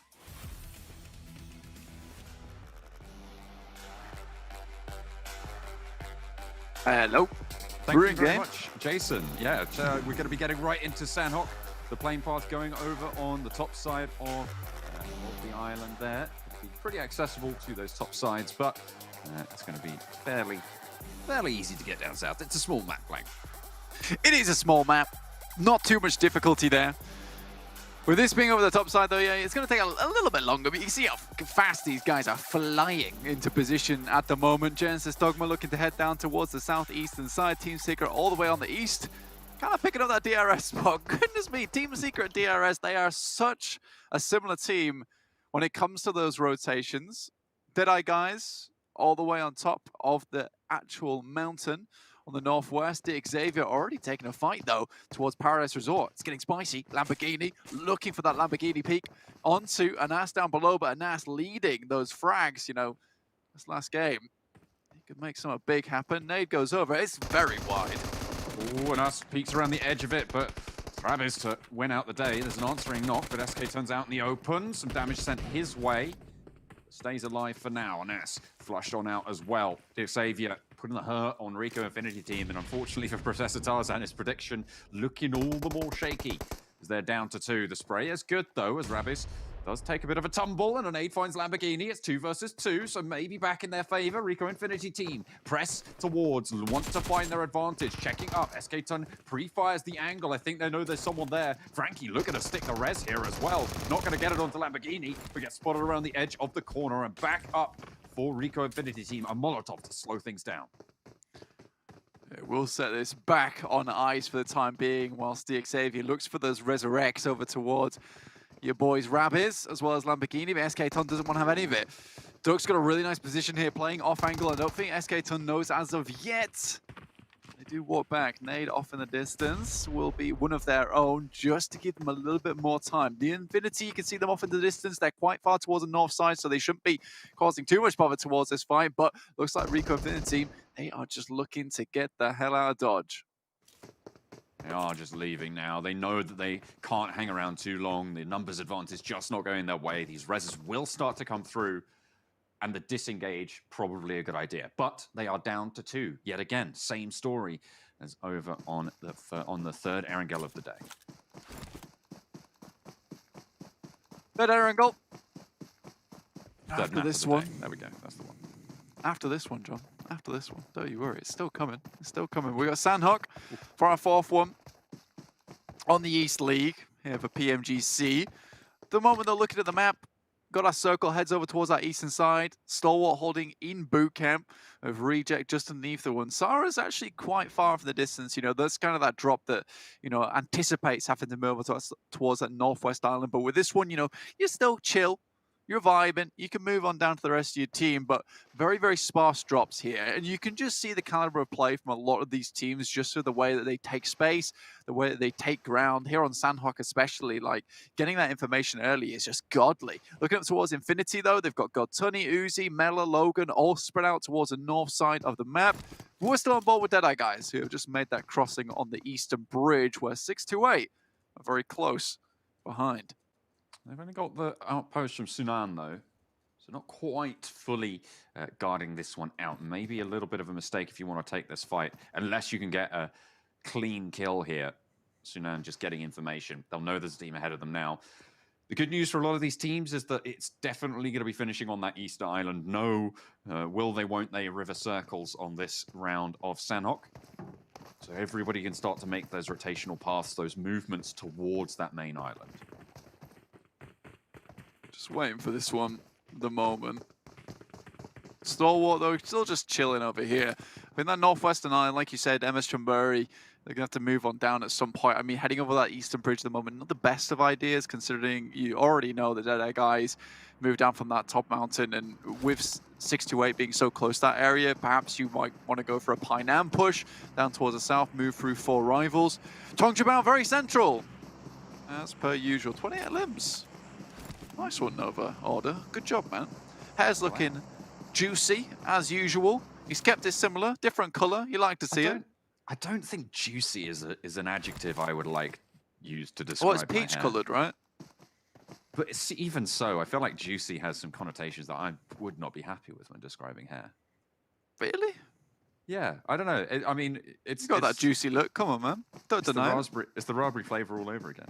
Raspberry flavor. Oh, actually, I was working quite late last night, so I didn't quite respond to this message. But I believe I did get a message on Twitter from a very cool fan who reached out and sent me a picture of a slushy machine. I don't know if they actually went to it, but did confirm, in fact, that raspberry is blue, John. Oh, there you go. I'm more up to date on this lore than you are, apparently.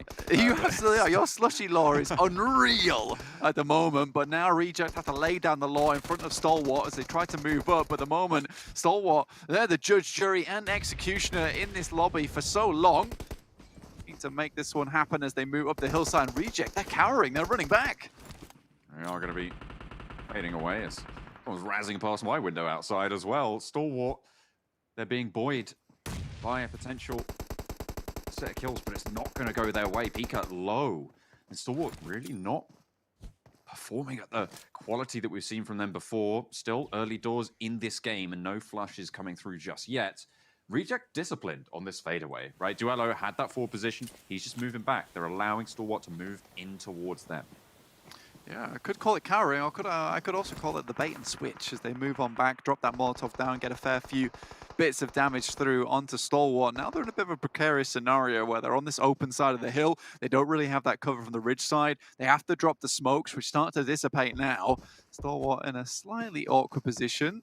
Top tries to move around the corner, get back down the hill. And Sara, a player from earlier on, he's that one with the off angle. They do spot his location, though. Action just waiting for him to peek out his head just a little bit. Oh, and there it is. The QBZ makes it look very, very easy as he cleans that kill up. Attacker in the brushes as well. Could be you. Cracking shot across the way, but trying to sneak past this one. Pubgmobile very central, as they are so known for right now, but Attacker not even going to have to back off Rico Infinity Team. Remember, this is just a duo that remains from the Fight in Paradise Resort for Rico Infinity Team. I'm just trying to stay alive as long as possible. Pubgmobile holding very central. Once again, like you said, John, these two players could quite easily hold off Rico Infinity Team, but with the way that Rico Infinity Team has been playing compared to Pubgmobile, I would kind of have my money on Rico Infinity. Oh, and it is Stalwart just slowly picking off the guys from Reject.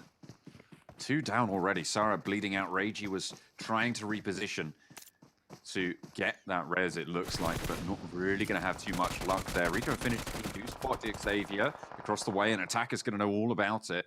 DXavier moving past, getting through on that rotation, very, very central to this next circle, and they are going to try and get a little bit of the zone here. Looks like they'll be in luck there. Rico Infinity Team not in the shape to be going for that contestation. Only 2 players alive, 4 rivals as well. Look at us start to move on in. A team that has had a big impact so far in this Super Weekend, over by Nakam right now, and trying to get out of the blue, but Enigma Galaxy very close by as we head back over to that main island. Go over this side, Deadeye guys. Obviously heading over this way, DXavier just zooming past.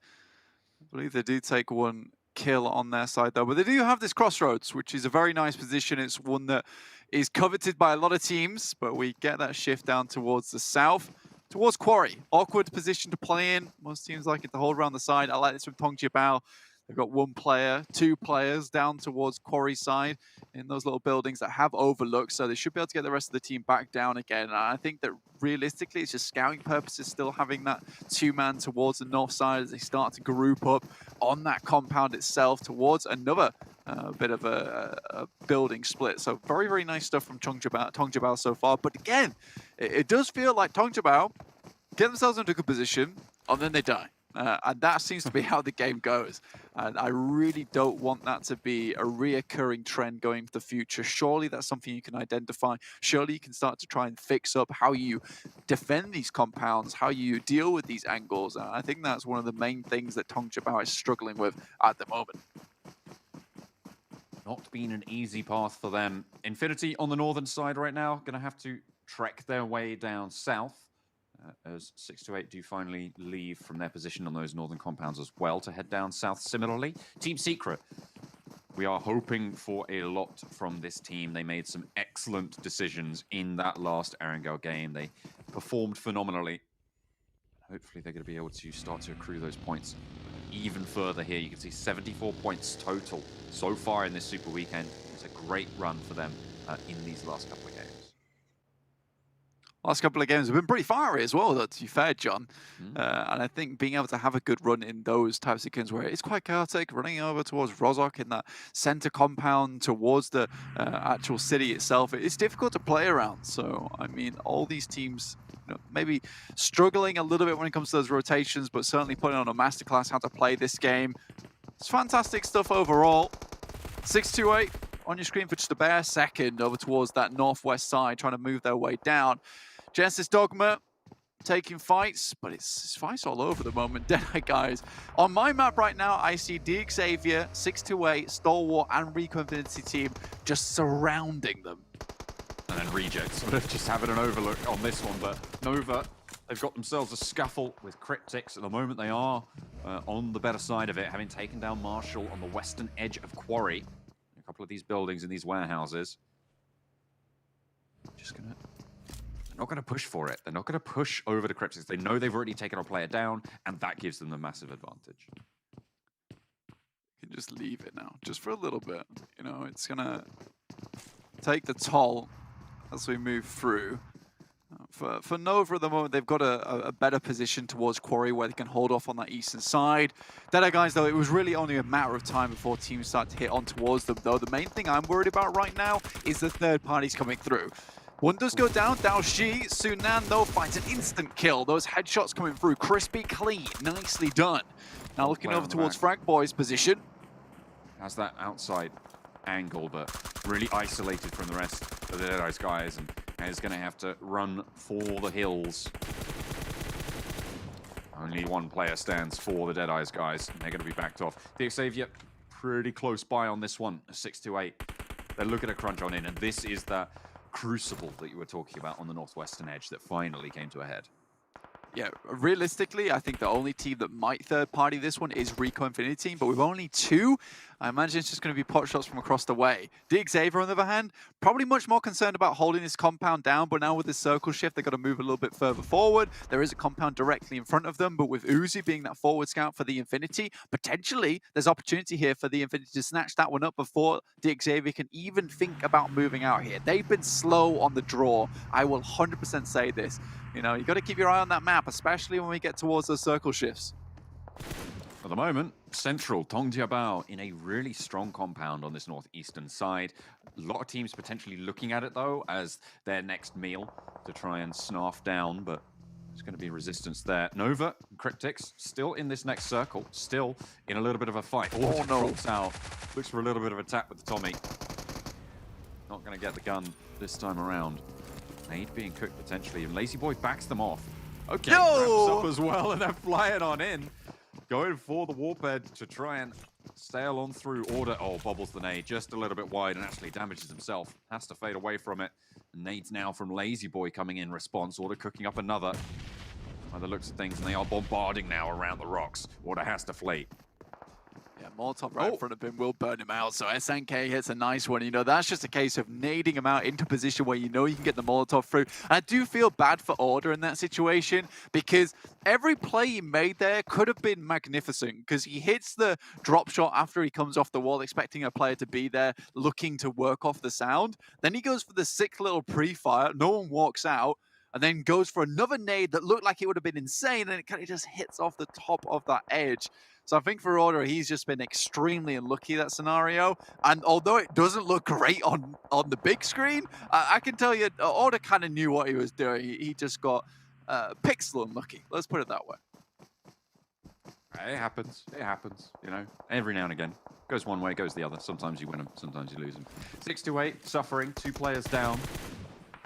Try and pick up the pieces on the northwestern side, but there's plenty of scuffles to be getting on with. Infinities, again, moving in from this northern side. They've been pretty slow playing on this edge as Reject look for more against MS Chonburi. This is all the way on the western side. Reject actually moved a little bit further down south, competing for this hillside flank.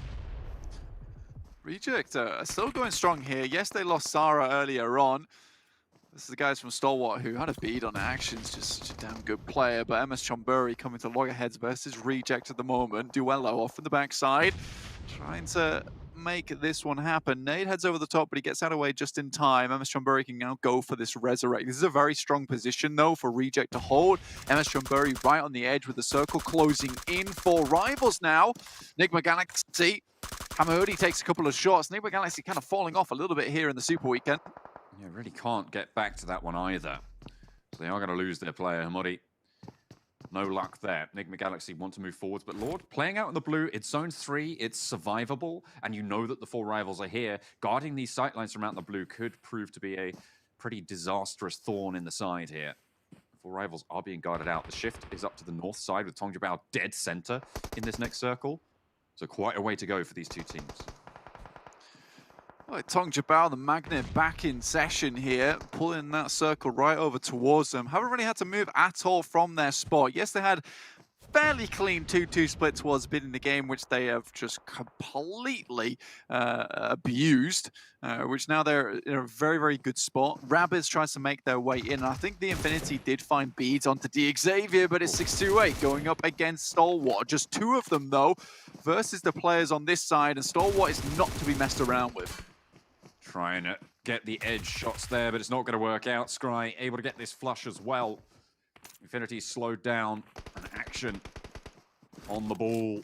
Yu Yang gonna fall there as well. Reject moving across as MS John Burry tried to pace it past them and will outstrip them on the run.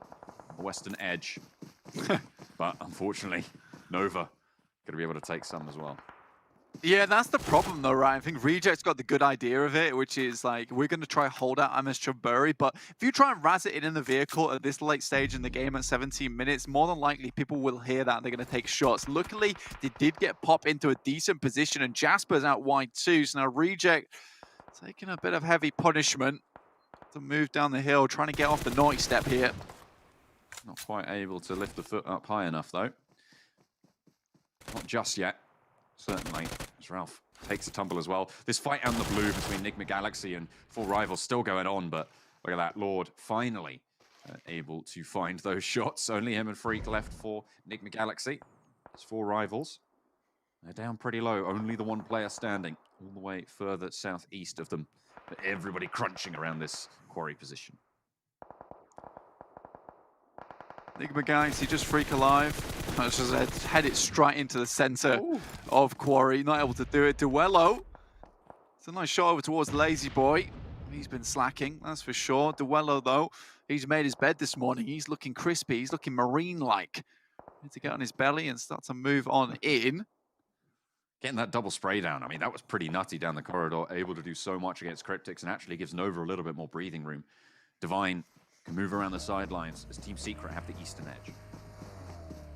Tong Jabal, though, center. Well, hey. No one's looked at him at all. I think the compound they're holding is a winning compound. Also, you know, if I'm Kalaris, I know he's in the back end, he's watching.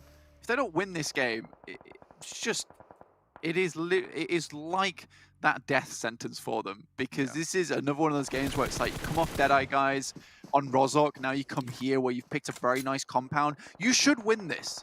You really should win this. The Infinity have a very good spot now, though, with this hard shift up towards the northeast side. Mela out off in the distance, and realistically, Tong Jabal needs to start finding those kills. Start need to like break out towards the rest of the circle and find those points, because it would be diabolical. Looking at them right now, I've only won a lip. To go out now after having such a sick position and just have one kill to the name. Storm really starting to pick up the pace here. 7 kills so far in the game, 3 players alive. They're doing well, playing on the north side of this quarry. They have quite a decent route of ingress that's building in front of them. And the teams on the western side really a lot slower than they are. Rico Infinity team made it quite far as well, but they're finally coming up against something that may be too hard to deal with. And across the way, yeah, he's been spotted by Genesis Dogma there. Has to try and find some cover. Genesis Dogma have to move themselves. Yeah, Snissel looking to move around. Satar has the car, but so very low at the moment. Team Secret, they're taking shots towards their way. Rejects finally go out, but 6 eliminations is nice. Team Secret coming off the back of a hot game. That's a quick rundown there. The team shots are fire coming through from Team Shot. Oh, Team Secret looking to try and hold it down on the south side. They have got the forward position. And Genesis Dogma are going to have to push through that player if they want to get on in. But Team Secret taking heavy punishment in the meantime. The circle's going to shift up towards the Infinities yet again. So another trek in their way. Tong Jabal will have to move now fully as teams on the south side get eliminated. It's going to be Team Secret to hold out for now. Yep, attacker here takes a knock as well. Team Secret just got eye shots remaining. We know what eye shots can do on Sanhok.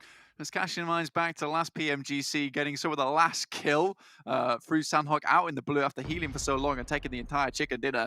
I know this guy can play from the blue indeed. Might not be a chicken dinner here, but at least a high placing will be beautiful for Team Secret, and they'll keep that momentum going, especially on Sanhok, where things are so unpredictable. Just like that from Jasper taking a shot down towards Stalwart. DRS, though, as a 4, they are belly down at the moment, slithering through the grass, trying to get towards Infinity's position.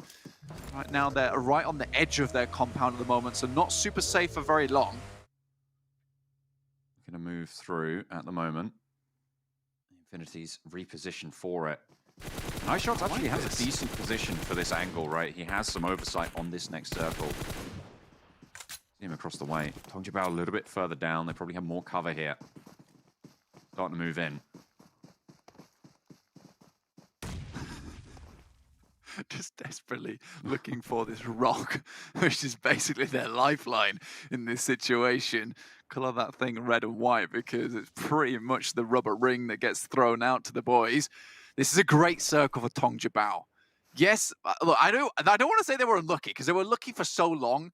And this is now a circle that's winnable, and they have to make something happen. The Infinity are playing from uphill, so Tongjibao at a slight disadvantage. Looking for that first knock could be great, but the nades are already coming over the top. Mela quite low. That is a gross little Molotov. Sends them back. Bamboo is burning.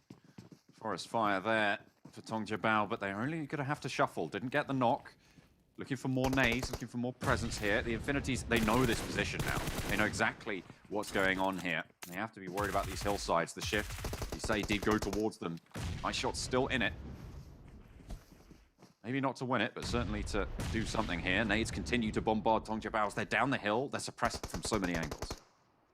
Yeah, and they're still on the edge of the circle as well, so they've got to move up. There is a rock in the distance, but how do you make that mad breakthrough without the Infinity finding you? And that's it. Sir goes down. Uzi opens it up. Now we're into a 3v4, but remember, DRS are off in the distance. They're biding their time. They're off the back of a second place. Could they be looking for that chicken dinner? The sneak from the side. Look at them all coming in. The Infinity have no idea.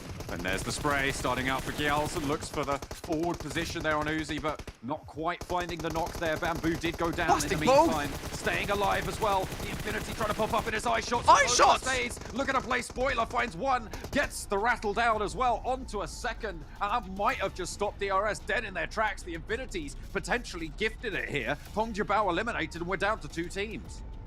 Goodness me, iShots once again. Like we said, this guy comes up clutch when he's the last solo out in the blue for Team Secret. Gets 2 limbs towards the end there and a 4th place. Bloody hell, Team Secret be clapping that man on the back because he just does not let up on Sanhok. Molotov's now around the corner. DRS in a precarious position. Mafia Ninja down the floor. There's no way Gyalzen can step up to bring him back into the game. And with the Infinity, with 4 on board, but AJ hits a cracker from the side. Looks for more, finds it. Logan takes a tumble, and the Infinity's down to 2. God Tuddy is eliminated as well. 2 versus 2 now. Mafia Ninja not resable, but the spray from Uzi brings it down to 1. AJ in a 1 versus 1 as a teammate's fallen. Uzi has lower HP, has no stims, as AJ runs forwards down the hill, but he can't quite find it, and it's the Infinities to stay alive. They will take the chicken dinner, finally leveraging that position, and it is the Infinity win for the final Sanhok of the day. I mean, Nepal, you got to be a little bit disappointed there because, right, you come up the back of 2 second places. It could have been a chicken dinner both times. Honestly, though, AJ, he has an incredible playstyle. Like, that man is so confident in those final moments. He just did not give a damn. He'll run at you. But I really do think that Uzi should have lost that fight, but he played perfectly around the side of that rock. He was looking just as solid as he hit those shots round the corner, just ducking and diving, jiggle peeking, Ferrari, speeding. It looked good. It looked really good towards the end there. And the Infinity, yes, they got that shift up towards that top side, but dealing with Tongjibao was made much easier after DRS came into the mix. And Tongjibao really didn't do a lot that game, other than their macro movements, right? They went to the compound. I think they had 2 kills towards the final circle there in that standoff, and then went down. I think I didn't quite catch if iShots or Tongjibao went down first, but still. iShots, yeah, the Tongjibao came 3rd. Okay, well, yeah, but even so, I feel like that's not going to be too many points. They might bump up a little bit, but it wasn't. I don't know. I wasn't super impressed. But Team Secret again doing well and getting towards those final circles. You've got the Infinity as well starting to stand up and continue to do so. Oh, John, there's one thing you said during that little segment there from yourself was just that they went to the compound. That's basically all Tongjibao did that entire game. They went to a compound, round quarry, that's all they needed. And then they just went from there. And again, that's that circle look coming into play. Just take center, see what happens with it, see what you can make do. No one really challenged them, and it works best here on Sanhok because if you can take center early, like, you do have teams clashing around the side of you the majority of that time, so people aren't going to be able to get too close to you. But when it comes to crunch time towards the end there, the Infinity coming down from that northern side, dealing with DXavier, getting into position, holding that compound, having Mela wide, so they were prepared for any shift that came through. Yeah, that is certainly a deserved win from the Infinity. Some nice movements coming through from them. DRS, I really do think they could have clinched the win at the end, but unfortunately, Uzi, he's just too slick with it. It's just got it going on. What can you say? Very good stuff. Love to see it. But I feel like the Infinity as well, they had a pretty good shift to them, right? They had a massive hard shift up to a compound that if it had gone anywhere else, it really would have been disastrous, which to me makes me more impressed for the other teams in that final circle, right? It felt like those opportunities there for DRS were won rather than given to them. Not to take away from the Infinity, they did very, very well to be able to win this final fight. Yeah, I think that, again, Ice Shots really puts a nail in the coffin for the guys on DRS towards the end there. It just completely ruining the day.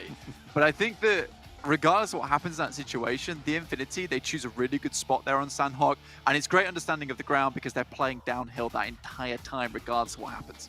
Yeah, very nice stuff coming through from the Infinity, and they will take the chicken dinner on Sanhok. We'll head back over to the desk to break it down.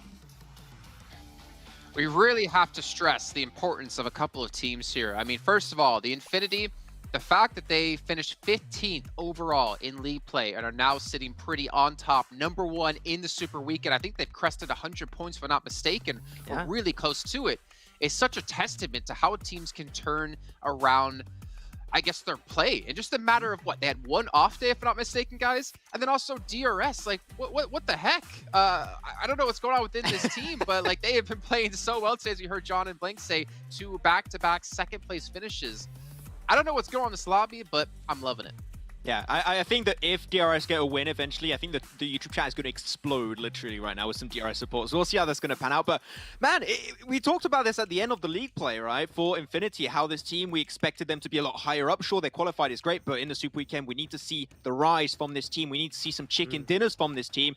This is the Infinity I expected at the start of this PMGC. They're finally playing on that level. They are a scary team given the opportunity to close off these games, get an extra 25 points at 88 before. So I can confirm, Jason, and now are the first team to hit that 100-point bomb in the PMGC, and you know they're going to try and rack up as many more as they can.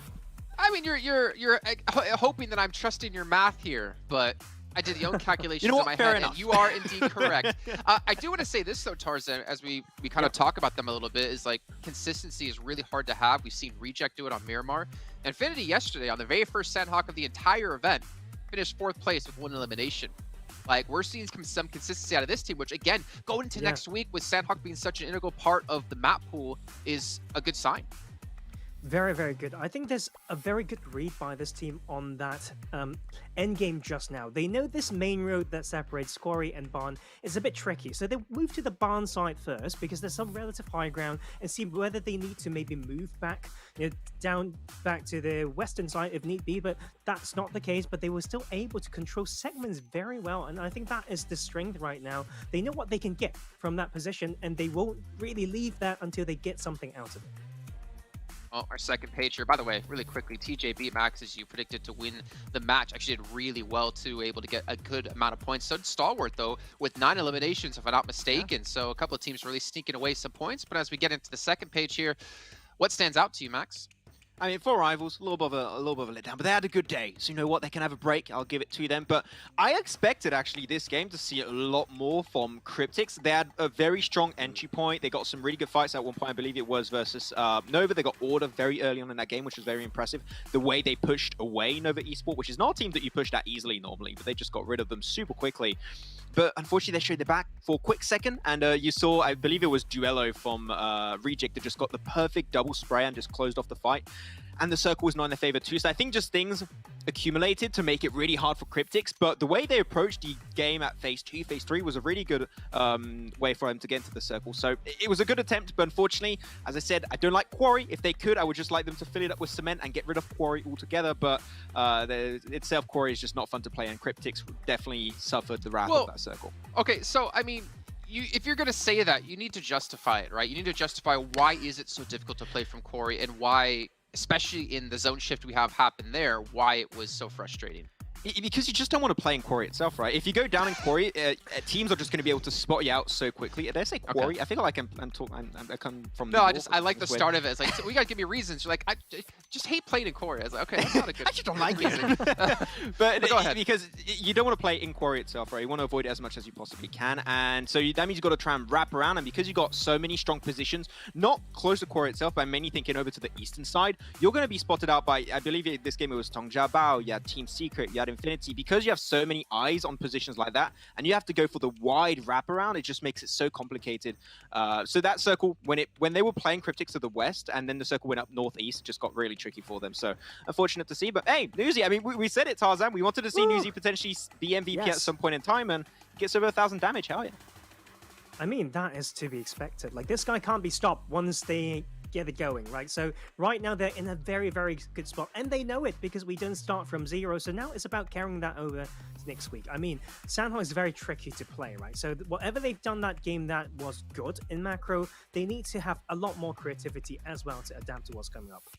I can just hear Kalaris. I know he's not here right now, but 1,077 damage. I had to fill it in because no one else was doing it for Newsy with the 7 eliminations up against Scry from Stalwart Esports. A name we haven't really talked a lot about actually as of recent times. I mean, Top, Action, Pika were typically the 3 that have been staying out quite a bit, but we can't forget about, in the first day, Scry, he performed. He's just been a little bit quiet, I'd say, the last few days. But then again, so has the whole team of Stalwart Esports been a little bit quiet, at least today. Yeah, when you look at Star Wars, everyone has their own role in the team. So of course, got Pika that not only is IGL, but is sometimes picking up 8 or 7 kills a game, which is nutty. We've seen the reincarnation of players such as Solke or even Gonzo from last PMGC, which is really fun to see. But especially Scry tends to be the player that always is there to find those sneaky off angles and give opportunities for your team to not only get those kills, but also get strong positions. So Scry has been doing amazing. But as I said, my math skills, despite not being always on point, actually very rarely being on point, they are indeed over the 100-point bomb. And they were even in first place without a singular chicken dinner. So that win here has allowed them to start create a little bit of a buffer. They're going to feel even more comfortable in the games to come. Oh yeah, I mean, Tarzan.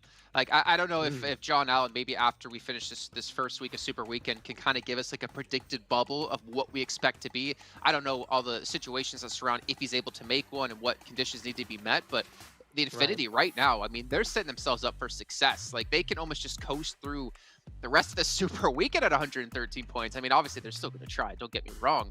But this is such a strong start, and I feel like the confidence you have to have in a team now to put this kind of domination into the first 2 days of the Super Weekend, looking forward into the rest of the weeks coming up, I feel like any pressure you had on you kind of lifted off. It will help so much, right? They kind of just write off all those sucky feelings from league play, but that's the thing, right? Like, they still need to, in a way, think what went wrong then to make it so close. That was like not comfortable at all. So we know that in league play is completely different, and that we will bring Sanhok in. That's going to be extremely chaotic, I think, like with the possibilities with those 4 extra teams as well. And they are also quite like some of these hot drops, so that is going to be quite interesting to see. Well, Max, looking down the rest of the list here, I'm trying to see anything that really stands out. I mean, I'm looking over towards Enigma just a little bit. 19 eliminations, 27 ranking points. But again, TJB, for me, they've been a little bit of a letdown. Like, I'm not seeing the fierceness out of the team anymore. Attacker was such a prevalent point of TJB in the league play, and they're bottom of the table when it comes to eliminations. I mean, when you look back at before this game, there was a pretty significant back. I'm not exactly how big the gap was, but there was a big gap between 15th and 16th. So the fact that they got a 3rd place this time around with quite a few kills allowed them to close that gap, so they could, with another potential strong performance, catch up and push out of that 16th place. But when you start falling that much behind, the good games almost just don't help you out that much. They just help you to get a little bit closer to that 15th position. So Tongjabao, this is a good one, but as John and Blank mentioned also during the cast, they had a strong pivotal position, and they just let the blue zone do their dirty work for them. We want to see them pop up into the kill feed. You want to see them actively seeking out kills because you got such now a gap that was creating between 15th and 16th that you know there's a lot of teams that are going to try and re-qualify for the second Super Weekend. Yeah. Like TJB right now would be the first team to get kicked out if they don't make it next Super Weekend, so that they need to close off potentially today and even tomorrow in good fashion to make sure they're somewhat safe for the finals. Yeah, and it's actually a really good point. I mean, the closer you are to the bottom of the table, the more and more pressure you're going to have on you to re-qualify for that next Super Weekend and to pretty much qualify for all Super Weekends. Whereas if you're at the top, like we got to see from Nova last year at PMGC, they missed a Super Weekend. They were fine. They still qualified into the finals, and well, they won the finals. So kind of a just difference in outlook here out of the top of the table and the bottom of the table. But you know, Newsy was such a standout player that maybe he'll get my vote coming into the fan favorite vote, which is still going on for you guys at home. We have until December 27th. So you have, well, basically a month of time, 23 days left to go. Make sure to get your votes in. And when you do, you can get yourself some various pink level permanent items during the course of this PMGC league. So make sure you guys are paying attention to that. Make sure you get your votes in. Maxman, I'm going to put you on the spot. Who would you vote for right now if you were to put your vote in? I am going to have to review myself. I'm a Pika. I'm going to go with Pika. I think it's a pretty obvious one. Say, oh yeah, my boy Pika. It's out there. What about you, Tarzan? Newsy, I feel like with momentum they can do extremely well, and we've seen him like fragging non-stop in the past. So this is a good start for them. I shall see him to continue to do the same. Okay, well, very cool. Maxman, as we continue to get closer to wrapping up our last match here, we had a recap of something we wanted to break down. If I'm not mistaken, it was towards the end of the match, right, involving DRS? Yeah, it was mainly involved about DRS and how they decided to try and get involved between this fight that was happening between TJB and also Infinity. So Infinity and Tongja Bao, Infinity clearly have a really big advantage here, I would say, Tarzan, because there's no escape. Even HR just tried to go for a full sender like, YOLO, I'm getting the hell out of here. But Newsy was there to cancel him out with that trusty UMP. So they could not move out. But I think you even pointed out, do you think DRS got involved a little bit too early, almost towards the end, giving their position away super quickly to the hands of Infinity? I think trigger discipline is one thing, but the fact that they shots. avoided a lot of fight on that eastern side, guys, they should have the utilities. Make use of the blue. They are coming in, so they are coming in from that particular pocket. Nade it, molly it. Where's all the utilities? So I feel like this is the fight that they made it harder for themselves. Yeah. Of course, trigger discipline was one thing. Play cover from there onwards wasn't peak as well, but it was about maybe in fighting shape, right? Infinity fought their way through here. DRS just maneuvered their way through, and that can cause a little bit of difference in their readiness to fight. And then it was down to that 1v1, and you had AJ versus Newsy. The fact that Newsy had the control of that rock allowed him to hide 50% of his hitbox basically behind that wall, so it made it really hard for AJ to hit the shots, and he went for the bloom spray, connected it perfectly. So Newsy was meant to win the fight. He won it in really great fashion, so big heads up, Infinity able to finally get their first win here. Good to see. I wish I could hide 50% of my body with this winter weight making it a little bit difficult to do so. We were talking about rewards earlier, the fan favorite vote. We can get some various level pink items. Also, we have another thing you guys can do to get some rewards. If you're watching within YouTube or within the in-game esports center, you get some tokens that you can redeem for PMGC permanent items in the PUBG Mobile esports center. Plus, over the course of the event, there'll be 2 more boxes coming up as well for you guys to get even more rewards. So we're just trying to give you everything you possibly could want here. And if I'm not mistaken, even Maxman's going to be giving out a ton of UC over on his Instagram. If you go give him a follow as you see Maxman cast. I have like 5 UC. What do you mean? I'm important. That is that's 5 more than I have. So I'm going to be hitting you up for a follow and trying to win some stuff. But as we see here, we're going to be heading to the final match of the day. I just want to say I was totally kidding. I don't think he actually is giving away UC. But you can still follow him anyways. But we got Erangel coming up as the final match here of day 2. And obviously ending things off on a high note. Again, I think my eyes are generally going to be focused towards the teams who have been the most consistent today. I want to see them continue that consistency. But I also feel torn, right? Because I want to see the teams who have been struggling, like TJB, who were able to win the first match of the day on day 1 and day 2 of league stage. I want to see them step up. MS Trumpard, there's a lot of teams I want to see do better. But we're obviously going to find out when we get into this game. Yeah, Enigma Galaxy is another one that I think we pointed out quite a few times, Jason, that they are somewhat pulling a footballist right now, which is not a positive thing to say, unfortunately. So Enigma Galaxy, if there's a game where I would like to see them potentially perform and get, maybe not chicken dinner, but at least get a little bit more of a confidence boost entering the 3rd day of the Super Weekend would be good. So yeah, Enigma Galaxy, get one, please. They haven't got a chicken dinner this entire event so far, remember. They were the only team in the top 5 without one. So this would be a big change if they can close out a chicken dinner. But you know what? We have to wait a little bit more time before we can find out how they will end up here in our final match. We're going to head to that break. When we come back, final match of the day going to be kicking off. PUBG Mobile fans around the world, welcome to the 2021 PUBG Mobile Global Championship. To the top teams across all regions, we have a message for you. The Middle East, you have proven your worth. Now, make your formidable debut on the PMGC stage. South Korea, forget the past. This year, show the world you've ascended. Remind the world of South Korea's raw talent. Japan, you came so close last year. But what doesn't kill you only makes you stronger. Bring it back better than ever. The Americas, you're the alpha dogs that dominated the West. Now, lead the pack on the world stage. Southeast Asia, you took down so many strong teams on your journey to the top. It's time for a comeback on the global stage. Europe, it's now or never. Push your limits and surprise us all. This is the moment to create your legacy. South Asia, you were the dark horse of 2020. Amaze those who would underestimate you again. China, you carry the crown of last year's PMGC. Now, with everyone's eyes on you once more, can you secure back-to-back victories? PMGC needs a champion. The world needs a champion. Who will stand victorious in the end? Who will be next to glory?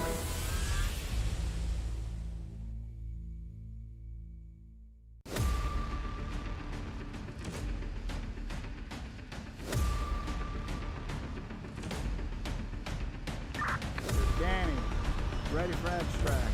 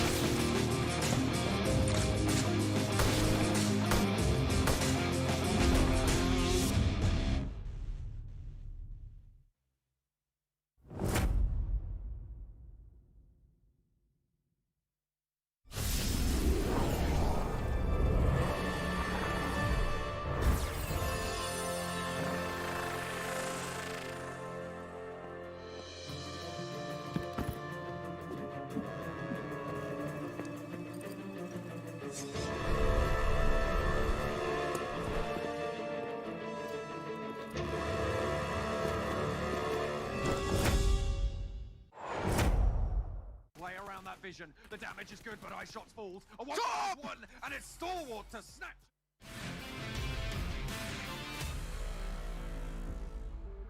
He is getting hounded and he needs to somehow stay alive. The UMP comes out. He spots one. What? It's a double knock coming in from AJ. He's going to finish him off as well. Jumper, this nade could be everything. He's going to Beautiful. Is he going to find anyone? Yes, he is indeed. But shot actually from the sidelines, getting a knock. Now it's all down to attacker. The 1 versus 2. The lone standing member. And they know exactly where he is. And that is going to be Team Secret. Suppress this line, but more nades continue to go through. Jimmy in danger now. A beautiful nade to the back finds the flush, and King goes low as well. 2 players from Reject swelling over the hillside. 1 goes down, but is traded evenly with Jimmy. King now up to bat, looks for the shots, but not going to find it. Has to go for the weapon swap, and the drop shot is good. Nova taken down by Reject. Going and Nox going back and forth as nades start to fly on our main screen as well. DRS pressuring the Infinity with nades. Someone outside my window is unhappy about the Infinities taking the nades as well. The horns are blaring, and the nades are fragging on out. Nox coming through thick and fast. The Infinities down to 1. Eye shots low. Top They're so presses low. that advantage. Looks for the shot. Not going to be able to get the That's a damage miss. back into the smoke. Needs the reload. Gets it off and moves through the smoke now, trying to play around that vision. The damage is good, but eye shots falls. A 1-1, and it's Stalwart to snatch it away from Team Secret right at the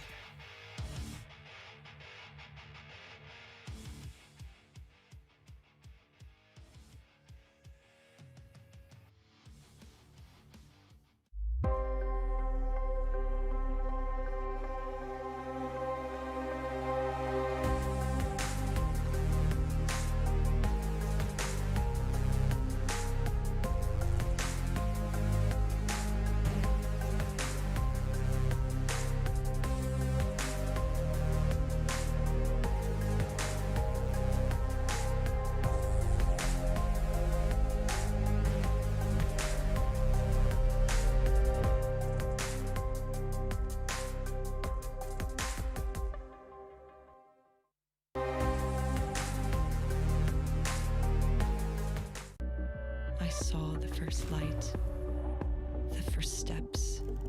Now I see much more. I capture Earth in all its beauty. I see action. I see drama. And I see it in the finest detail. Moments of inspiration and the first steps. I am the 1+9. If you blink, you might have missed it. We're into the last match of the day. This day has completely flown by like the plane going into Erangel, which will be our next and final match of the day. Gentlemen, I don't know what to really talk about here in the terms of what teams are going to perform and what teams will let us down, because we've had such a mixture throughout the entirety of today. But one thing we have seen is the Infinity being as consistent as ever, and so has 4Rival. Yeah, exactly. That was the point I was going to bring up. Infinity has been super duper consistent throughout the Super Weekend, finally able to secure their very first chicken dinner here. 4Rivals, also really consistent team, gave himself a lot of top 5s throughout the Super Weekend, but Tarzan, they haven't got a chicken dinner yet. I want to see a win coming out from these guys. It's not just them. I feel like, Max, we have to talk about Star Wars. They were our favorite. And today they were a little bit disappointing, to say the least. I think these city finishes may have caught them off guard, like I said, with the rotation style or timing. So I do want them to go out with a huge bang in this last game. Yeah. I mean, They're again, kind of like, YOLO. Just weird from them. YOLO. I mean, again, like, I think ending off things with a bang is obviously ideal. But at the same time, I think you got to keep in mind, like, it's not like you have to win this game to qualify for something. It's not like you have to get like top 3 for this match to qualify. I feel like long term is what most teams should be thinking of. Like, how can we improve this match? Like, what's the one thing in this day maybe we can improve on if you obviously worked out like the hop jobs? Like we were talking before, Tarzan, about going from day to day and match to match. You should really just focus on like the day-to-day changes, and unless there's like a hot drop where you're like, okay, maybe we just shouldn't fight here. But I think that's, for me, like something I really enjoy to see is like teams who definitely try to improve day in and day out, just like I see, you know, for talent as well, in general, just to kind of continue that upward momentum. It's a marathon. I said it a million times, and I'll keep saying it more than a million times. You got to continue to perform, continue to get better as the tournament plays out, which is really tough to do when you're playing against the best teams in the world. Nope. I think this Thank is you guys. Okay, yeah. I mean, no, it's a very great, like, important thought. I think people actually very undersell this type of mentality, and the reason why we sometimes like hype up teams for having a bang is because we sometimes don't believe they have all the mentality needed to withstand things when the momentum's not there. And right now it seems like maybe Chinese teams in the past have done the best when they have maybe a whole period of disappointing results, then they still find a way back. Like, but some of these other teams, they are like hype houses, right? If they don't go out with something good, if they didn't start the day well, it's very easy to predict them. Don't get us wrong. We want to be wrong sometimes because, like, we want the bounce back, but it's not very easy to do at all. Yeah, I mean, at the end of the day, it's as you say, Jason, it's a marathon, right? And the prize pool is not going to be given out at the end of these super weekends, right? The important part is to be top 16, the prize pool and everything out there to qualify for the grand finals is going to be at the league finals. So you have 3 weeks to basically train, right? And if you just keep using a playstyle without changing anything, without trying anything out, I think it's just a wasted amount of time. So teams that are trying to adapt day by day, I think are the teams that at the end will be the strongest teams going into the league finals. Yeah, like you said, you got 3 weeks to train, and hopefully if you don't have one of these already, you got 3 weeks to buy yourself a 1+9 here, our sponsor here at PMGC, for all the teams to potentially improve their own gameplay with its flagship performance and its immersive 120Hz display, and not to mention the hyper-touch technology made specifically for gamers. 1+9 and 9 Pro are your best shot to climb the leaderboards, and hopefully for these teams, they can climb the leaderboards, because some of them have fallen a little bit behind, especially when we look down towards the bottom of the table. Some gaps are developing. But now with about 30 seconds to go before we head into the match, you gentlemen, Max, prediction, hit me up. Oh, wow. Okay, I want to see Nigma Galaxy potentially end it off. I want to see them play like they were into the league play. So yeah, Nigma Galaxy, let's go. Tarzan. I will pick Nova. They are lacking some gas. I feel like we need, some flashy plays from them. The ideas are there, the big splits are there, not always working out. So I want some big game from them. It's almost like we've forgotten the last time that they got double-digit kills, eliminations. But yes, I feel like they can do that. Okay, well, we're going to find out if they can do just that here for you, Tarzan. We'll be heading into the match here with our commentators, John Allen and Blank, to take us into it. Thank you very much, Jason. We're going to be getting back into Erangel. We had one before in the third game. It's the first one of the day, but we covered one on the third that was Team Secret dominated. This time around, are they going to be able to repeat that performance? Blank, we're on to a Western Plain path. We are, yeah, and this is a bit of an awkward one to play around with, especially with how we said before, Western side a little bit barren. You know, you got STE that goes down towards Primos, you know, players that drop towards Gatka, but most of the teams are heading towards that eastern side. You know, Stalwart, the other STE in the lobby, Love Novo. They're going to head over here straight away in the Infinity doing similar things, so they're straight out, going to get their rotations in early, and they're looting in early. It's a beautiful place to be. We know that Novo is such a strong position at the beginning of the game, John. There's so much loot over that side. You can get looted up nice and early. You've got all the utility you need in that early game. And right now, no one's challenged them on that eastern bridge to come across. And I think that's the massive thing for these teams. Goodness me, Stalwart are actually dropping out early into Sosnovka, but they're grabbing vehicles. I think they're just going to head out of here, leave the Infinity alone. Could, yeah, or swing up that eastern bridge and just get out of dodge fast, but Novo potential still there. It all really depends on where this circle falls. As it pops on your screens right now, it's not a massive impetus to leave that military island, but it is still a little bit of a chivvy on. Yeah, it's not too bad for the time being. The Infinity, they're chasing down Stalwart, though. With the actual drop location that Stalwart hit up, they shouldn't have any guns available to them. The Infinity, they're just going to run them down. Goodness me, this is some crazy stuff. I don't know if this is a great idea. You're going to be slightly slow. Get into Novo as well because it's such a hectic area. There's so many places to hide around. Stalwart can easily loot up whilst evading a lot of the Infinity's pushes onto them. With the McLaren in hand, you're going damn fast. Yeah, Pika and Scry got to be able to regroup pretty fast to this other duo who have managed to find a building and should be able to get some guns because of it. And given the fact that they've now managed to make it to Novo, this is the sanctuary that they were looking for, right? I don't think that the Infinity are going to want to chase this one in here. They're just going to be losing out on looting time themselves and potentially at the cost of a couple of their players. Yeah, I honestly don't think that that was the best play in the world, but at least you can get a little bit of presence here on Sosnovka, which is never a bad thing. Circle does head up towards that northwest side, you know, quite central towards that western part of the map. So this circle, this plane, sorry, rather, shouldn't be too much of a problem for a lot of these teams because they're already in location, good to go. Genesis Dogma down towards farm, playing a very similar split that Bigatron has employed throughout the entirety of their days.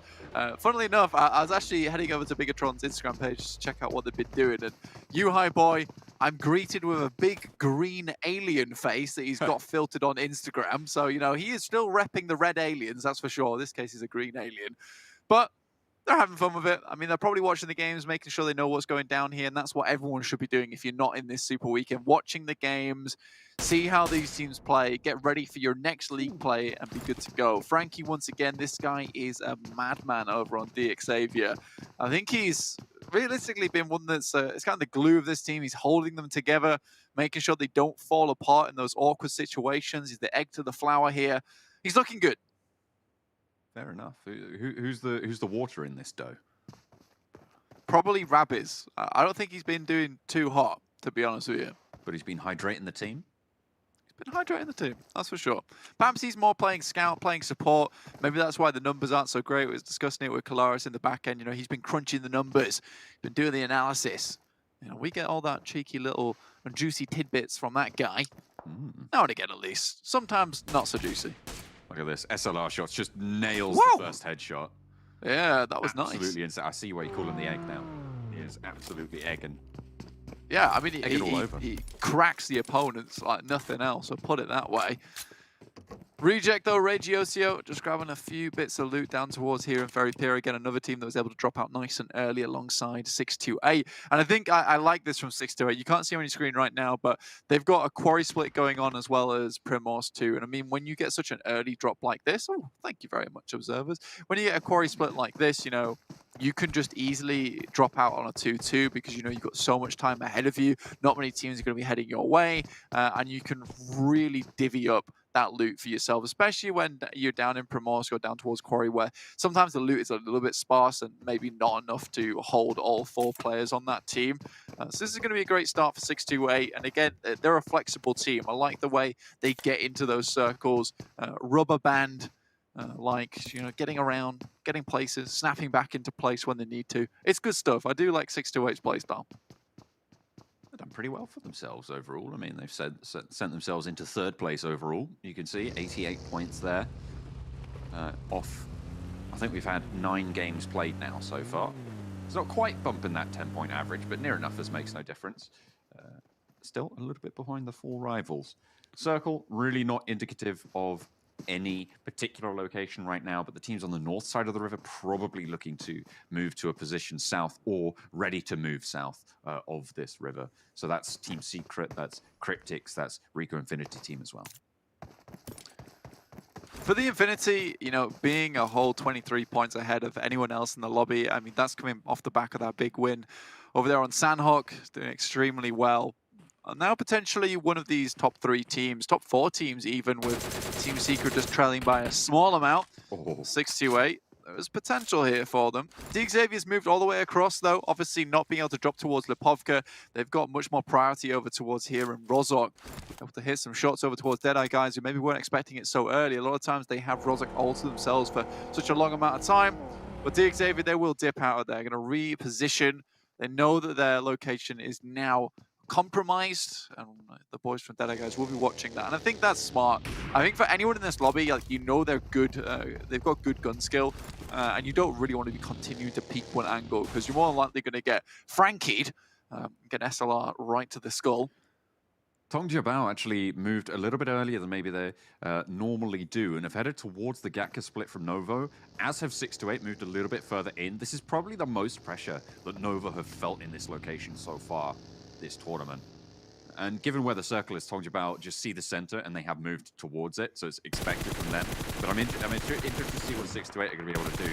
Stalwart, look at a challenge out. God, Tuddy leaps the railings there, but not before taking the knock. They're going to have to look for this res. It is very resable here. Having dropped down to the floor, it's fully in cover from this hillside, but it's a question of speed before these repositions can come through, and that's exactly what Mel is able to provide. Yeah, for Stalwart, they're just going to completely send it forward, get a better position, and honestly, moving over this open ground here, a little bit rough at times, you've got teams watching you, but with that res coming through, this is a nice reposition come through from Pika, getting the off angle onto it, and moves back out again. For Nova, though, like you're saying, you know, Tarzan said they don't want to see these crazy splits so much, and I think with the pressure that's currently on them, they have brought it back together again. And that's good. That's nice. And I think for Nova, they probably should coalesce a little bit more with the amount of teams that are currently surrounding them. This is just cruel from Stalwart. Not only have they taken a knock, now they're shooting out the wheels of the vehicles whilst they're left out in the open. Team Secret challenging up against Cryptics last time. It was Rico Infinity team, but this time Team Secret take the shot there. Stalwart have some bullets sent back their way from an off angle from Uzi, who's managed to sneak his way out. Put the cat amongst the pigeons. Yeah, boys making it work. Scry moves all the way up straight away, though. Just me, he's on the rundown. He's hunting for Uzi in this situation, but can't find it. Once again, this guy's showing us why he is on the top of the leaderboard with the rest of his team. Scry just a little bit too overconfident on that push. Hope to go for the 1v1. When you don't win those 1v1s, it all goes sideways for you. Oh, Logan. Not on top at all. He's rolling down. Pika has the angle here. Does he want to give the position away? Is it known? That's the question. Another player from the Infinity moves on past. Now he's going to stand up and look for some shots. Definitely got spotted by Logan there. He must have done. There's no way that Pika gets away with this. The Infinity have to think about when they move as well, because you can see the zone that is shrinking currently on them.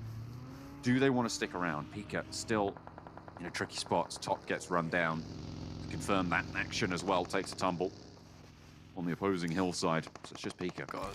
They're just clearing teams at the moment. To be honest with you, if I'm Infinity at this point in time, I'm most likely looking to head towards that eastern bridge and push through there, knowing that the playing path was so much on the western side. They can be pretty certain that Genesis Dogmas move further into the circle if they're paying attention to the spots. Pika goes down, God Tony also takes a knock, but it's not enough. The shooting goes right on the body as well. I mean, they were unhappy with the way the Stalwart came back into that one, but the Infinity, you know, they chased it at the beginning, and they're ready to finish the job towards the end. Again, though, this eastern bridge, probably the best bet here for the Infinity going forward, with a bit of extra loot coming through from Stalwart. Nova Managed to get themselves a little bit further towards Pachinki Hills in the meantime. And everyone in general moving pretty close to Pachinki with this next circle coming through. Kind of makes sense.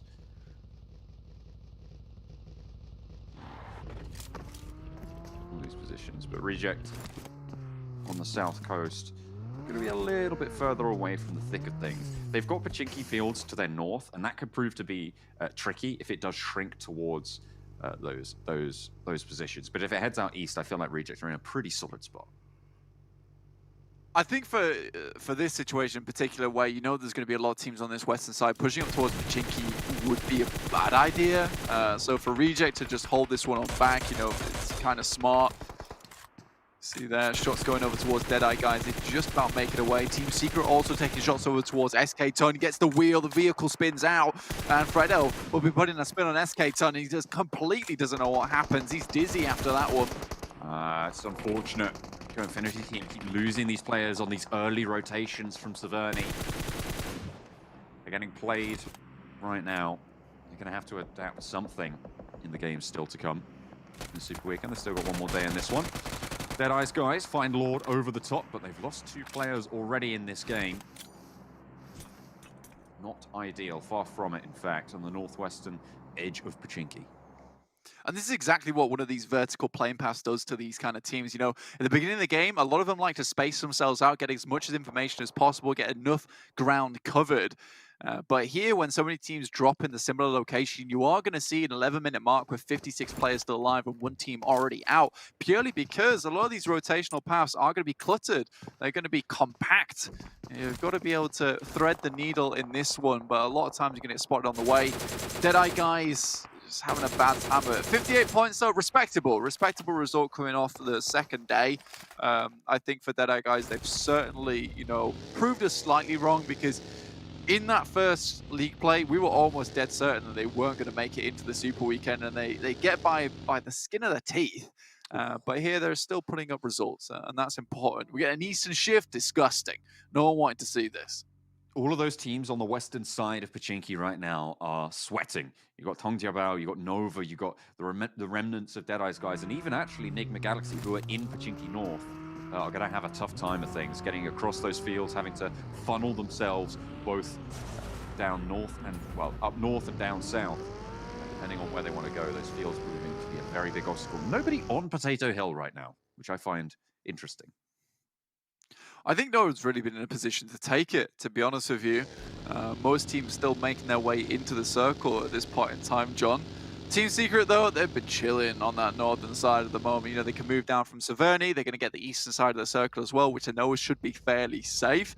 DRS, though, once again, goodness me, they're going to be holding out from Team Secret. Just basically the same team at this point in time. The real soldiers, more like the real Secret here. They're making it happen. Team Secret, though, they'd love to take the position away from them. At the moment, these two teams definitely vying out in that little rivalry going on between the team, clashing lightning forks between the eyeballs. Well, that sounds painful. I don't want to have that. You know, like in the cartoons, we got the lightning strikes that going across, we're like staring each other down. That's what I'm talking about, you know. Oh, is this an anime thing?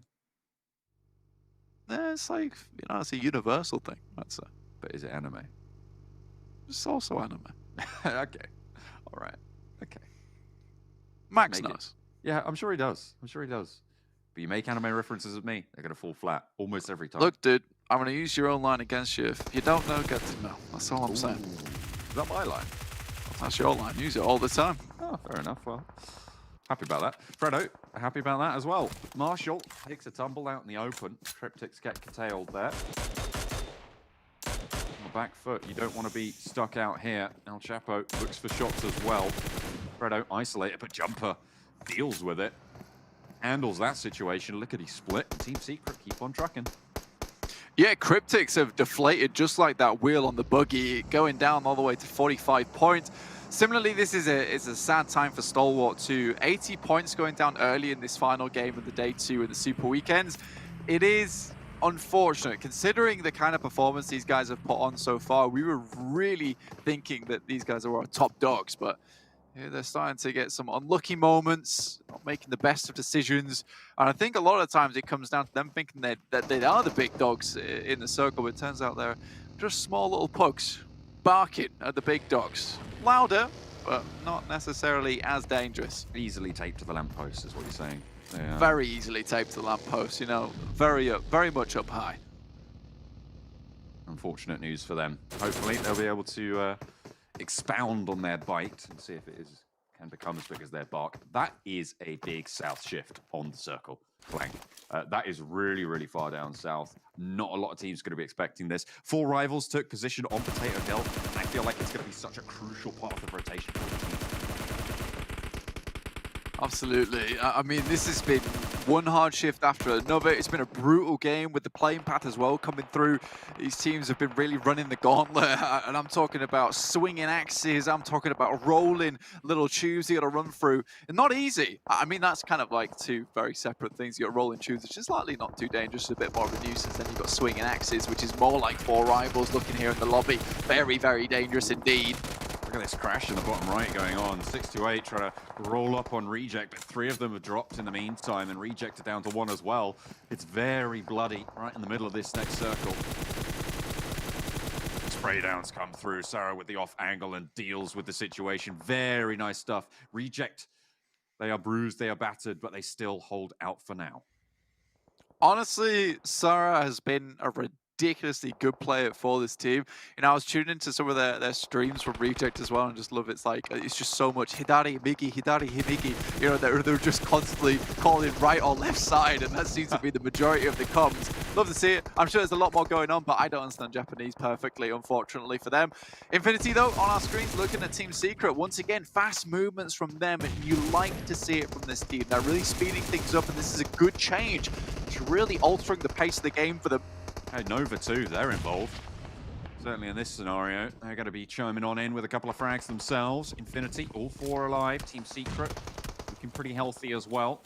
I think they have all 4 alive as High Shots is on the off angle here.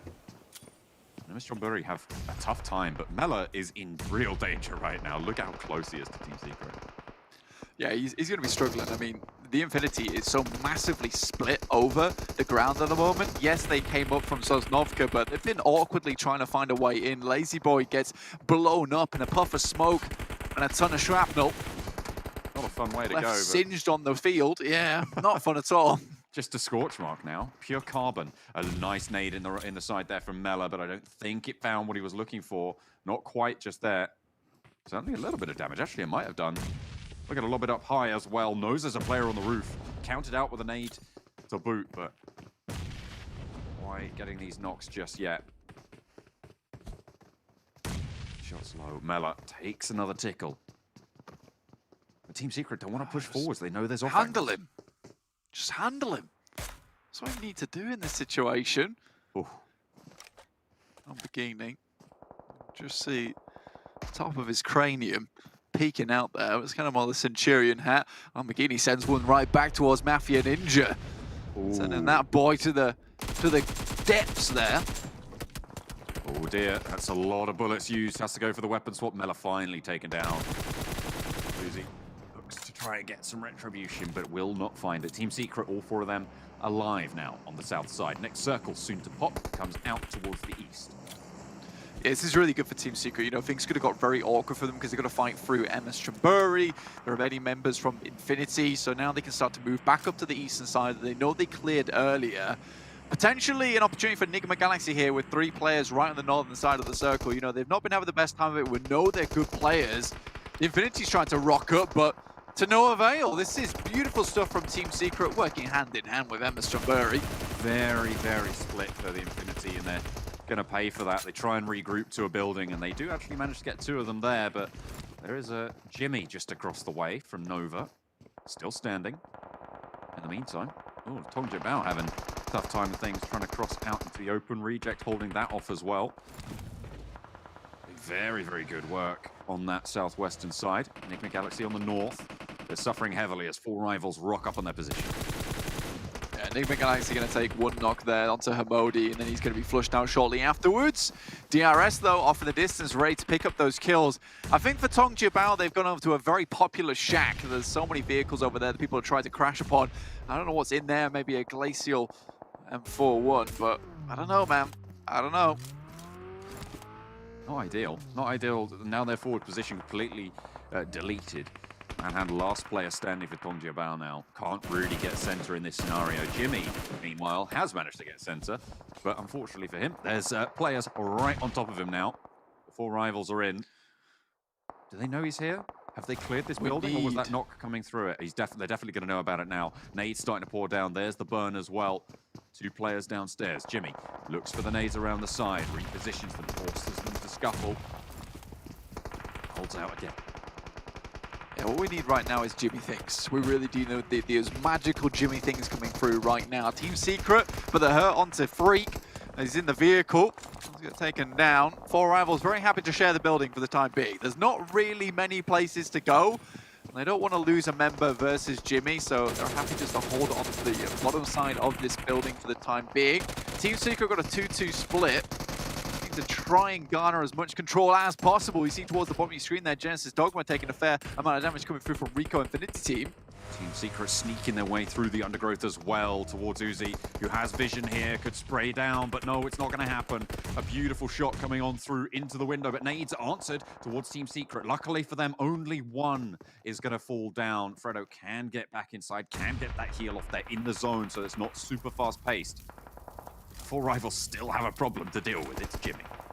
I mean, he's still upstairs. This man is the problem, honestly, out of the players in this lobby. He is a serious player to contend with on Nova. Doing a lion's share of the work for them when it comes to those clutch moments. Picture in picture, we're watching players down below DRS trying to throw nades down towards Rabbit's side. See if that water can hold the tide. So good, we're seeing it twice. Xavier and DRS as well. Trying to compete for the hillside. Meantime, it looks like that Crest is pushing to get summited there. Nelson trying to hold it out. People going up and down. In comes Team Secret now towards this fight. The top of that hill in the fight across the way for Xavier is going to go their way, and they will take control of the top side of this hill, but they're going to have to descend soon. Ending soon is going to be the aim of the game here, coming down those steps. But you're not coming down the steps from glory, coming down those steps to glory. Jumper looking over towards that position. They found this very nice spot within the circle. It's one of the most important compounds here, but Team Secret, they still need to remove the boys from this actual compound. And there being 2 teams in it makes things slightly awkward because they're not playing for one another, which makes them unpredictable. DRS still in that fight between them and DXavier, but DXavier, they're currently weathering the storm with the vehicles being massively handy. Certainly are. Oh, another nade instantly gets the re-knock there. Pop moves forwards into the firing line of Fredo. Team Secret dispatch yet one more pretender to the throne. Really standing up tall here on these Erangel games. Nima last standing for DRS now on the northern side as we flick back over there. Accident. Gets the heal. Duck pushes forwards. Xavier can have 2 standing. If they're not careful, Nima might deal with it. Hang on a minute. It's Reiji to be able to slow things down as well. Chiming on in is Nima to stay alive on the north side. But in come Team Secret, finally capitalizing on this standoff. Do they know that Jimmy's upstairs? They'll see that flush, and it could prove to be all important that Jimmy is there. Well, I mean, they get a team wipe, so they don't know there's anyone else in this building. They think it's finished, they think it's done. And already Jimmy finds one. There's another up top side. Looks for the other, and he will clean it up. Jimmy! Doing the Jimmy things here. He'll fix it. Is going to make sure that it's going to be going their way. Nova hold the center. They keep themselves alive with the one lone ranger. It's Jimmy to stand tall. 3 teams now stand. Reject. 3 players standing. Nima last for DRS and Jimmy last for Nova. Reiji moves up to the building with Jimmy inside of it. Nima looks for the shots but only wants the finish here. They know he's in the building. To clear this boy out, he's caused so much mayhem across the map. Finishes out Sarah, nice nade from Reject. will finally flush Jimmy out from that position where he was cemented in. Luckily, Reject, they brought the jackhammer specifically for Jimmy. More like the Jimmy hammer in this situation. You got to feel for Team Secret in that scenario as well. They did so well to push in from the south side, but there's no way they could have known Jimmy was there after that crash.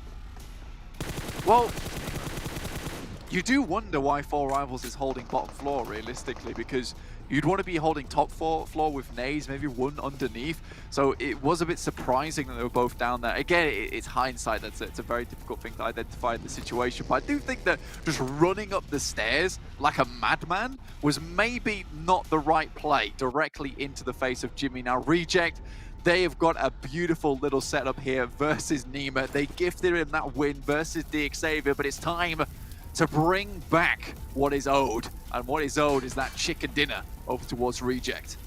They are looking good for it right now. Nima looking for those angles, but they know exactly where this guy's playing. Not in this next circle. Reject have all the cards in their hand.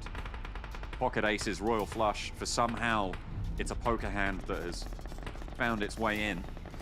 It's going to work out. Duello actually sticking out in the blue. Probably going to go down here if he's not careful, but Nima enveloped likewise, they'll start to heal off. Only the first aid there. Nima spotted, takes a tickle of damage. There's no way you can out-heal the blue now. Will fall down. And it is going to go to Divine as well, so they get the extra point. It's Reject to claim the chicken dinner of the final match of the day. Reject have been on a tear all day. You know, we were talking about how I wasn't super impressed with this team, but they've really brought it back with a massive comeback here. Looking beautiful overall for Reject, and showing us exactly why they are a force to be reckoned with here in PMGC. Japan is back on the map for us here, and I'm loving to see it. You know, I was talking about Hidari Migi, but these guys have definitely got one thing right today. Certainly having a massive impact, but I still can't help but feel for Team Secret. They did so well in so many of those scuffles, but you know what happens is Jimmy things. What can I say? What can I say? And that gave Reject the opportunity to know that Jimmy was there. If it had been Reject crashing in, they would have had a similar performance potentially. Yeah, it's a little bit downhill. Again, though, we cannot take away. Yes, Team Secret, they had that one chicken dinner, but they have been in that top 5 so many times all day today, and it felt like something really turned on that third Erangel. Like, that was just some crazy business that came through from them. It was almost as if someone just put the metal to the pedal, and that's how we went forward on that one. All right, Max. We'll be. It's got to happen. On board with it. It does have to happen. It does have to happen. Infinity again. It felt like they had some good fights in that one. They were just drawn short when they were spread too thin on that south side into this Erangel, but still should be okay with that game. Should be okay with the points that they were able to accrue. Pubgmobile, again, not quite living up to the standard we came to expect from them. Certainly from their previous tournament performances and from the games that we've seen in that league play, but it's not going to go their way. Cryptics, again, cut short. There's a lot of teams that feel to be falling before the hurdles they feel they can get to. Yeah, 6-2, 8 there, going down once again versus Reject. I mean, honestly, it's been some really good games all day today. It's been very, very exciting overall. Love to see it. Jimmy, the work this guy has done is absolutely insane, though, for the tier in that last game there. And I think that for Nova, yeah, coalescing nice and early was beautiful stuff. And it was great to see, and I think that they had a better chance of it. But again, it does feel like Jimmy in those last situations, a lot of time for Nova playing as the solo team. Look at him here, just beautiful stuff right around the corner. It's a perfect predict as well. Yeah, it was really, really well handled there by Jimmy. I mean, he let iShots go a little bit further than maybe he should have done if it was a 1 versus 1, but he knew there were other players coming in, right? He was trying to get them all to line up to push into different rooms and get those done. Jimmy does a lot of damage to Team Secret, but Reject finish him out and finish the game out as well. It'll be Reject taking the final chicken dinner. My boy Jim! Look at him go, able to pull up a fantastic performance there for Nova to get them up the leaderboards. Just a little bit of extra time. However, as we did get to see, Reject closing out the game, and it answers the question of, is Miramar the only battleground they can play? well, we finally got to see a win here on an Erangel. Yeah, finally we were saying, okay, Miramar doing good, but you have in 50% of your games, every single Super Weekend, there's going to be these Erangel games. We need to see some kind of success from this team on this map, and they get it right there. Sure, it was a rough circle. We had a lot of hardships. It went over to the east, then south, then east, then south. It got really tricky for a lot of the teams, but as they like to do, they play edge here, Tarzan, and they just get a big scope of what's happening in the fight. Jimmy, or your boy Jim Jason, as you'd like to say, completely obliterates Team Secret, and they get involved at the end. Call him Jim. You call him Jim, that's it. Okay, it was your boy Jim. Okay. Sorry. Well, off. with Reject, I'm gonna buffer it a little bit here, guys. But Reject, though, with how they love playing that segment on the map before, we do sometimes say if the circle eventually ends in where you drop, some teams don't know how to close it out, right? But Reject played that Western farm very well. They controlled the positions, the pockets of positions, right, and moved from one to the next and got kills, and they were playing very nicely, almost like pushing teams away whilst taking some kills. So that is a very, very good game from them. I mean, to be fair, there's a good game out of quite a few teams too. I mean, DRS, that's 3 second place finishes in a row for them. Another 16 points to add to themselves. They were in about 5th place before this. They might move up the rankings quite a bit after. And look down the list, 4Rival, who's having a great day today. Them and the Infinity have been able to get another 10 and 6 points respectively. So we're seeing a lot of consistency out of 3 teams in particular so far today. Yeah, 4Rivals especially, I think that the average points right now, if you check it out, would be over 10. Of course, that's the case for Infinity. We saw they hit the 100-point mark earlier, so it's great to see. But 4Rivals has just not quite able to get those chicken dinners. If they can, I keep saying it right because I keep repeating myself on this point, but it's so important because if you can actually find those little issues you get potentially towards the end to close off these games, and you actually are able to find chicken dinners, maybe not consistently, but at least increase your odds of doing that significantly, that would be the potential difference between you not making it to the grand finals and making it. So I think 4Rivals came out, at least for me, this event as the big surprise, the dark horse so far, so we'll see. But second page, I mean, Tongja Bao, they were able to close off that gap here, Jason, last game on that Sanhok, able to get himself a 3rd place, but now they get another bad game. They're going to start losing that that point difference that they were able to reduce after that Sanhok. So yeah, Tongja Bao is just up and down and just not looking good. Well, not only them, to be fair, it's been all down for Stalwart Esports today. I mean, that's the team I thought would come into this one and do well, and their best placing they've had is like 6th place over the course of the day, if I'm not mistaken. Man.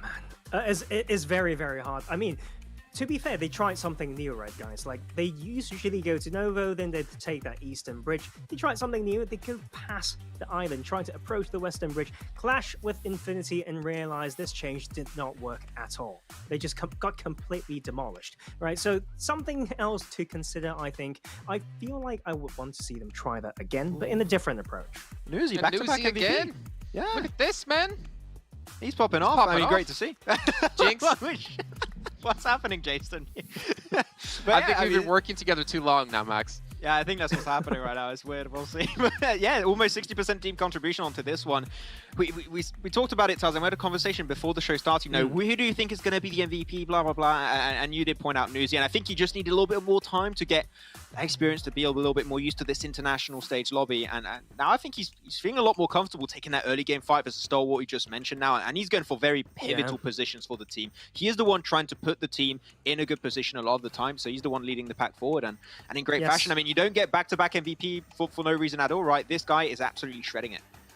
Yes, and you know what? Like, important game for Team Secret as well. We know that they were playing a bit slow, making these wide rotations in a clockwise manner, entering the south of farm, and we've got some very nice mid-late game splits from them. But after all, the congestion was too much. But I do love that attempt. Like, after that is a huge boost of points for this team as well.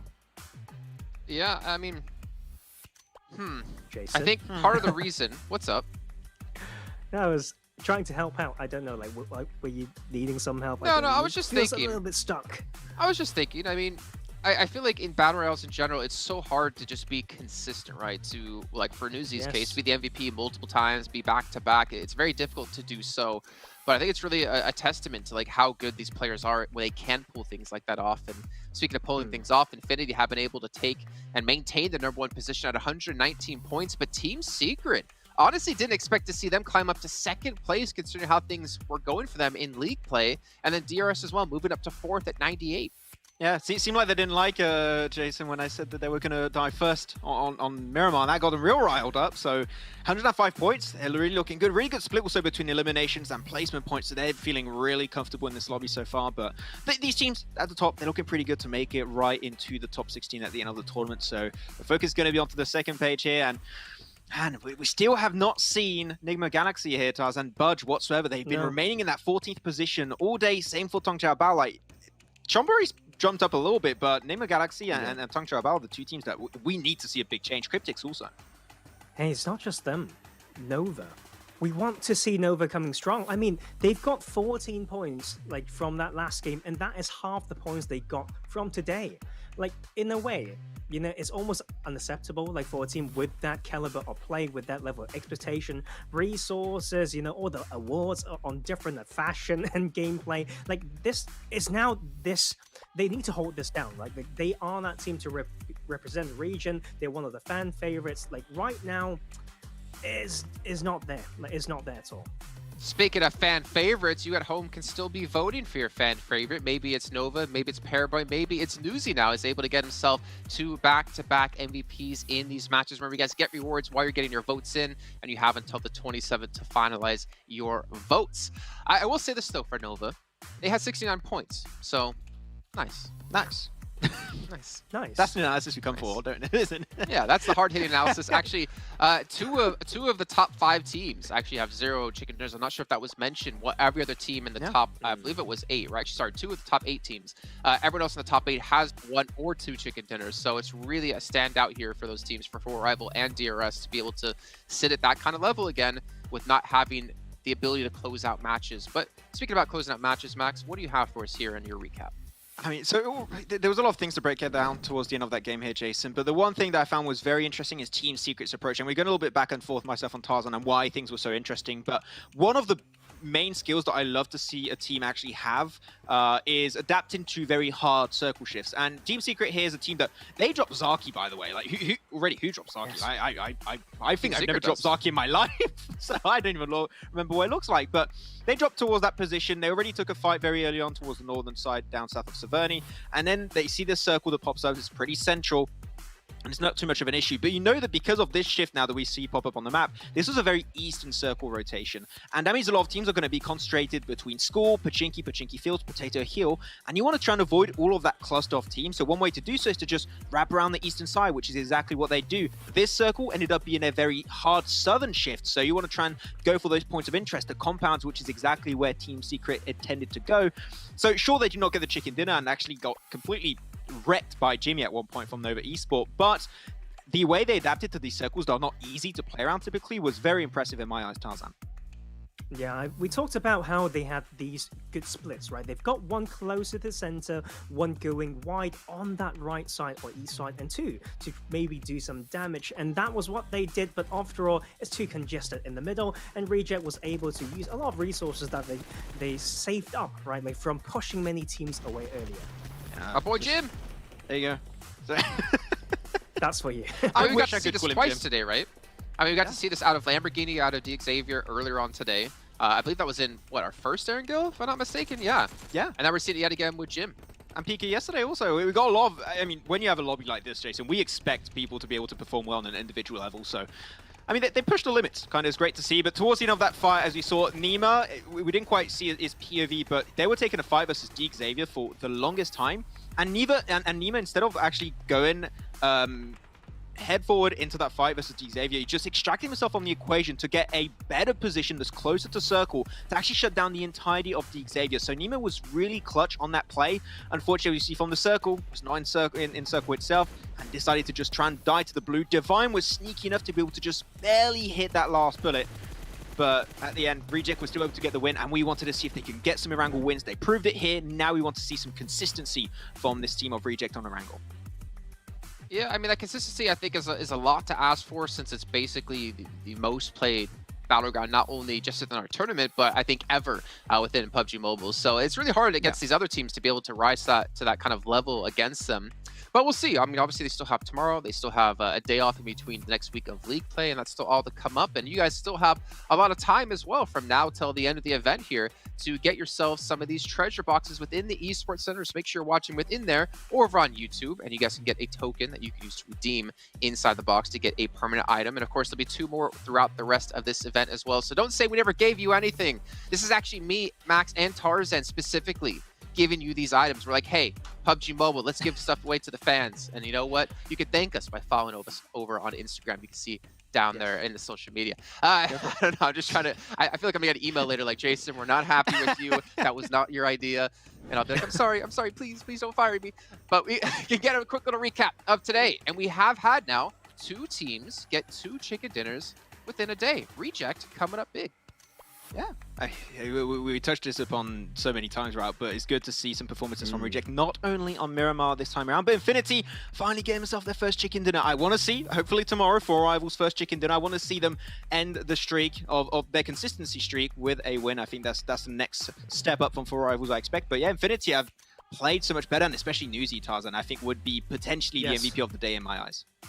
Yes, it's so lovely to see them play well, and for him to sometimes not be in the role to particularly frag, like he's out to maybe get info for the team. But you know, like the fact that Reject got to be the second team that got 2 chicken in a day really reminded me of one word, and almost a character that I see from how they play. They've got a lot of grit.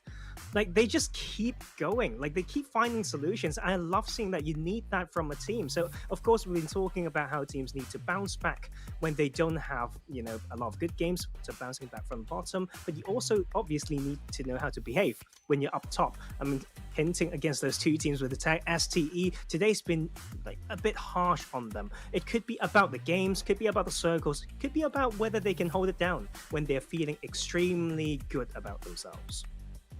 Yeah, one thing about, as we took a look at, obviously, the results from today that makes me sad is it doesn't really do justice to some other teams out there like DRS, who had 3 second-place finishes. You don't really see from that image alone how impactful other teams have been. And, you know, always the bridesmaid, never the bride might be the case for DRS, but at least they have another chance, 5 other weddings for them to attend to potentially be that bride and marry themselves with a chicken dinner.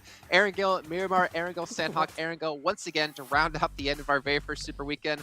Go ahead, Tarzan. Do you have something to say? I don't know. Like, it's just a very interesting analogy. Like I was trying to picture it, maybe you in that scenario, and it made me giggle. So. I would look good in a white dress marrying a delicious chicken dinner. I mean, come on. What else would you want out of life? Instagram now. I agree. Can't forget that now. But another exciting day. We're going to find out if Sanhok, if we can have consistency yet again. We've had the Infinity be really good on Sanhok the last 2 days. I think it was a 4th place finish yesterday, a 1st place finish today. Sanhok going to be into the mix quite heavily next week. Again, if you aren't going to be there, if you don't actually know about it, it's going to be just Erangel and just Sanhok. Of course you're going to be there. Where else are you going to be? You're going to be watching here for some more PUBG Mobile. But I feel like for the Infinity, then that's like a little bit of weight off their shoulders. They can look forward to next week of, all right, we're sitting in 1st place right now in the Super Week. I'm re-qualify. I feel like if they have any sort of semblance next week, if they do qualify of how they've been playing so far in this Super Weekend, that's one team guaranteed through into league play finals. I think you especially have some teams that might be a little bit hesitant to test things out, right? Because they're like, oh, we want to make sure we're going to be part of the top 16. We want to make sure we're going to make it into the league finals. I completely understand that, but when you have this much of a lead for the Infinity already towards the top team secret, for Rivals that have been doing great, even DRS that has been pretty consistent, especially throughout today, use that as an opportunity to maybe try things out. Maybe not a drastic change because it's clearly been working out what's been going on so far, but just try a few things. Maybe have a different rotation every game in a while. Maybe try different drop rotations to see how things would pan out. But I mean, yeah, you've got such a big lead. Try and make use of it to try and potentially improve even more before hitting the grand finals. Okay. Well, ladies and gentlemen, Tarzan, any last words before we do end off the day? I want to give you a last second here before we close this out. Yeah. I'm just going to go back to these usual ways to really get a player going. Like, you need to know what makes them tick. Just say that 1 or 2 things that enable them to go and play at their best. It's not easy, but like sometimes it's in the deepest qualities of players that you can find your answers. I know that sounds extremely deep, but like when you are there, you will understand it. And right now, it's not about just pushing for it. You need to be a little bit creative, almost a little bit personal, and a little bit with some depth, and maybe you will find some great play and great quality within that player that can really bring you all the way to the moon. Well, one thing that is guaranteed tomorrow is that great play. We'll be back at the exact same time for 5 more matches before we end out our very first Super Weekend. And then we'll be on hiatus for 1 day before we get back into League play into Week 2. Thank you again for all tuning in. We'll see you tomorrow for some more PUBG Mobile action.